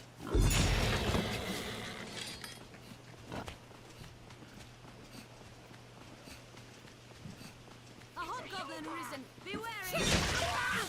In lands where men fear to dwell,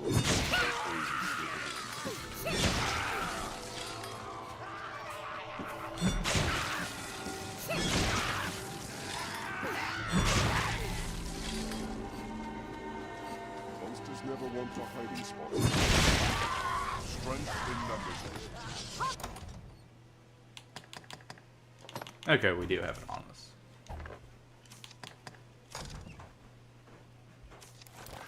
I'll actually equip this and run around with this for a bit. Still one of my favorite great swords. Hobgoblins open.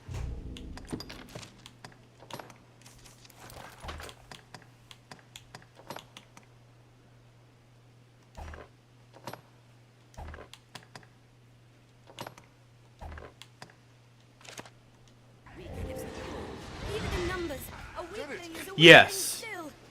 I'm not gonna lie. I did not stop playing. Well, obviously I stopped for like having stuff to do in that throughout the days, but the only game I played from start to completion was AC6 when I did that all the way through the 3 playthroughs it takes. And honestly loved every second of it.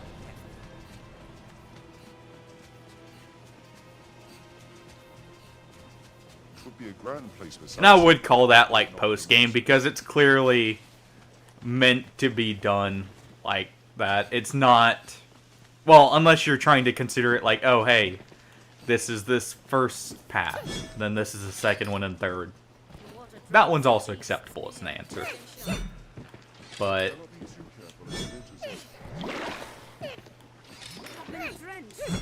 I do wish more games would do that, to where like there's actual difference for repeat playthroughs. Yeah, and I'm upset FromSoft didn't.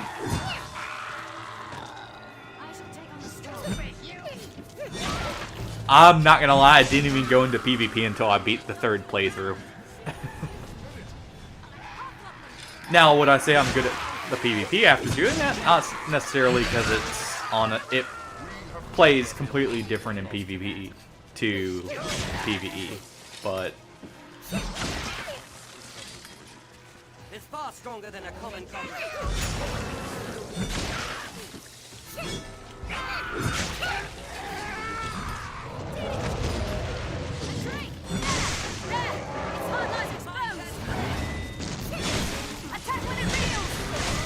I'm glad AC6 actually was a thing, because it had been a while before that came out that they had even made one, from what I understand. That was actually the one I started with.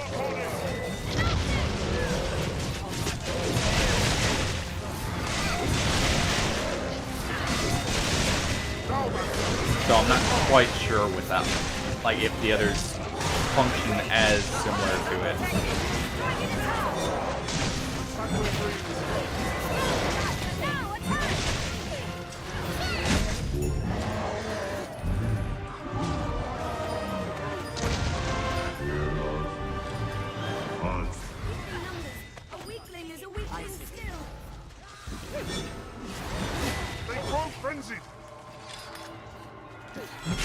I'm trying to remember.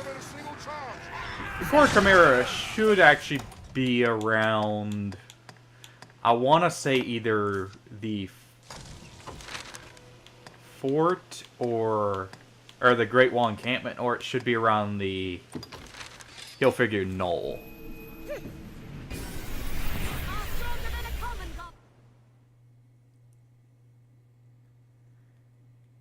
Yeah, I did go back and listen to some of the music and that, and watch some old PvP clips from the older ones. And honestly, I think it was AC4 that had the next gen ACs, the ones that dashed around like crazy. That one. I honestly wish they took more from that for AC6, just because of how cool that looked.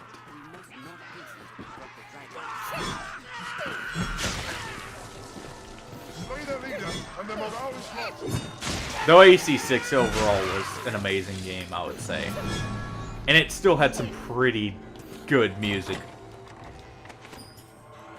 Like the track that plays whenever you're having to fight Rusty. That's his name. At one of the endings.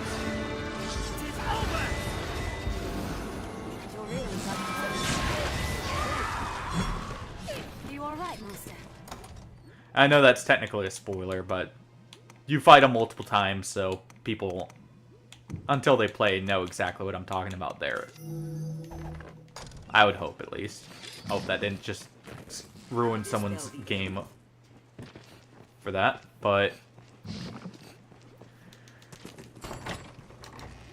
that track I do love a lot, honestly. As well as honestly, all the final boss tracks I like a lot. There, Master. Snow harpies.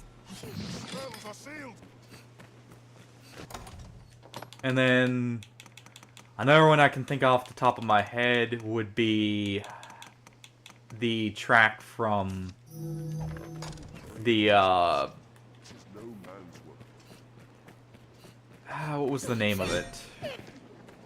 It's the coral base defense weapon towards the end. Ah, there it is. That's the other one that one actually gave me vibes from like Dark Souls 2 and 3's music type, which I liked, but I thought that was a little weird for the kind of theme of the game. I could be wrong with that, but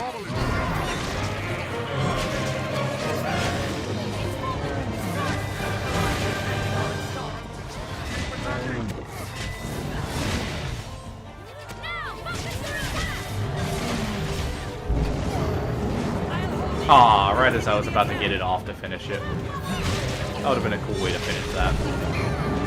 Really? I need to use control of the ball more.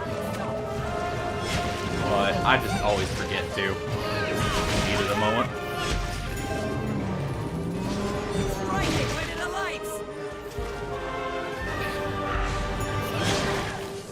Don't let them drag you away.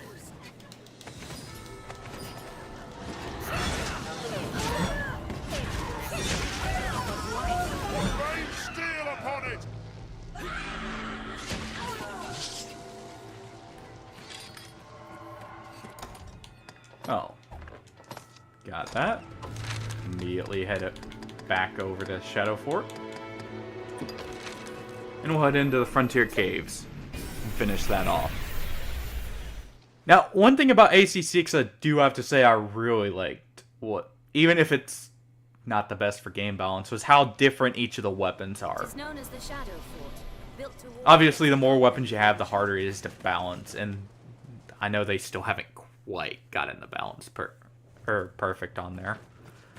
But it really is nice to see all the weapons perform at least decently well enough and have their own role that they serve. At least between the categories. Obviously, there's a best in slot for every style of weapon for the most part, but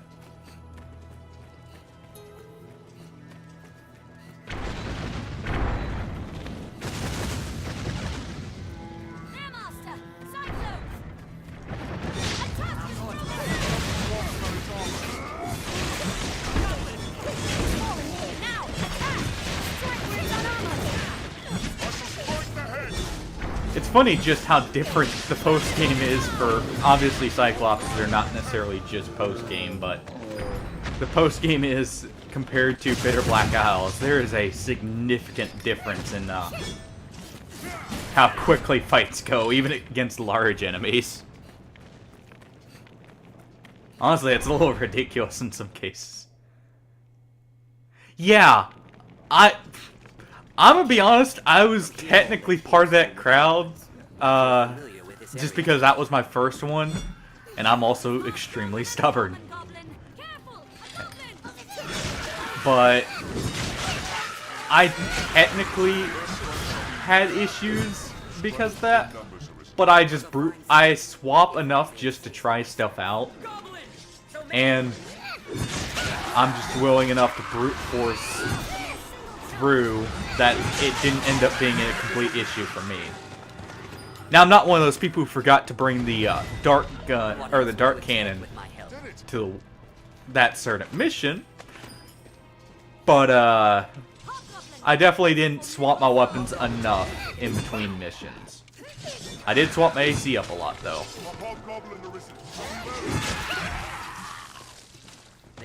And thinking about it, I may have made it harder on myself because I actually stuck to basically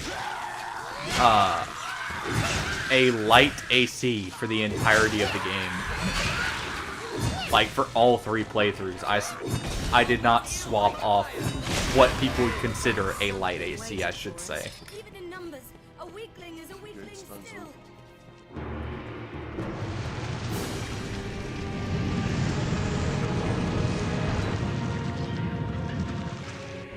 I did try, like, tank treads and the tetrapod legs and that. Honestly, it's between bipeds and tank legs for me. With the, what was the name? The Fortizella tank legs? Yeah. Yeah, when you get the option to brute force stuff, it becomes way too easy to forget you're supposed to do something and you just brute force it.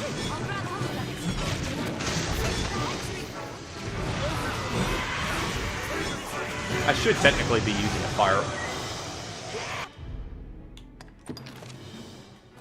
Yeah. While Sekiro looks awesome, it wasn't quite what I was wanting out of a game, so I wasn't really worried about it. It's a good looking game overall, I would say. I just wasn't as interested as, like, Dark Souls or Bloodborne.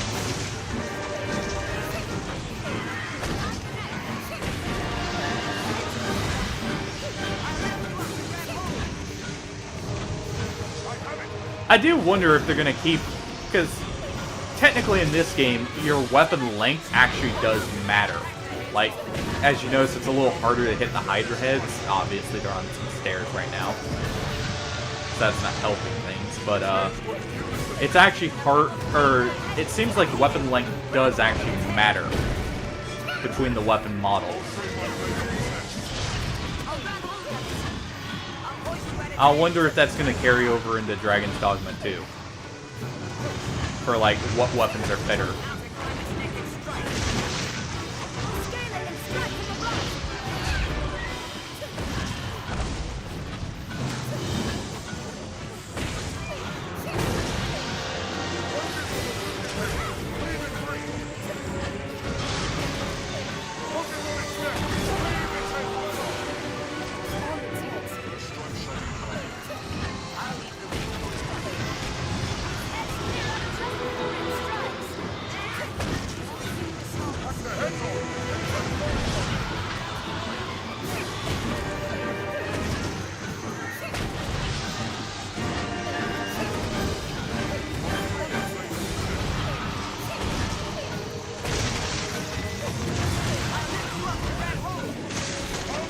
You know, it is kind of funny you say that about people not translating well to Sekiro, because from the bits I have played of, like, it, and from what I've seen, it actually does seem slightly easier than Dark Souls on average.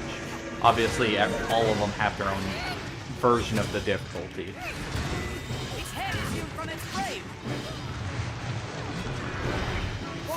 But it did overall seem like the slightly easier game, I would say. I don't know if I'm correct in saying that, obviously, because, like I said, I haven't played it through.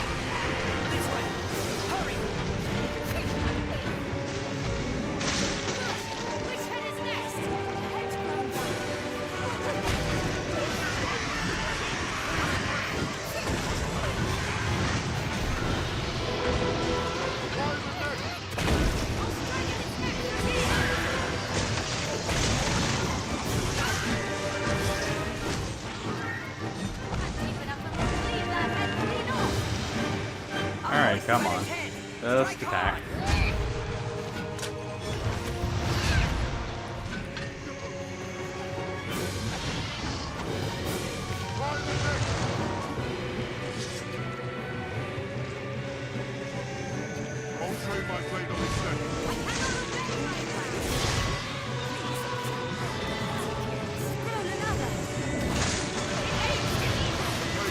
Oh, that's unfortunate.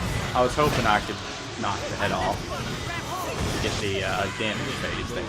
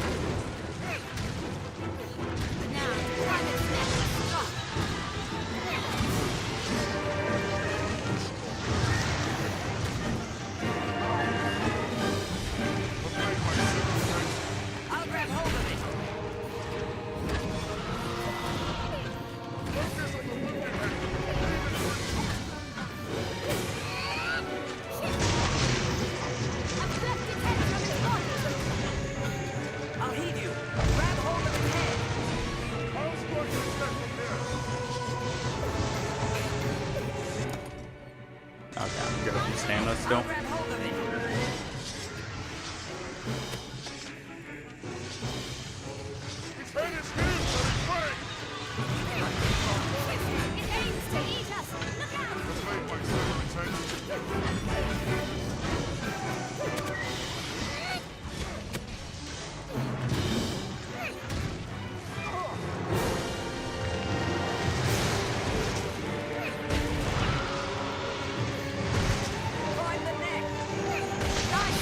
There we go, finally.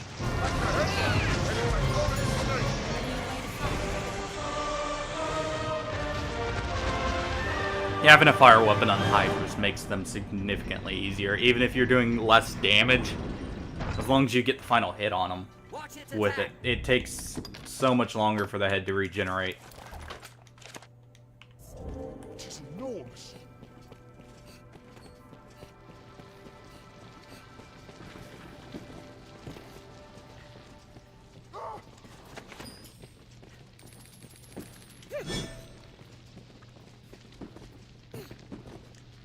Want the Hydra parts. Come on. Just dissolve already so I can get to them. Oh, there we go. It's quite the intricate maze of passages. I fear I'll soon be lost. And now we'll be going to the upper wall. Yeah, I do hope DD2 doesn't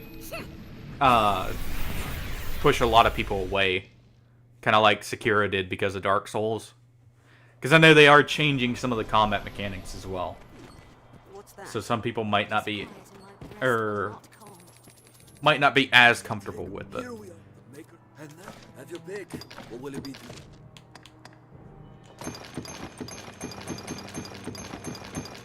Definitely be a bit of a learning curve. If you have expectations for it, from what it seemed like. With some of the changes they did.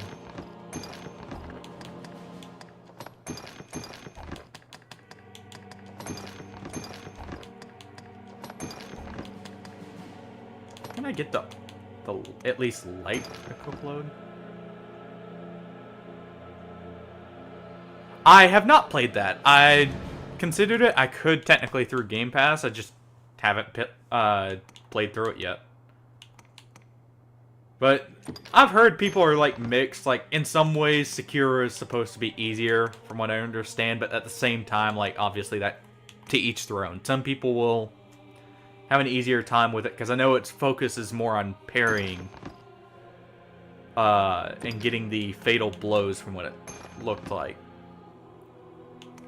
Which some people would just have an easier time with that than others. It really just depends. With, honestly, most difficulties.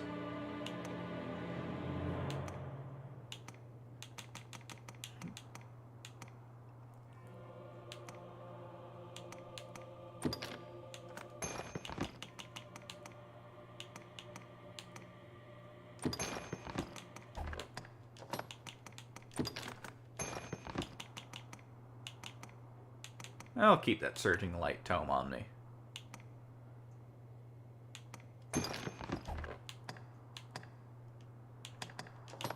Oh, yeah.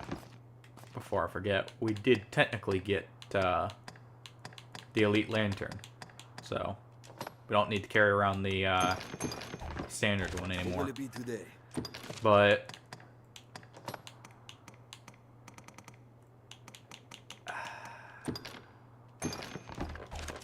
I'm just really hoping, like, they gave as much creative freedom as was needed for Dragon's Dogma. That's honestly my biggest want. That way it doesn't... Because some of Capcom's stuff is kind of iffy, but a lot of their stuff is good. I just hope it's almost like DMC5 was, where it seemed like he had a lot of creative freedom and it just turned out really good because of it. No one could have desired such destruction. Now, seeing that pawn still makes me think of... I can't believe we got both the fighter level 3 weapons from the Daemon fight, like, together. As well as a lot of stuff for Mystic Knight and nothing for Warrior. Of course the Warrior run would be a bit more challenging like that.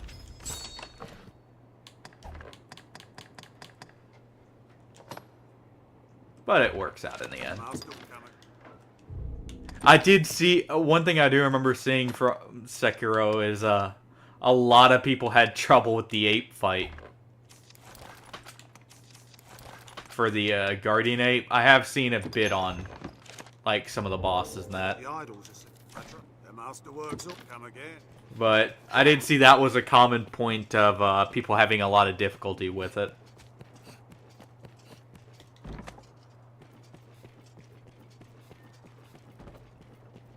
Also love the Woo Guy clips from that game. Those are great. Of people's first time experiencing that. FromSoft always has to at least have one moment like that.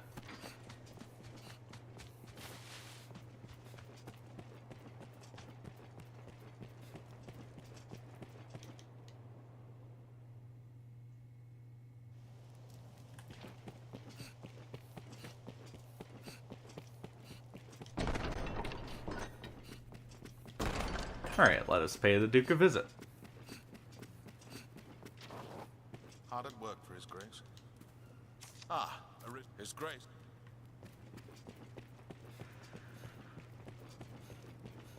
But how...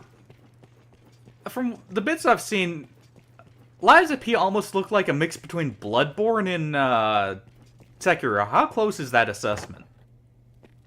Since you've played it. You met with the dragon.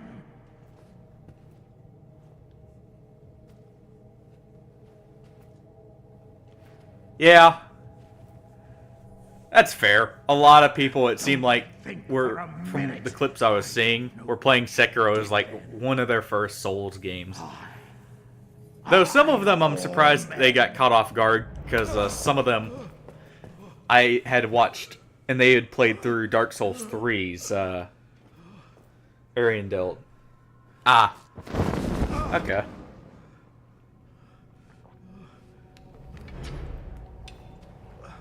I can say the same with Bloodborne. I've seen a lot of gameplay on it. That's the only reason I would say like it looks similar, but I wasn't quite sure.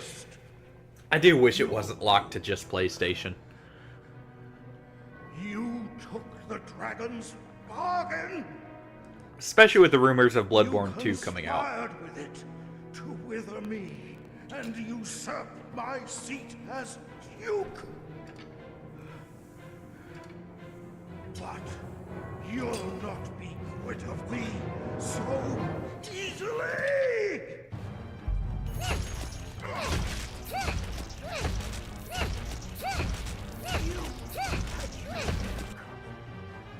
And we'll just bash his head in a little bit with the pommel. No need to dull the blade on the old frail man.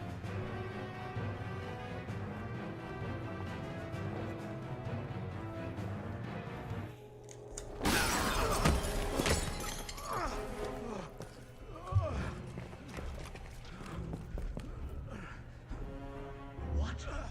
Your Grace? What devilry is at work here? Devilry indeed. Did you play Remnant 2 on launch? Treason. This Because honestly, that's another game I actually liked a lot, at least on launch. a covenant with the dragon and struck me with a curse. They've done kind of some weird choices with the balance of that game that's made it actually worse in some ways over time. I would argue, but Beast is dead. Lies. He has become its minion, spreading evil upon this land as upon its ruler. the game itself actually fundamentally was really From awesome. the hellish wall that gapes where once our city stood. And tell me, this is not the work of the dragon's dark magic? I do find it funny how all the guards here are actually willing to fight the Arisen, who just... I'm sure they don't believe he actually fought the dragon, to the Duke's words, but he still at least made it to the dragon and fought everything else. And they're still willing to pick a fight with him. Because, like, right there, case in point, just cleave through literally all of them and get to walk out.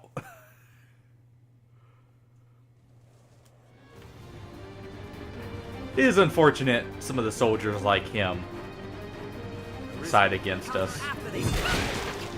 Could have sworn he was supposed to speak while it was zoomed in on him, not just after.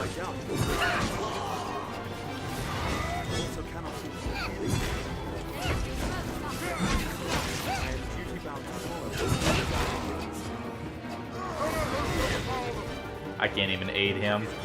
It looks like, unless... Do I have a wake stone still? That might be it. No, I do. So you just can't revive him for some reason.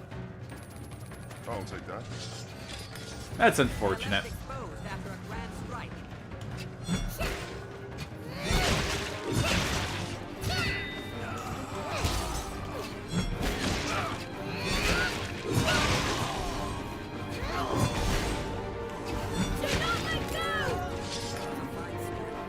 I do wonder with Dragon's Dogma 2 how the warriors, since it seems like warriors going to be able to charge every move if they feel like it now, rather than just some moves. I wonder how that's actually going to change how the class plays, on top of having the more rhythm mechanic style, rather than that being locked to basically one or two moves.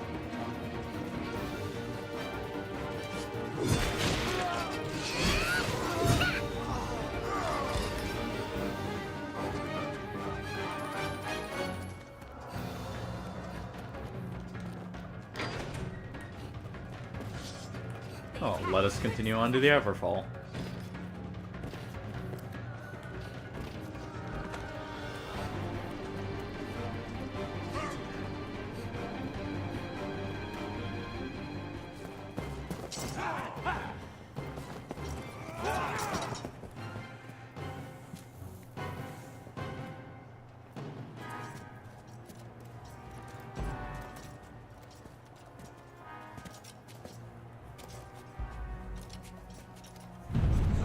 Yeah, thinking about it, with the outfit we're wearing, it's kind of fitting that we got the Eliminator's mask this playthrough. Even if it was a bit... or not right at the beginning. We are basically going through the game as an Eliminator. Just without the charge skills. Or the lunge. Truth you'll find staring back from this world's utmost depth.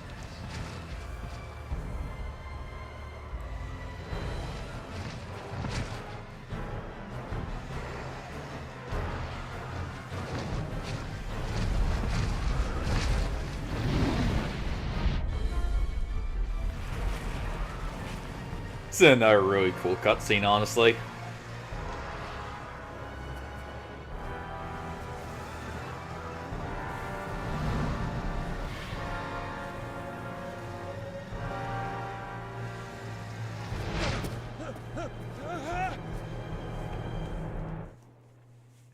Yeah, I just thought of something. Speaking of Eliminators, I wonder how much Minotaurs are going to function similar to Eliminators.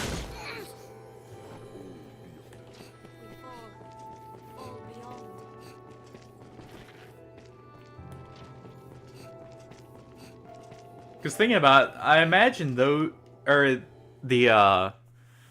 Minotaurs will at least perform similarly to them.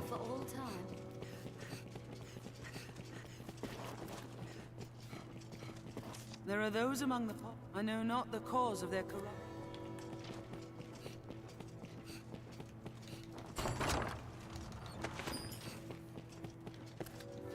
Oh, now to go on our quest of gathering 20 wake stones.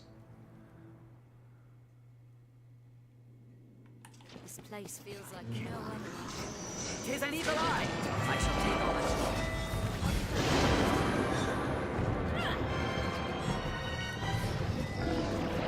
It's tentacles! I'll grab it. Take it out to attack.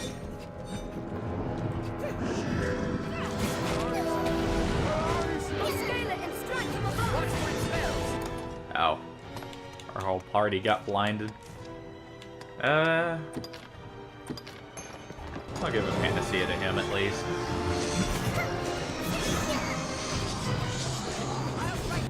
Actually, you know what? We kept this for a reason, right?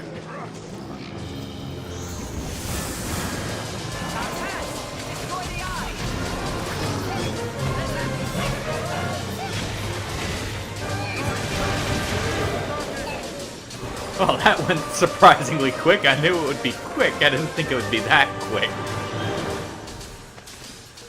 My spells are sealed. Jeez.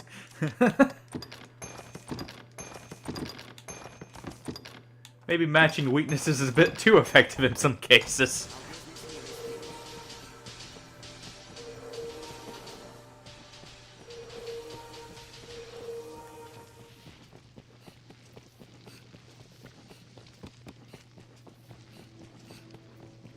I don't see any chests. I thought there was at least one here. I guess I was mistaken.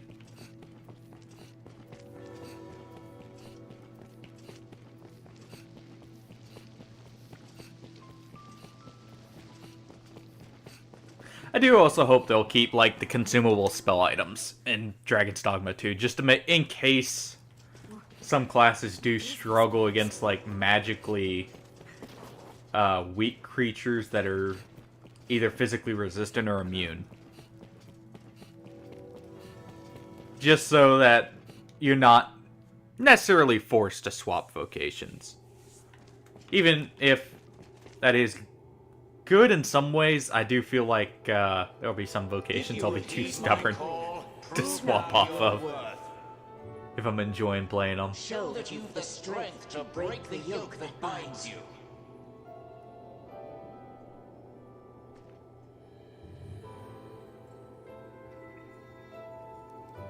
I would ask aught of you, Arisen. Please, take this. My mistress gathered their like as she sought. I do almost wish, she died rather than showing up as Kinkseer, pray bring them here to me. we got a Trust that you will Arpon. see my mistress' will done. I shall await you further on.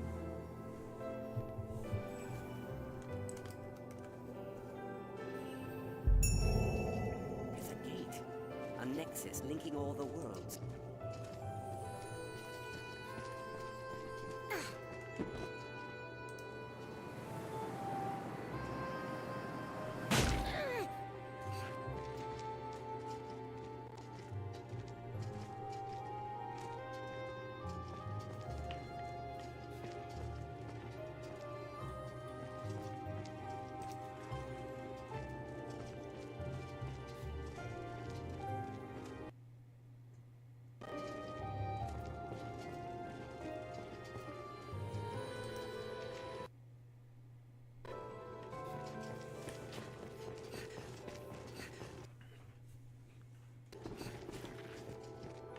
There we go. Alright.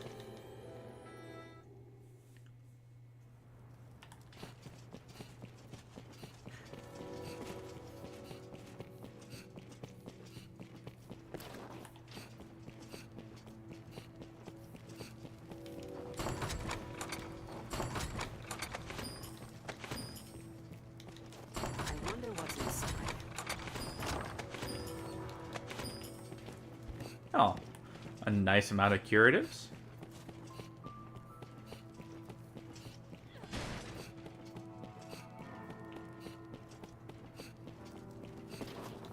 Well met. The dark answer. Choose as you will. I forget, is there anything... Well, I guess we could do with these at least. Grab some Mithridate.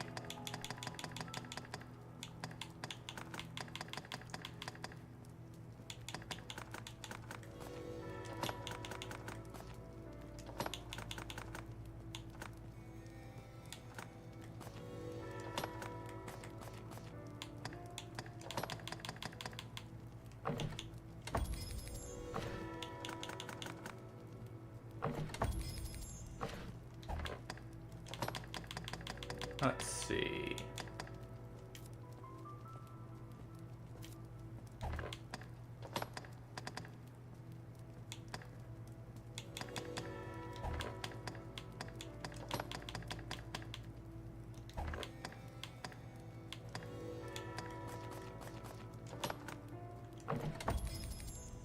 I'll grab that just in case later. Choose as you will. I am ever.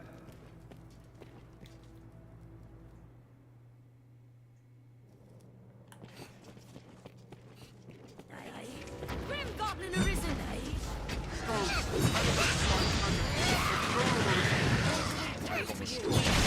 Give it a taste of ice!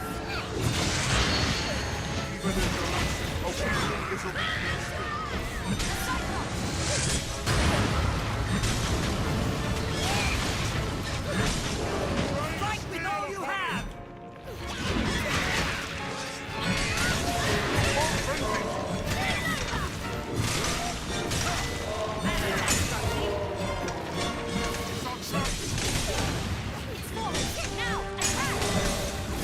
Now, while we can get at that disc!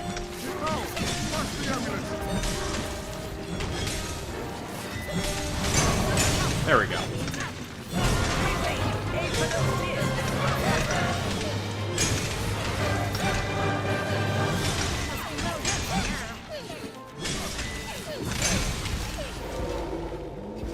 Just maul that golem.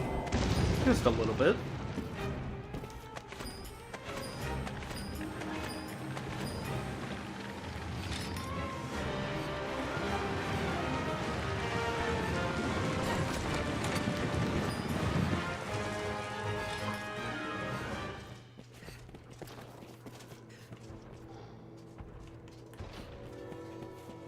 Where's that Cyclops? Is he coming up the stairs? Or trying to? Oh. Oh, it appears so. Master, Cyclops! I'll draw it higher with a torch. Grim Goblin arisen!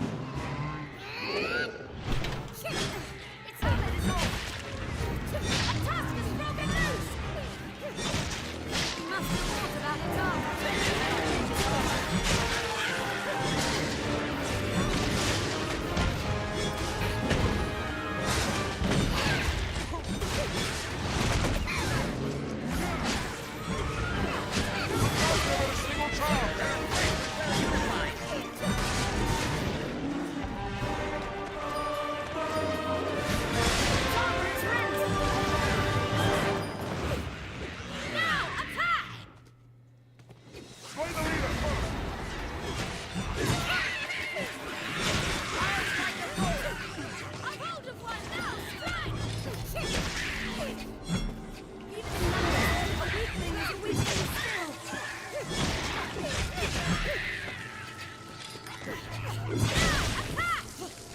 Alright.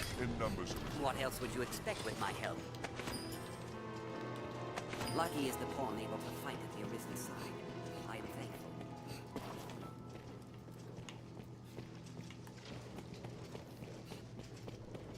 We got a few wake stones out of that one at least.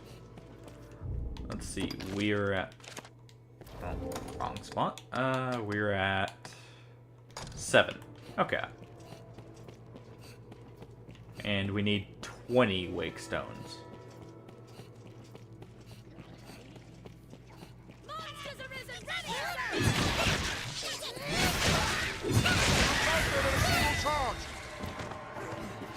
Give it a taste of ice.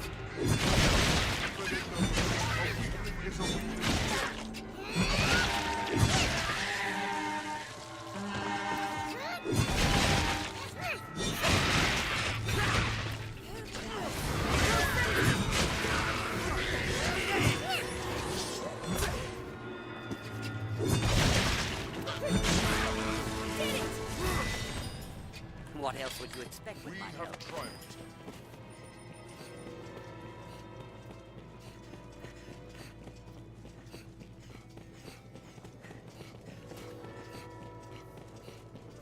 Alright. Oh, that's all that's on this floor. Time to go next.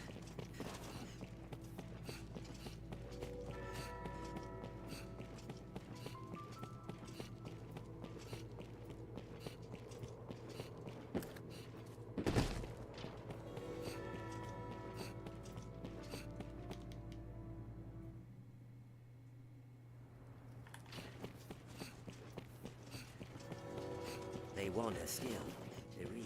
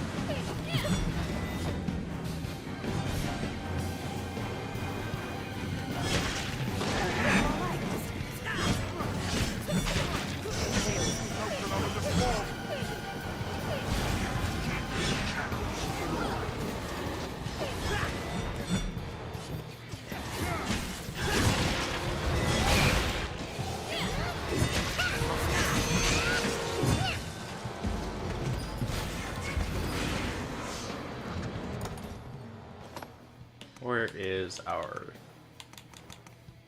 purifying brew? There we go. And I guess I'll just go ahead and use our heal for our pawns.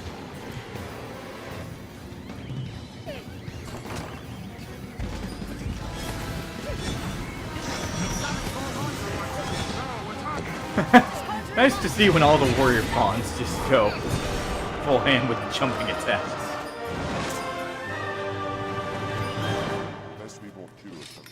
Should be like 8 or 9. Or no, 9 or 10, I mean.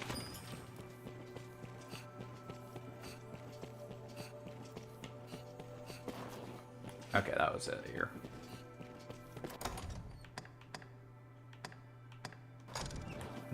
Okay. So 11 more.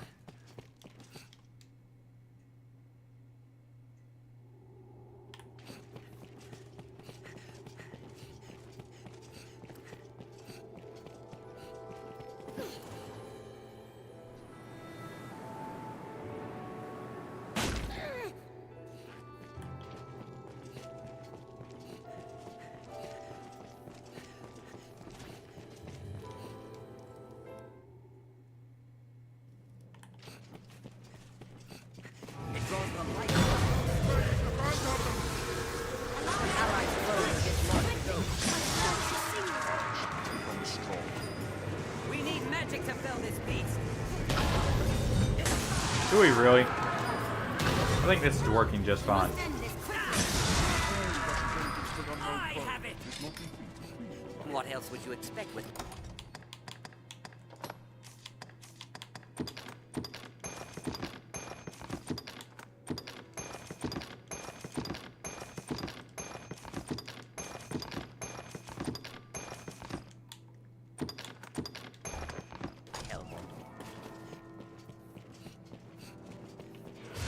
Lightning courses through them.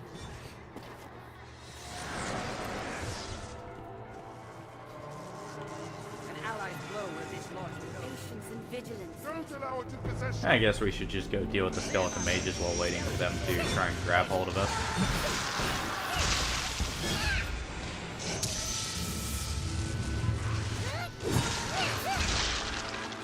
We must stay calm, one at a time. My spells are ceased. What spells? You're a warrior. Why do you care?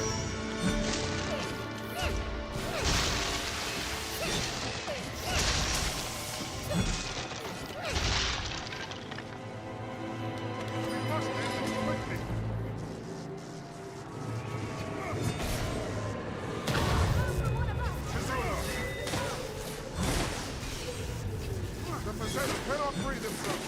Stay close. I shall watch this. Don't allow it. Strength in numbers, Arisen.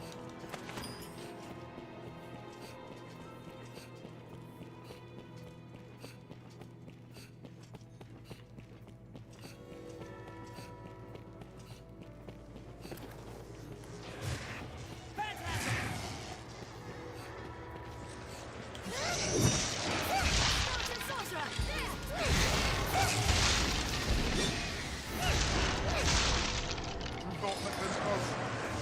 A simple touch can shock you. Alright. We must end this.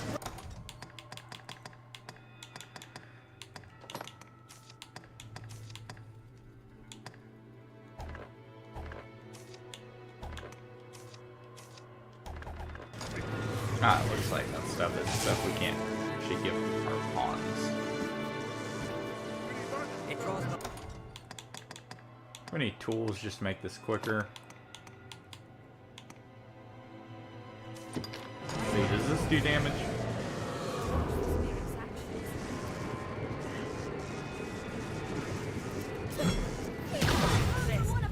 help me. An ally's blow will dislodge the ghost. Stay close. Beware their lightning. Watch and wait.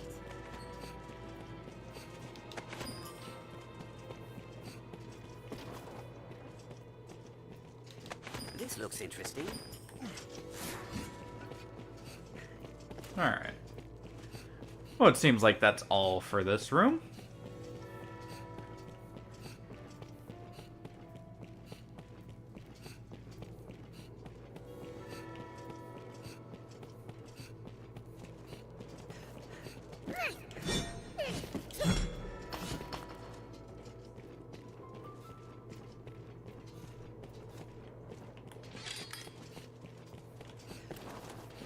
Actually, wait, did we check?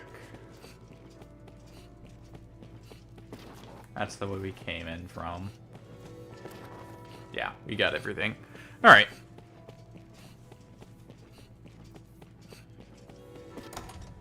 So, let us see. We are at 10. About to be 11. Shouldn't be too much longer.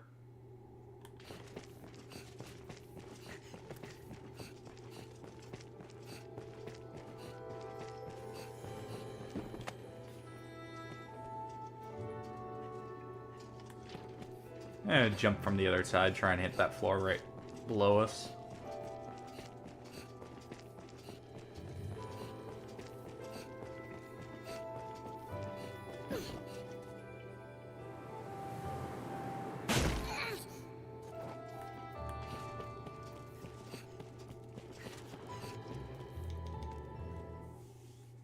Chamber of Hope.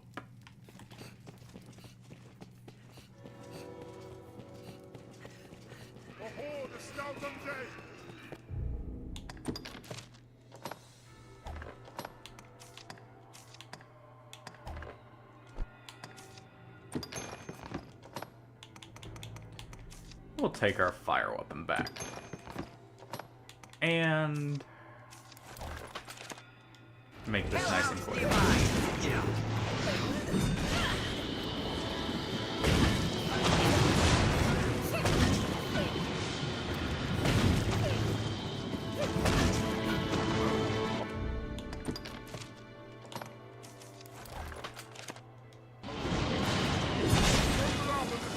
Useless.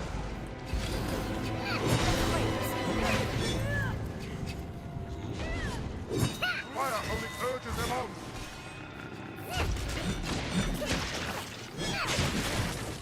There's no way we could have lost that.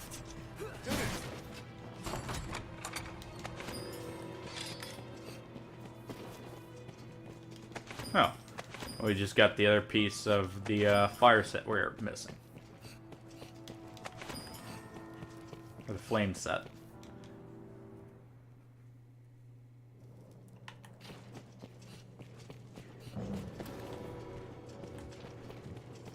Skeleton sorcerer!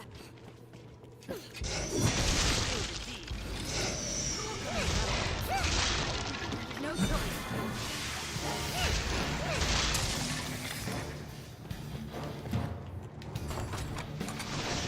Attack while I hold it!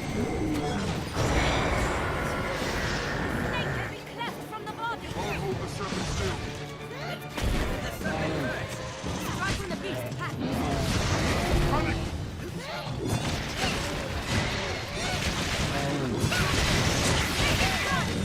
Well, shredding through the door chimera quite quickly.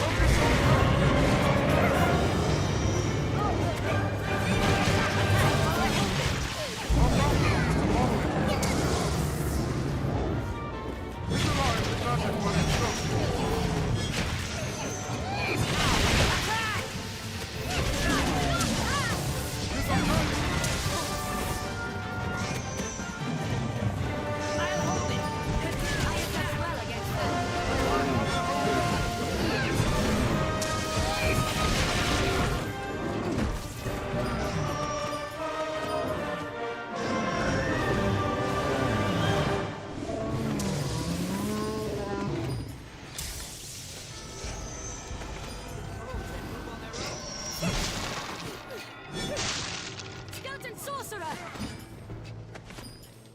This'll restore a bit Alright. of health.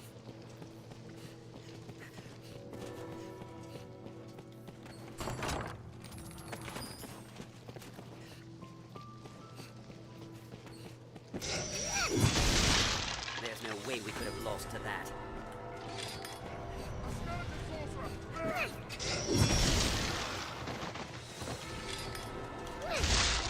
What else would you expect with my help? Oh. Can't see it.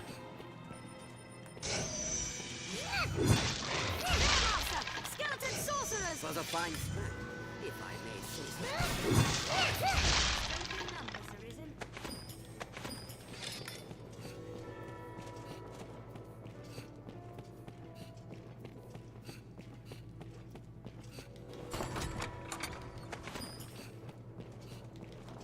This looks interesting. And let's see here.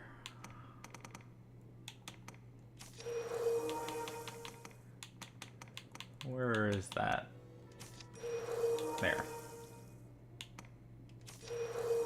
Just use some of our lower consumables to try and get some weight back on top of recover all the health we're missing.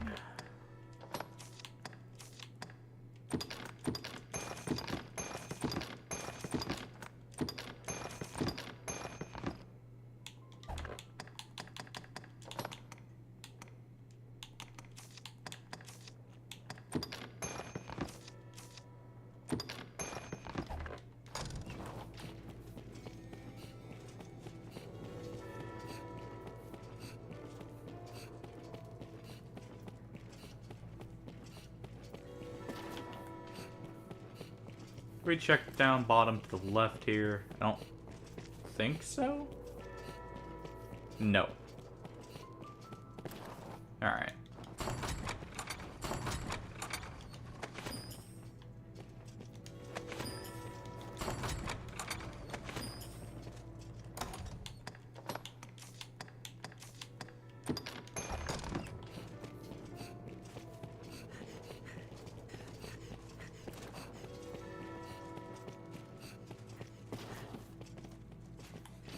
Oh, that looks like that's everything for this room. Let's see. 6 more wake stones.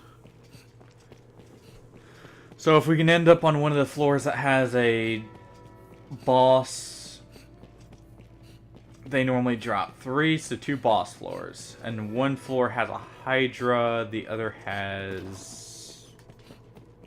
There's one with a dragon as well. Try and hit both of those.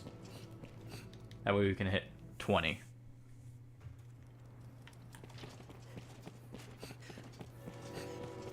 And from there, it's on to the final small bit of the game.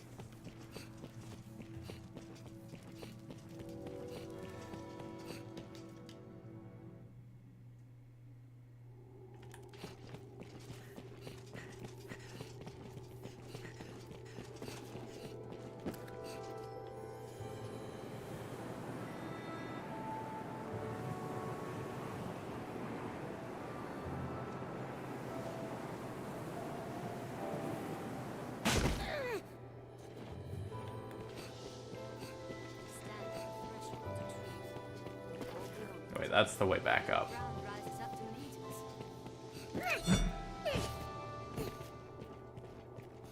Hello.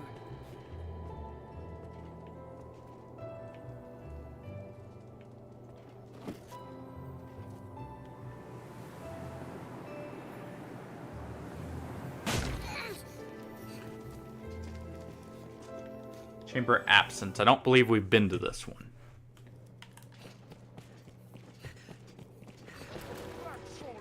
Nope. Okay.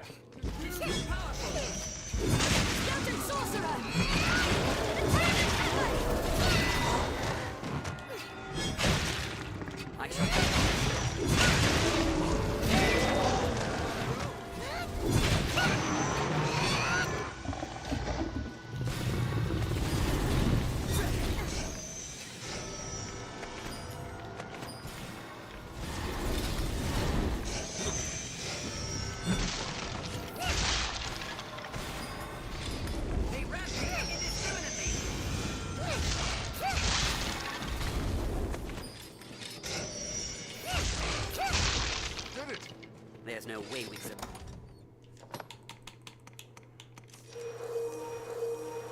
Strength in numbers, Arisen. Get some of our stamina back.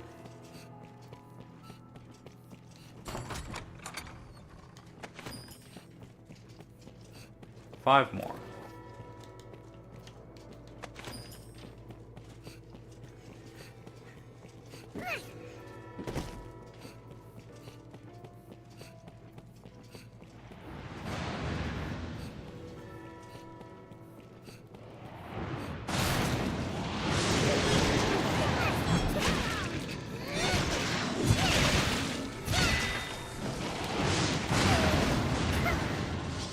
Four more now. That Hellhound dropped a full wake stone charge.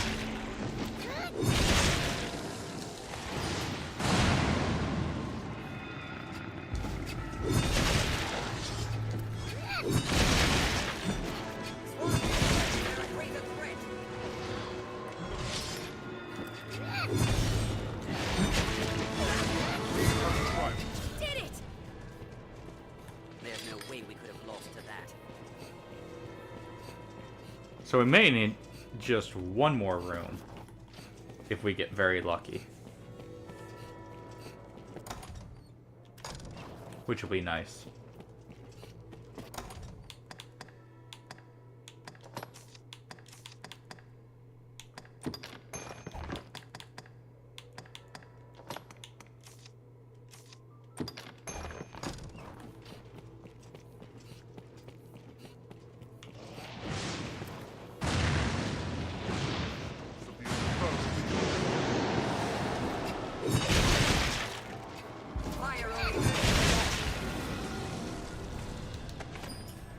Oh, 3 more.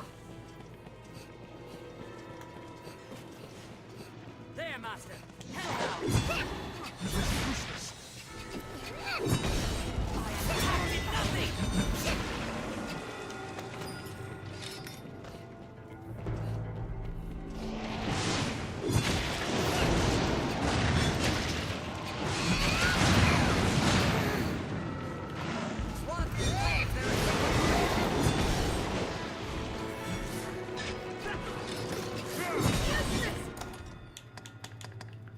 And we'll heal.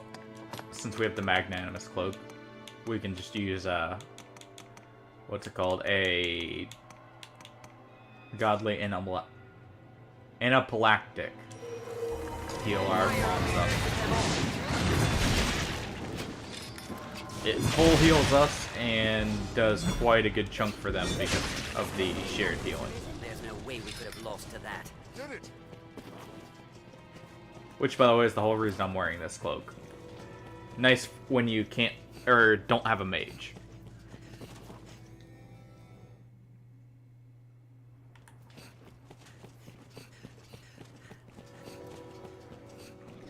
Grim Goblin arisen!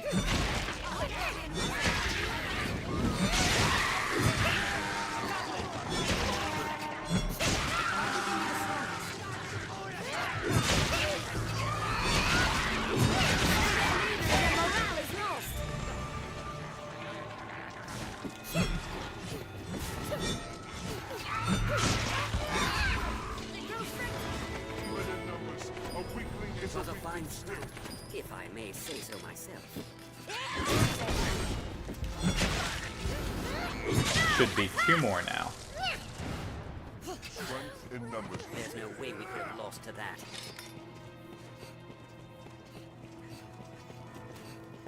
Treasure, perhaps.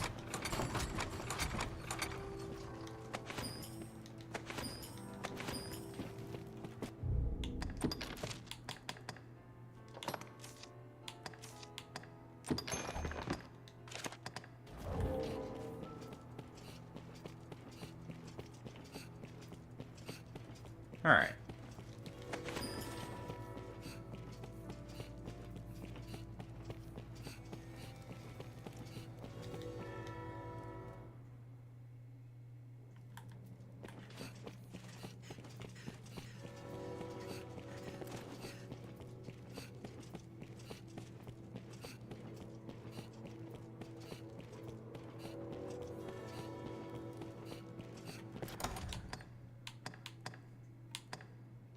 Yeah, it's 2 more.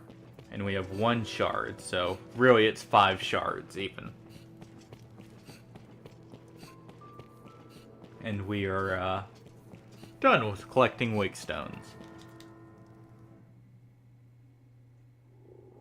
You can technically reset your game right around this point and keep all these wake stones, by the way, if you ever run low on them. Of course, you have to make it to this point to begin with, but it's one of the best ways to get a lot of wake stones at once, in case you're struggling.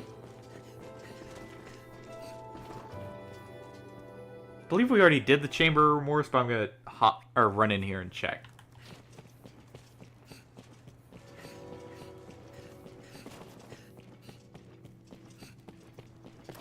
Yeah, we did. Alright.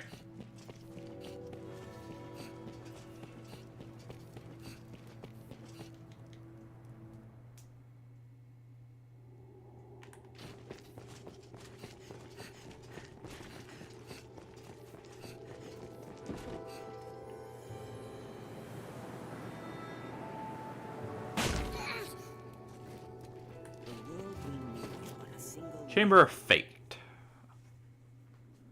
Oh.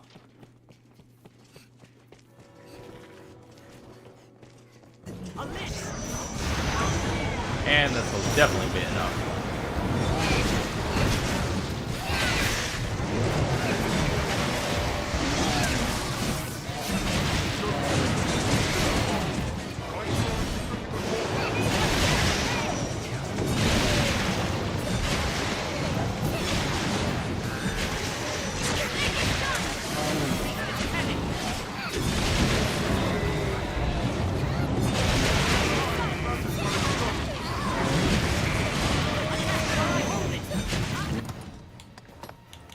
We'll use just a few of these to help burn some weight on top of kill these much quicker.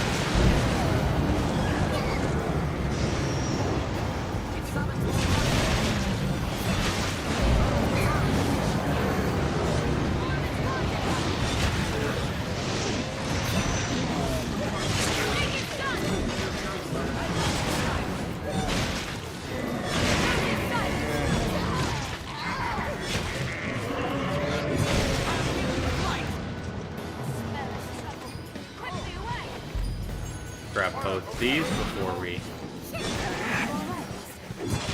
potentially just leave this place if this lich takes too long.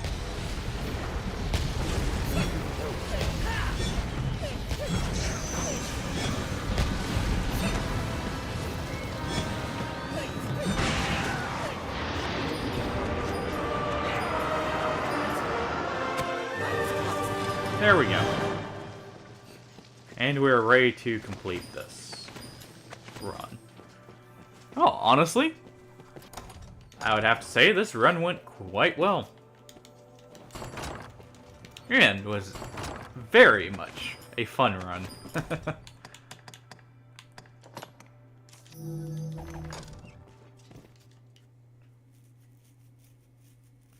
Always love playing Warrior. Well, the other classes have a bit more flair in some cases. Warrior's just... it's good, it's fun, and it's simple.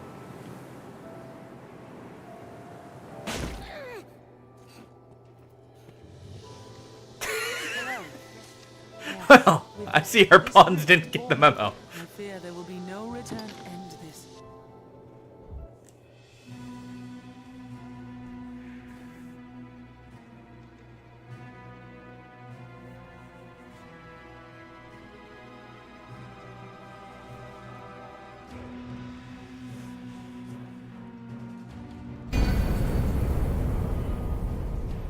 So it begins. Final leg of our journey.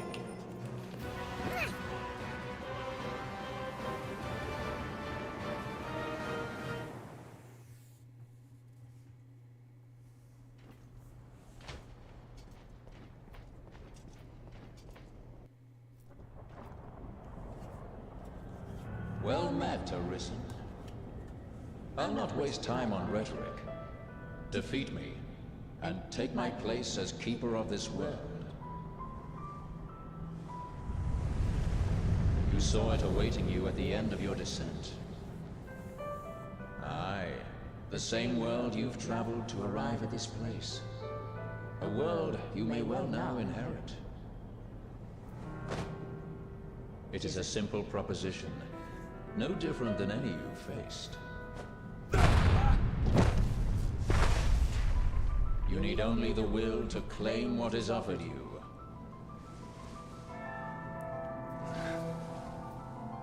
The will to survive.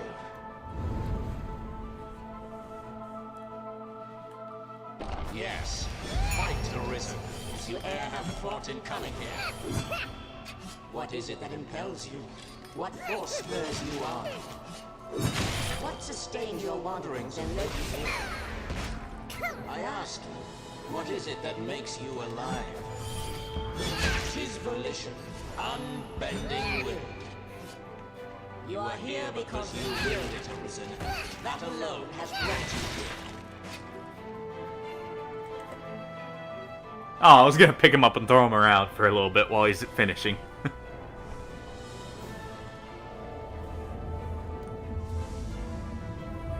Consider the infinite potential.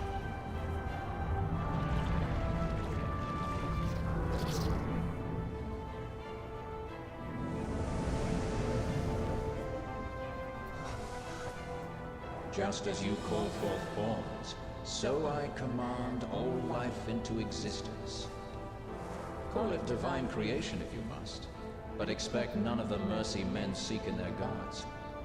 This is cold truth, the unbending reality of a world without compassion.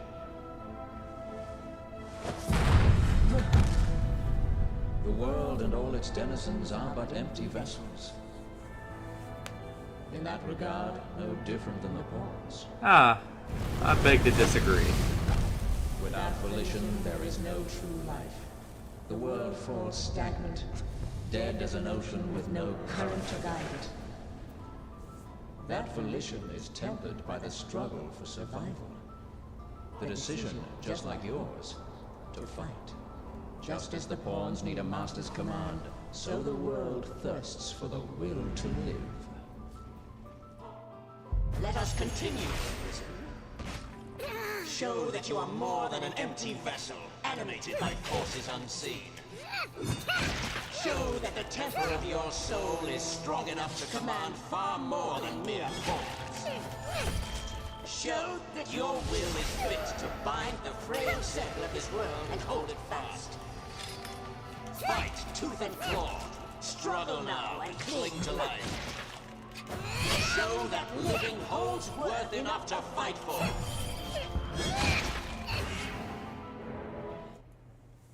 Oh, it was actually kind of a cool shot there right at the end.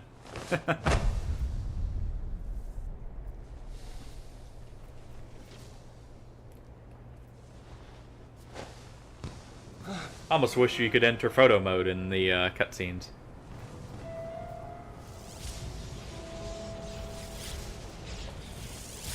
And who is that but us in the previous playthrough? Will you claim your right as a Risen? Or shrug the burden and seek peace in oblivion? Just so. One foot after the next, come what may. That is what it means to live. Turn back now, and I will grant you a merciful death. The choice is yours, Arisen. Nah, we keep on walking forward, never turning back.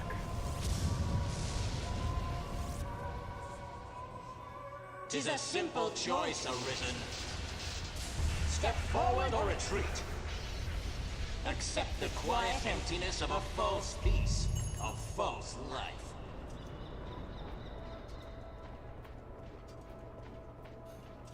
Why not put it? That's a mite harsh, Over the noble one, you. You're not without a hope. Why? What is it drives you so? Why is this hesitant? This is your answer, sir.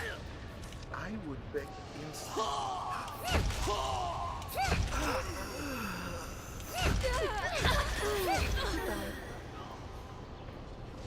I was always all I asked was me the side of those I love. All I ever. Well.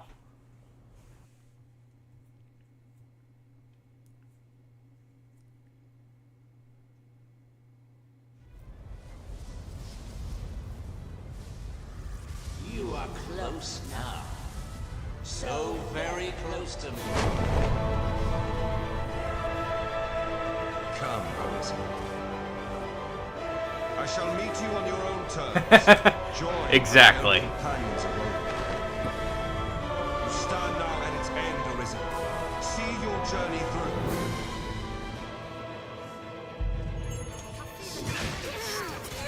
Oh. I was a little worried about. I forgot to take off Masterful Kill. Luckily, we got the hit off. I was worried about that at first. Since we played Assassin up until the end for the final bit of the last playthrough that I did for streaming, had Masterful Kill in the shield, or with the shield, so I was worried he may try and pull some shenanigans, especially since I was using Snapfire daggers. You and I swept up in the current, same as the rest. Each tempers the volition of the next, and the endless cycle continues.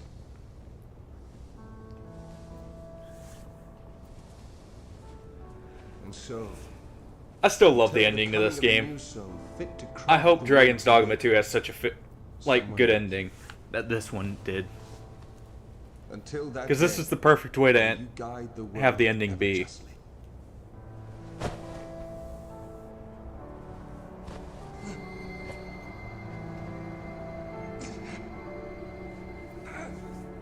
Also, this camera angle is quite awful with certain outfit choices.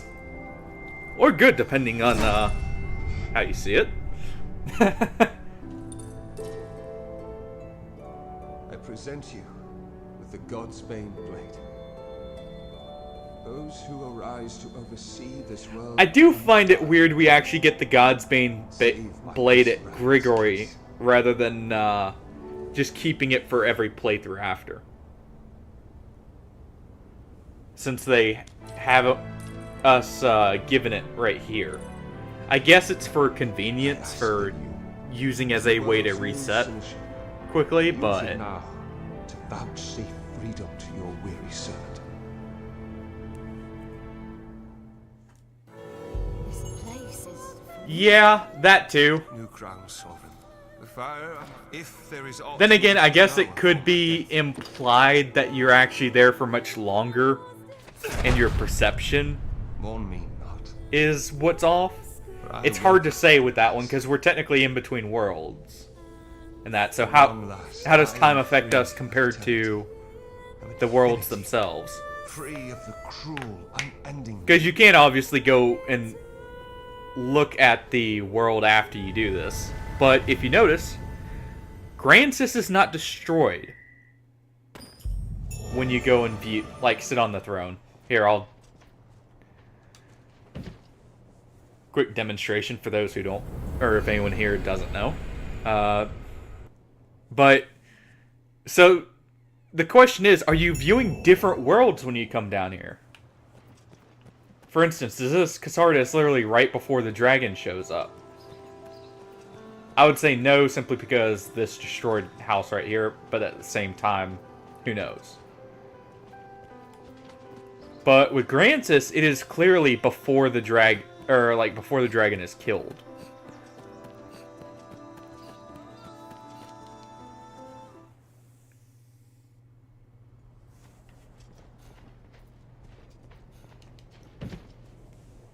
It should cycle to Grancis now. If I'm not mistaken, can't you mess with the NPCs while you're in this still? Even though you're technically not even supposed to be here, you're supposed to just be a watcher? Let's see. Where's an NPC carrying an item? Hold on.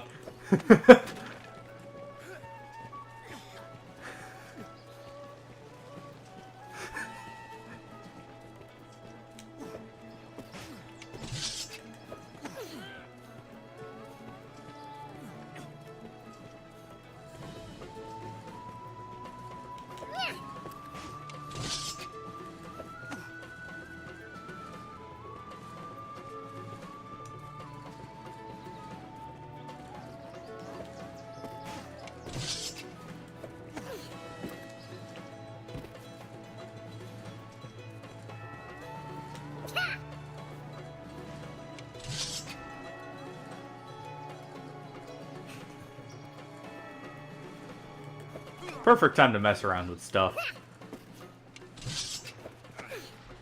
Now just imagine this is the Seneschal in Dragon's Dogma 2.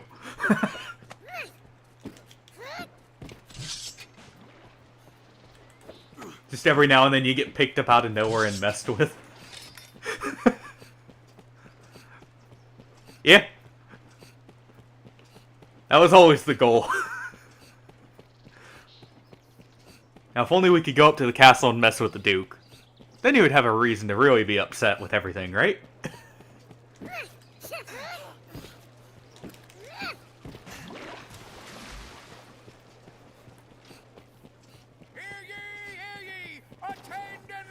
Oh. The dragon has awakened and taken flight.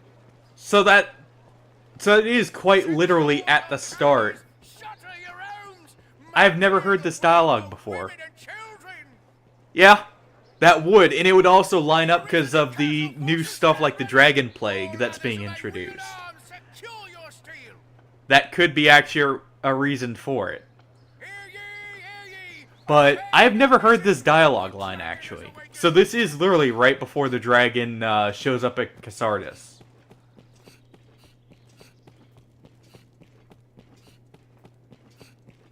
At least I would assume.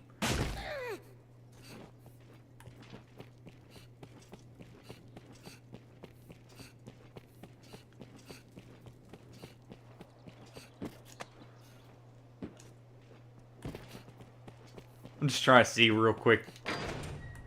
Can we... I don't think we can go into the castle, but I just want to check and make sure. Be fun to mess with the Duke a little bit before ending this. Nah, you can't. Let's see, does it just put us back in Casardis for the third time?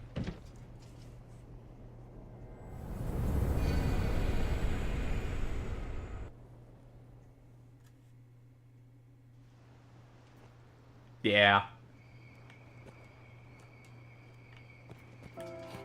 Alright. I guess it's time to end it. End it all, in a sense. But I also like how it's implied when you land that you and your pawn merge. You'll see what I mean in a moment if you don't know. But it's implied you merge personalities almost.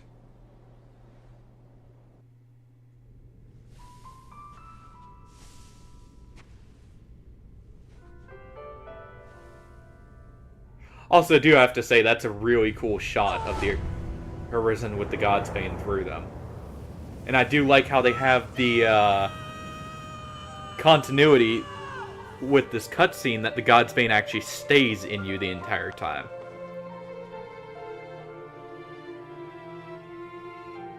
If I'm not mistaken. Yeah. At least for this segment it does.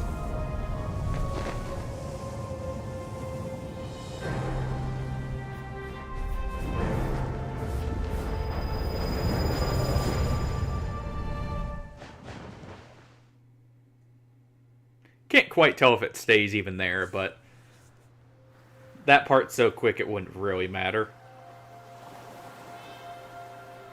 No, it actually, for me at least, it has never removed the helmets for these scenes. I don't know if that's supposed to be like that, but that's how, at least I've always seen this one.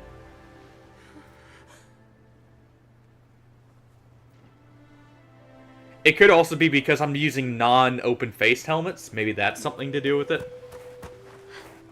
So, kind of like with the barrel helmet, how it opens up when you're in town. Thank you. I'd given up hope of seeing you again, in any form. It's clear that forces beyond my ken are at work here. But I'll ask no questions. Not today.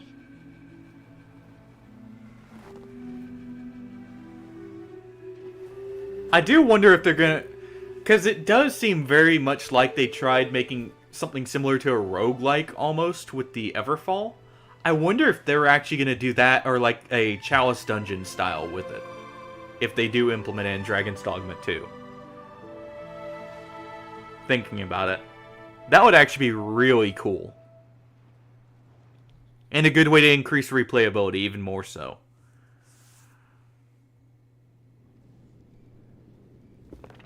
And so it ends.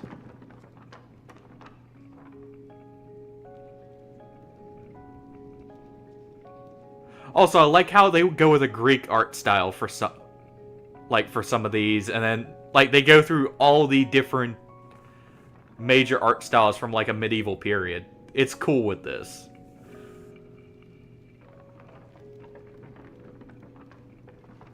Well, they go through 3 of them, not all of them.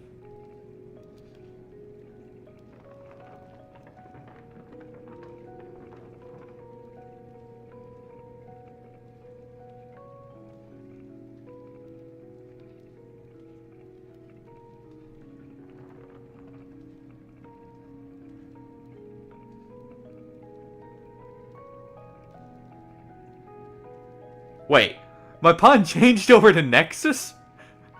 When did that happen? They were originally a scalar utilitarian. No wonder they were always carrying the pawns back to me. I thought maybe Nexus was like the tetragrade. Or like the third or fourth. That explains a bit why the pawn changed.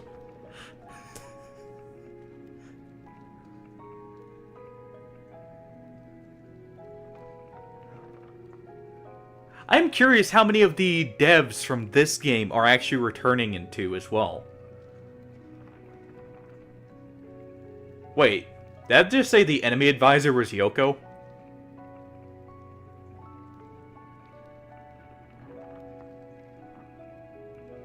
Oh, okay.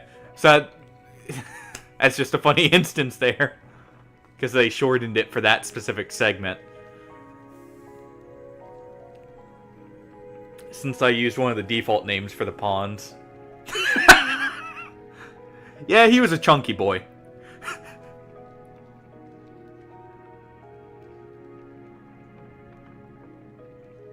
I do like how it goes through a lot of the pawns you used throughout the playthrough, or like throughout the character's life actually, because we didn't use that mage pawn at all this playthrough. That's actually from the previous one. Yeah.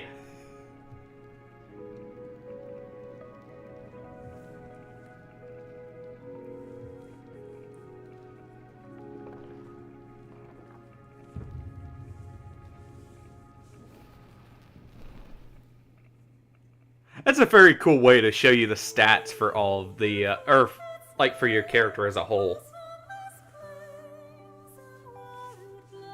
Ah, and this track.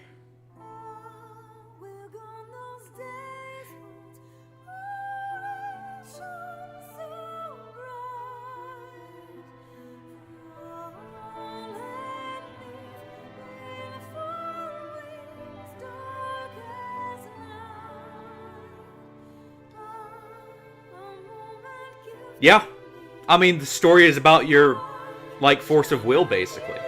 Your will to continue on. It's actually, funny enough, this and Dark Souls came out around the exact same time, if I'm not mistaken. Both were technically overshadowed by Skyrim, but both had stories about the force of will and your, like, basically will to continue on. Through adversity, through, like, through troubles and that. It's very interesting that both were so similar. Both were amazing games. Honestly, I'd say they're better, and both are better than Skyrim, but Skyrim had more mass appeal.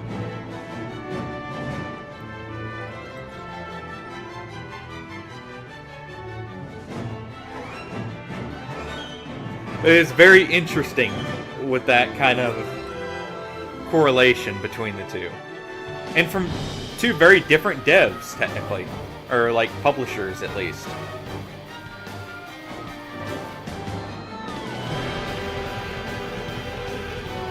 Oh, I love this part.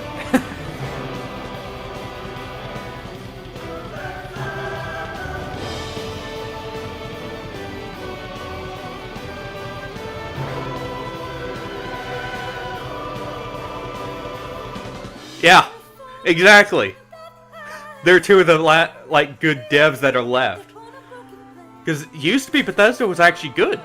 They were really good originally back like with Oblivion and Morrowind about being very, very groundbreaking for their times. I believe Oblivion actually was one of the games that kind of pushed voice acting to being a major thing in games. Even more than it already was. To where even your smaller NPCs were voice acted. Because before Oblivion, from what I remember, there really wasn't much unless it was for main characters. And now, look at nowadays, where it's very weird to have no voice acting for even side characters.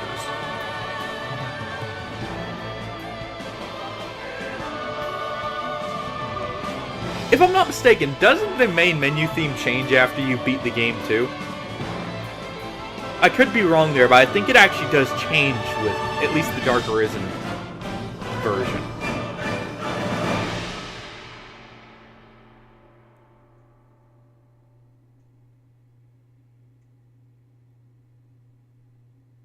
I can't remember if it's triggered by beating the game, though, or by beating Damon.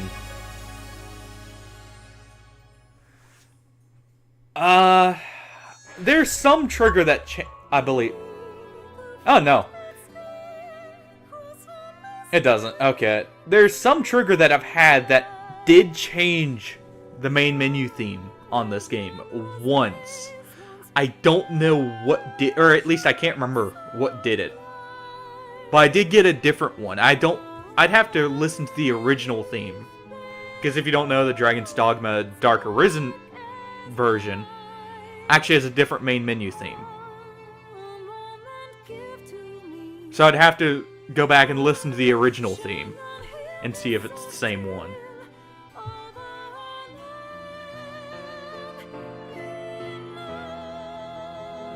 Man, this is such a great game. I'm so happy it's finally getting the sequel it deserved. Hopefully, like I said before, Itsuna is able to do everything he imagined with when he originally wanted to make this game. Because if you don't know, I think it's like, what, 60% of the game was cut? Which is ridiculous to think about, especially at the time this came out. And how good this game already is. Because the Beastkin were originally going to be in this game. Elves technically are. But I'm just so hyped for Dragon's Dogma 2. Yeah, exactly. If I'm not mistaken, Itsuna actually is quoted as saying, like, this was the game, like, the game he always wanted and knew he wanted to make. Funny enough, DMC, he started on, I believe it was DMC 2. He was pulled in late. He wasn't the main lead for the entire project. Honestly, that game went through a lot of development hell, but he went on to make DMC 3, which is considered arguably one of the best games in the series.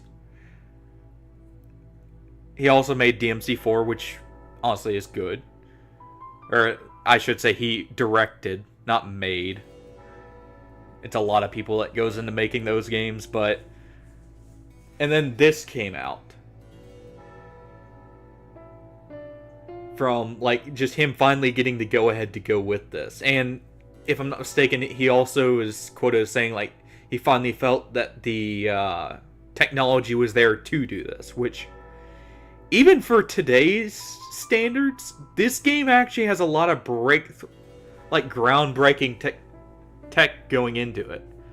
Between the pawn systems and how complex they are, to even, funny enough, companies like FromSoft still struggle with some of the things that this game did all the way back in, well, 2012, as you can see there. Such as multi-part bodies to the complexity that this game does it. If I'm not mistaken, FromSoft actually had some issues up until, I believe it was like DS3, Sekiro, Elden Ring, that they finally figured out a system for... Well, that was more for two-part actors, but then you look at the Chimera, I guess. Where it functions similarly. I guess not quite the same. But there's just a lot of really cool stuff with this game. I hope people more...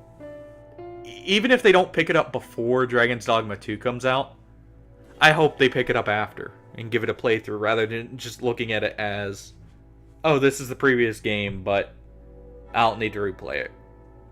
You know? Like, this is one of those games I feel like even after its sequel comes out, I will probably still go back and play. At least every now and then. Just because of how cool a game it is, honestly.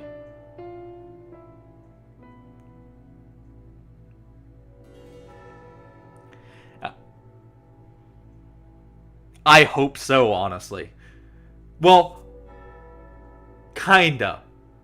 I hope it doesn't get milked like some of those franchises have. But I do hope it continues on to be a series for whenever they just really want a passion project to happen. You know what I mean? Like, it's not a, oh, we make one every, even 10 years. Because this game's 12 years old now.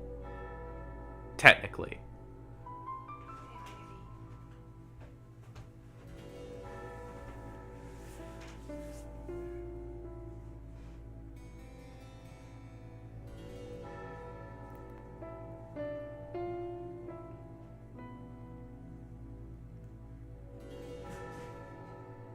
It's just hard to believe that this actually came out 12 years ago.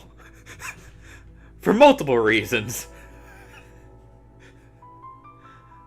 Man, I feel old now already, and I'm not even that old.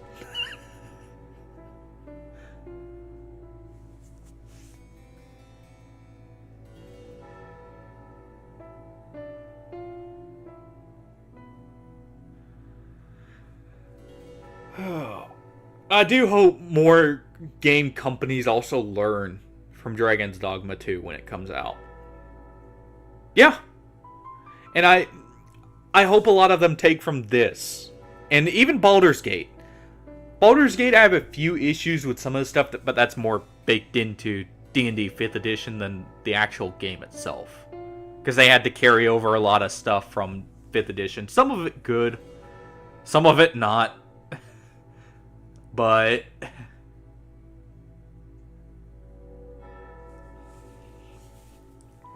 I am happy it's a, like, RPGs are making a heavy comeback. And I do hope they're here to stay. Now, I want a subgenre of that to come back too. When Kingsfield. When are my dungeon crawler classics coming back? We got one game I do like, Lunacid, that's kind of a spiritual successor to Kingsfield, but it's still like a very niche, very indie project. But there are so many old franchises and like genres I do wish would come back in some form or fashion. Even just spiritual successors, honestly. But like dungeon crawlers are one of those that I feel like do hold up really well. And would probably do well, honestly, with the type of game they are. Even as just like a roguelike.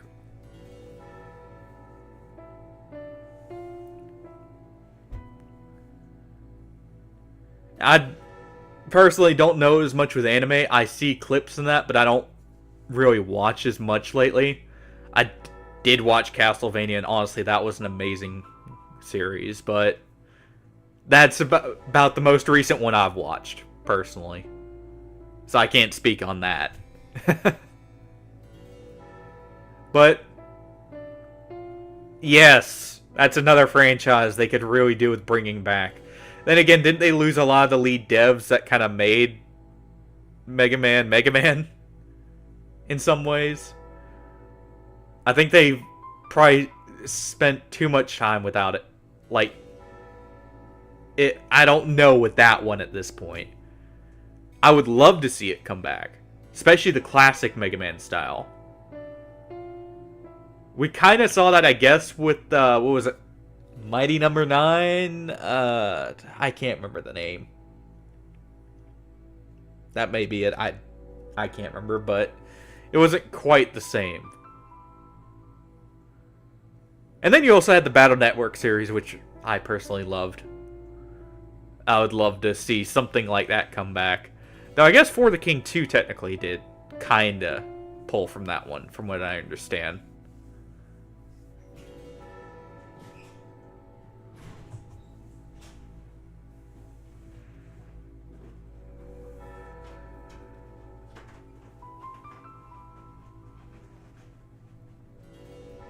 Yeah. Man. Thinking about old series, another series I would love to see come back in style is like the Tactics Ogre style games. Yeah. I mean, I know some people had gripes with Resident Evil 4's remake, but even then, overall, I'd say it's still good. Except for Ada's voice actor. That's still not good.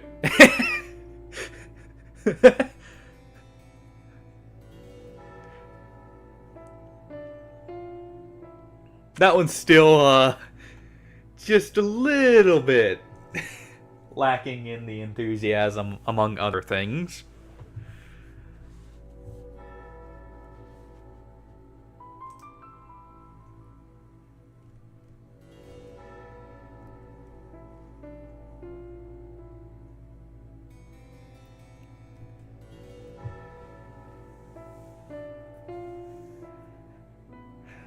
I'm trying to think, what other franchises could Capcom pull from?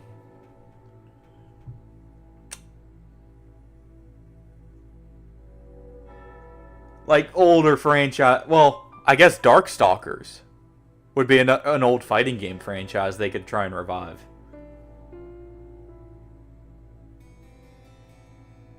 That would actually be cool.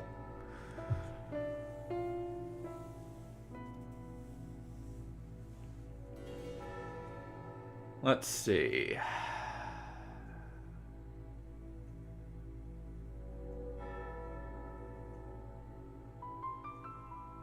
Trying to think of some of their more niche IPs that could also come back.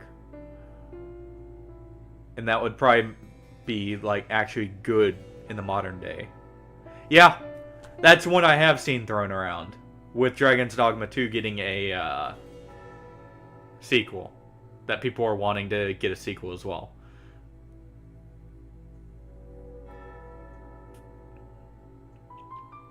That is one I would love to come back, but at the same time, don't make another Dead Rising 4.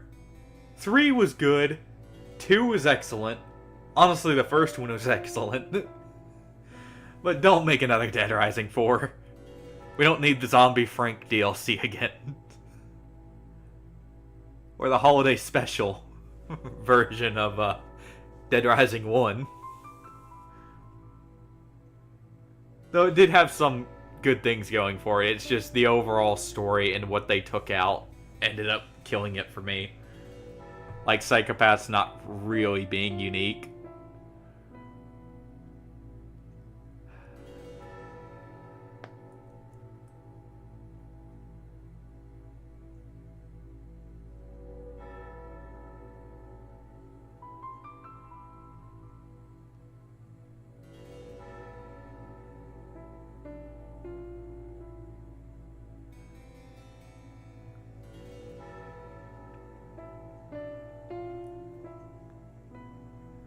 I will probably do runs of this game up until Dragon's Dogma 2 releases.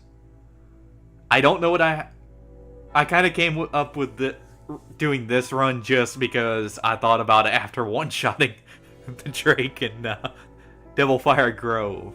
And figuring that would actually make a good idea for a run. It's just running through as only warriors.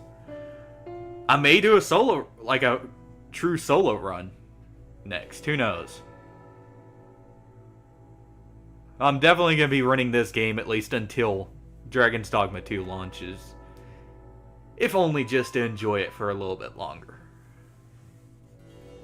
And, you know, to tie it over and fill the void that Dragon's Dogma 2 has already created.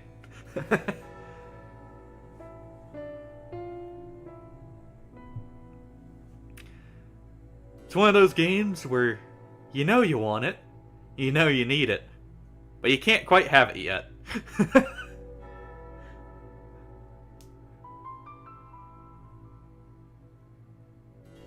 Unless you're that guy who kinda destroyed it for himself with trying to stream Dragon's Dogma too early. I don't know if you saw anything about that. Also, all those lucky bastards who got a physical copy early.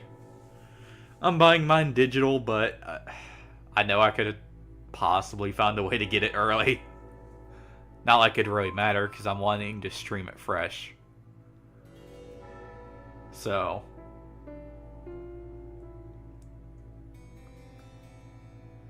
I just hope it doesn't have a rough launch that overshadows it, like some game-breaking bug. Of course, with how filled the game will be. Yeah, yes he did, but he also ruined it for himself. And I do feel bad for him about that.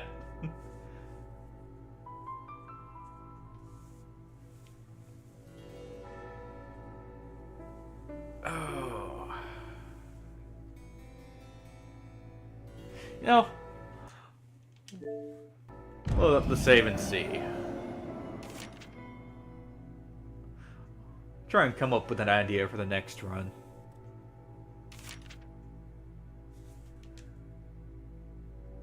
Also, I did try doing Dragon on this run before, and figured out I couldn't quite hit the wing weak points for what's it called? Like right on the top of the wings where you can't climb up to. So unfortunately, I wasn't able to do that since I didn't realize it, and by the time I did, I had literally destroyed every other Wakestone chart on the last two, so that kind of sucked. Otherwise, this would have been basically all major bosses playthrough, also while doing Warrior. Wasn't gonna do. The reason I'm in offline mode is because obviously you don't want to do an online Dragon. That's literally just wailing on him until he flies away and doesn't quite show it off as much.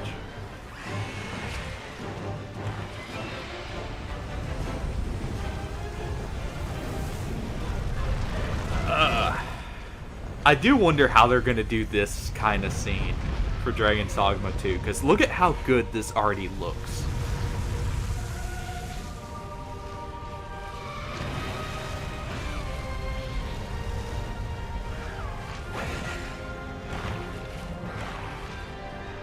Like, I know technically, if I was really curious, I could probably find video of the Dragon's intro, but I'm not gonna.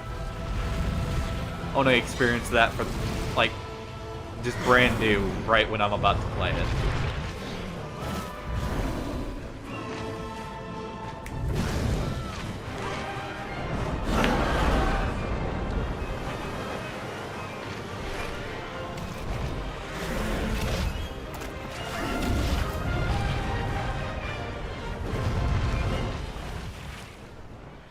Also, where's the cinematography for, like, games from, like, this, nowadays? Like, you get all these these, like, in-game rendered cutscenes that just don't look right or don't mesh well with the game. Why did people back away from these? I get they're possibly a bit harder to, or they take a little bit longer, but still.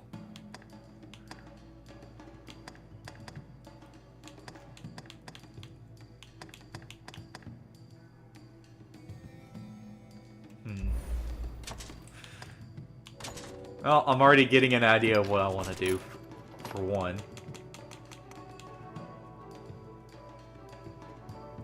Yeah! Honestly, especially Diablo 2's. If you think about how the actual game looked versus its cinematics.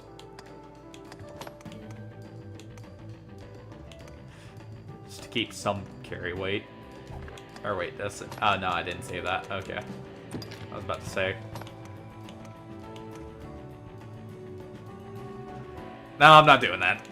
Not that one, at least.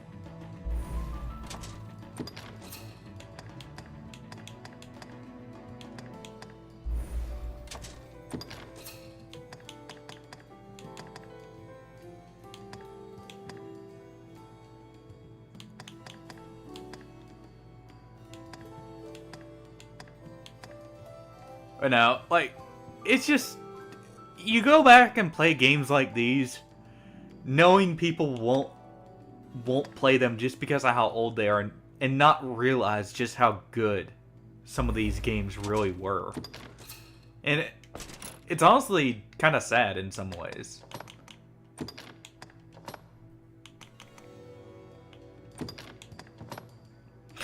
You know, as I make a goblin character, quite literally.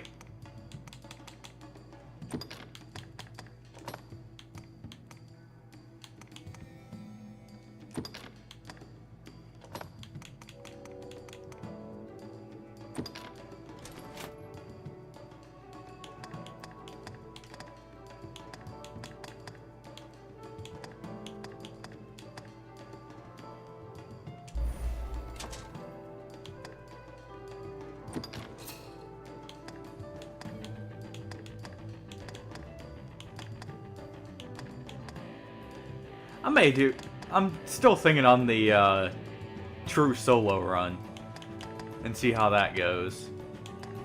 I like what... Yeah! I mean, hell, I still have my copy somewhere that I break out every now and then. That's one that they will always hold up. Honestly, pixel art games hold up a bit better than 3D games, but that's just because of how graphics have changed. And that's more just on the graphical perspective. Because pixel art always looks pleasing, if it's done well. Even if it's technically dated. I mean, you still have people making pixel art games. For that very reason.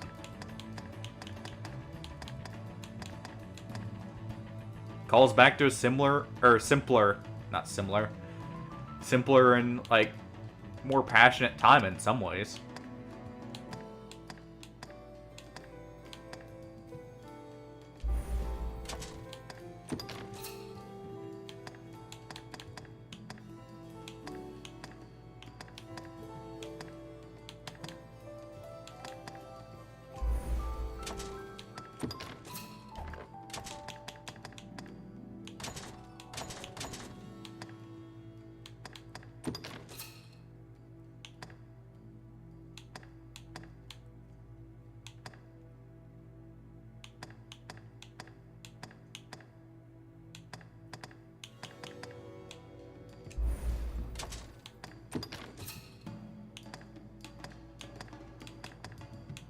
They already have the longest arms on them.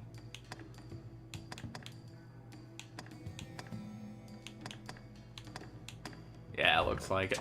Alright. What about legs?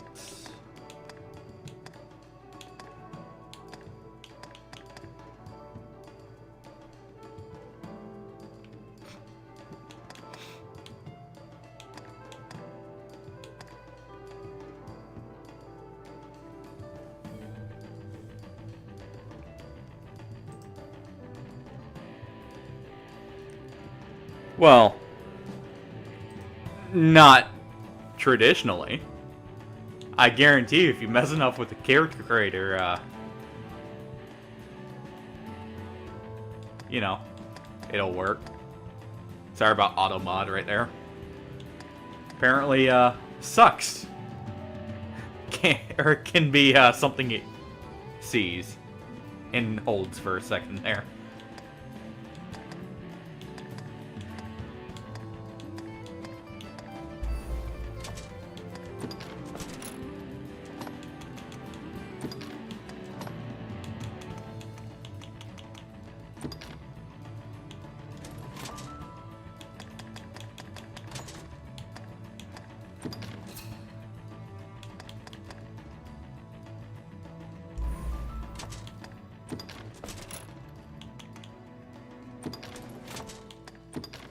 The reason I say people probably find a way is, people found a way to make Rajang. If you can make Rajang, truly,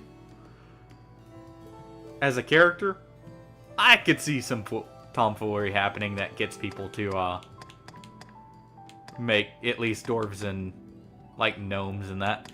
Even if it's a little bit weird looking. I mean, you have domes. Nice. You have dwarves in the game already. There have been a few screenshots leaked of like people mentioning dwarves, as well as a few of people actually showing off dwarves.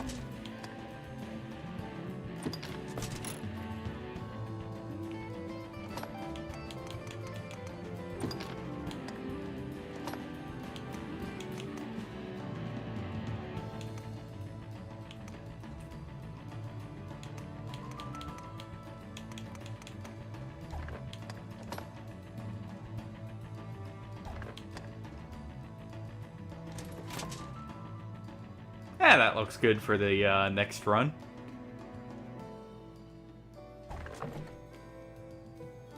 May not be a true solo mode, thinking about it. Carry weight's gonna be very, very annoying with this.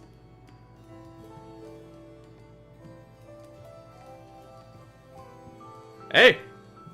Always happy to see someone pick up melee in this game. Or in 2, for that matter. It's awesome. The casting is cool. The melee is amazing.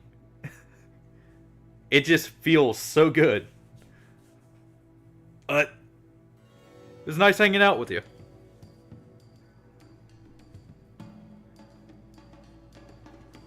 I'll probably be streaming tomorrow around from 12 to 4.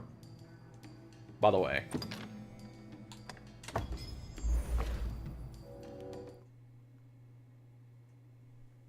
That's my normal time, at least during the week. So.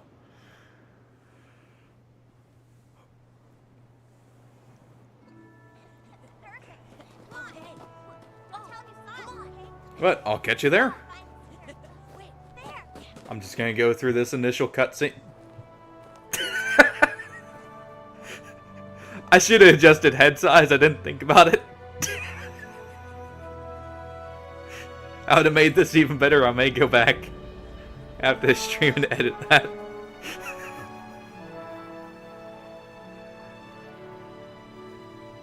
I may have to make a goblin character to start with in Dragon's Dogma 2. But I'm just going to do this cutscene and then I'm going to end stream as well. Anyways, so it was nice of you to hang out and actually chat with me. Always better when you have people, you know, well, talking back and bouncing ideas back and forth.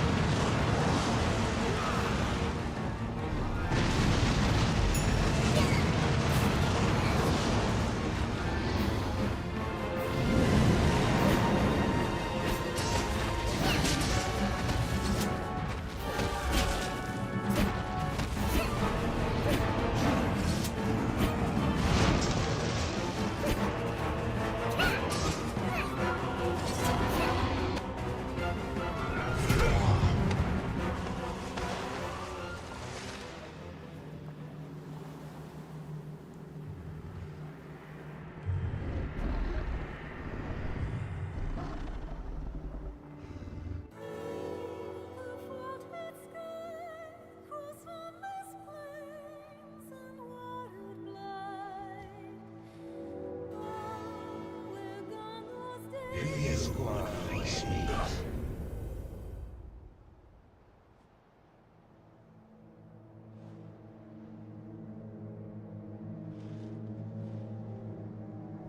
Take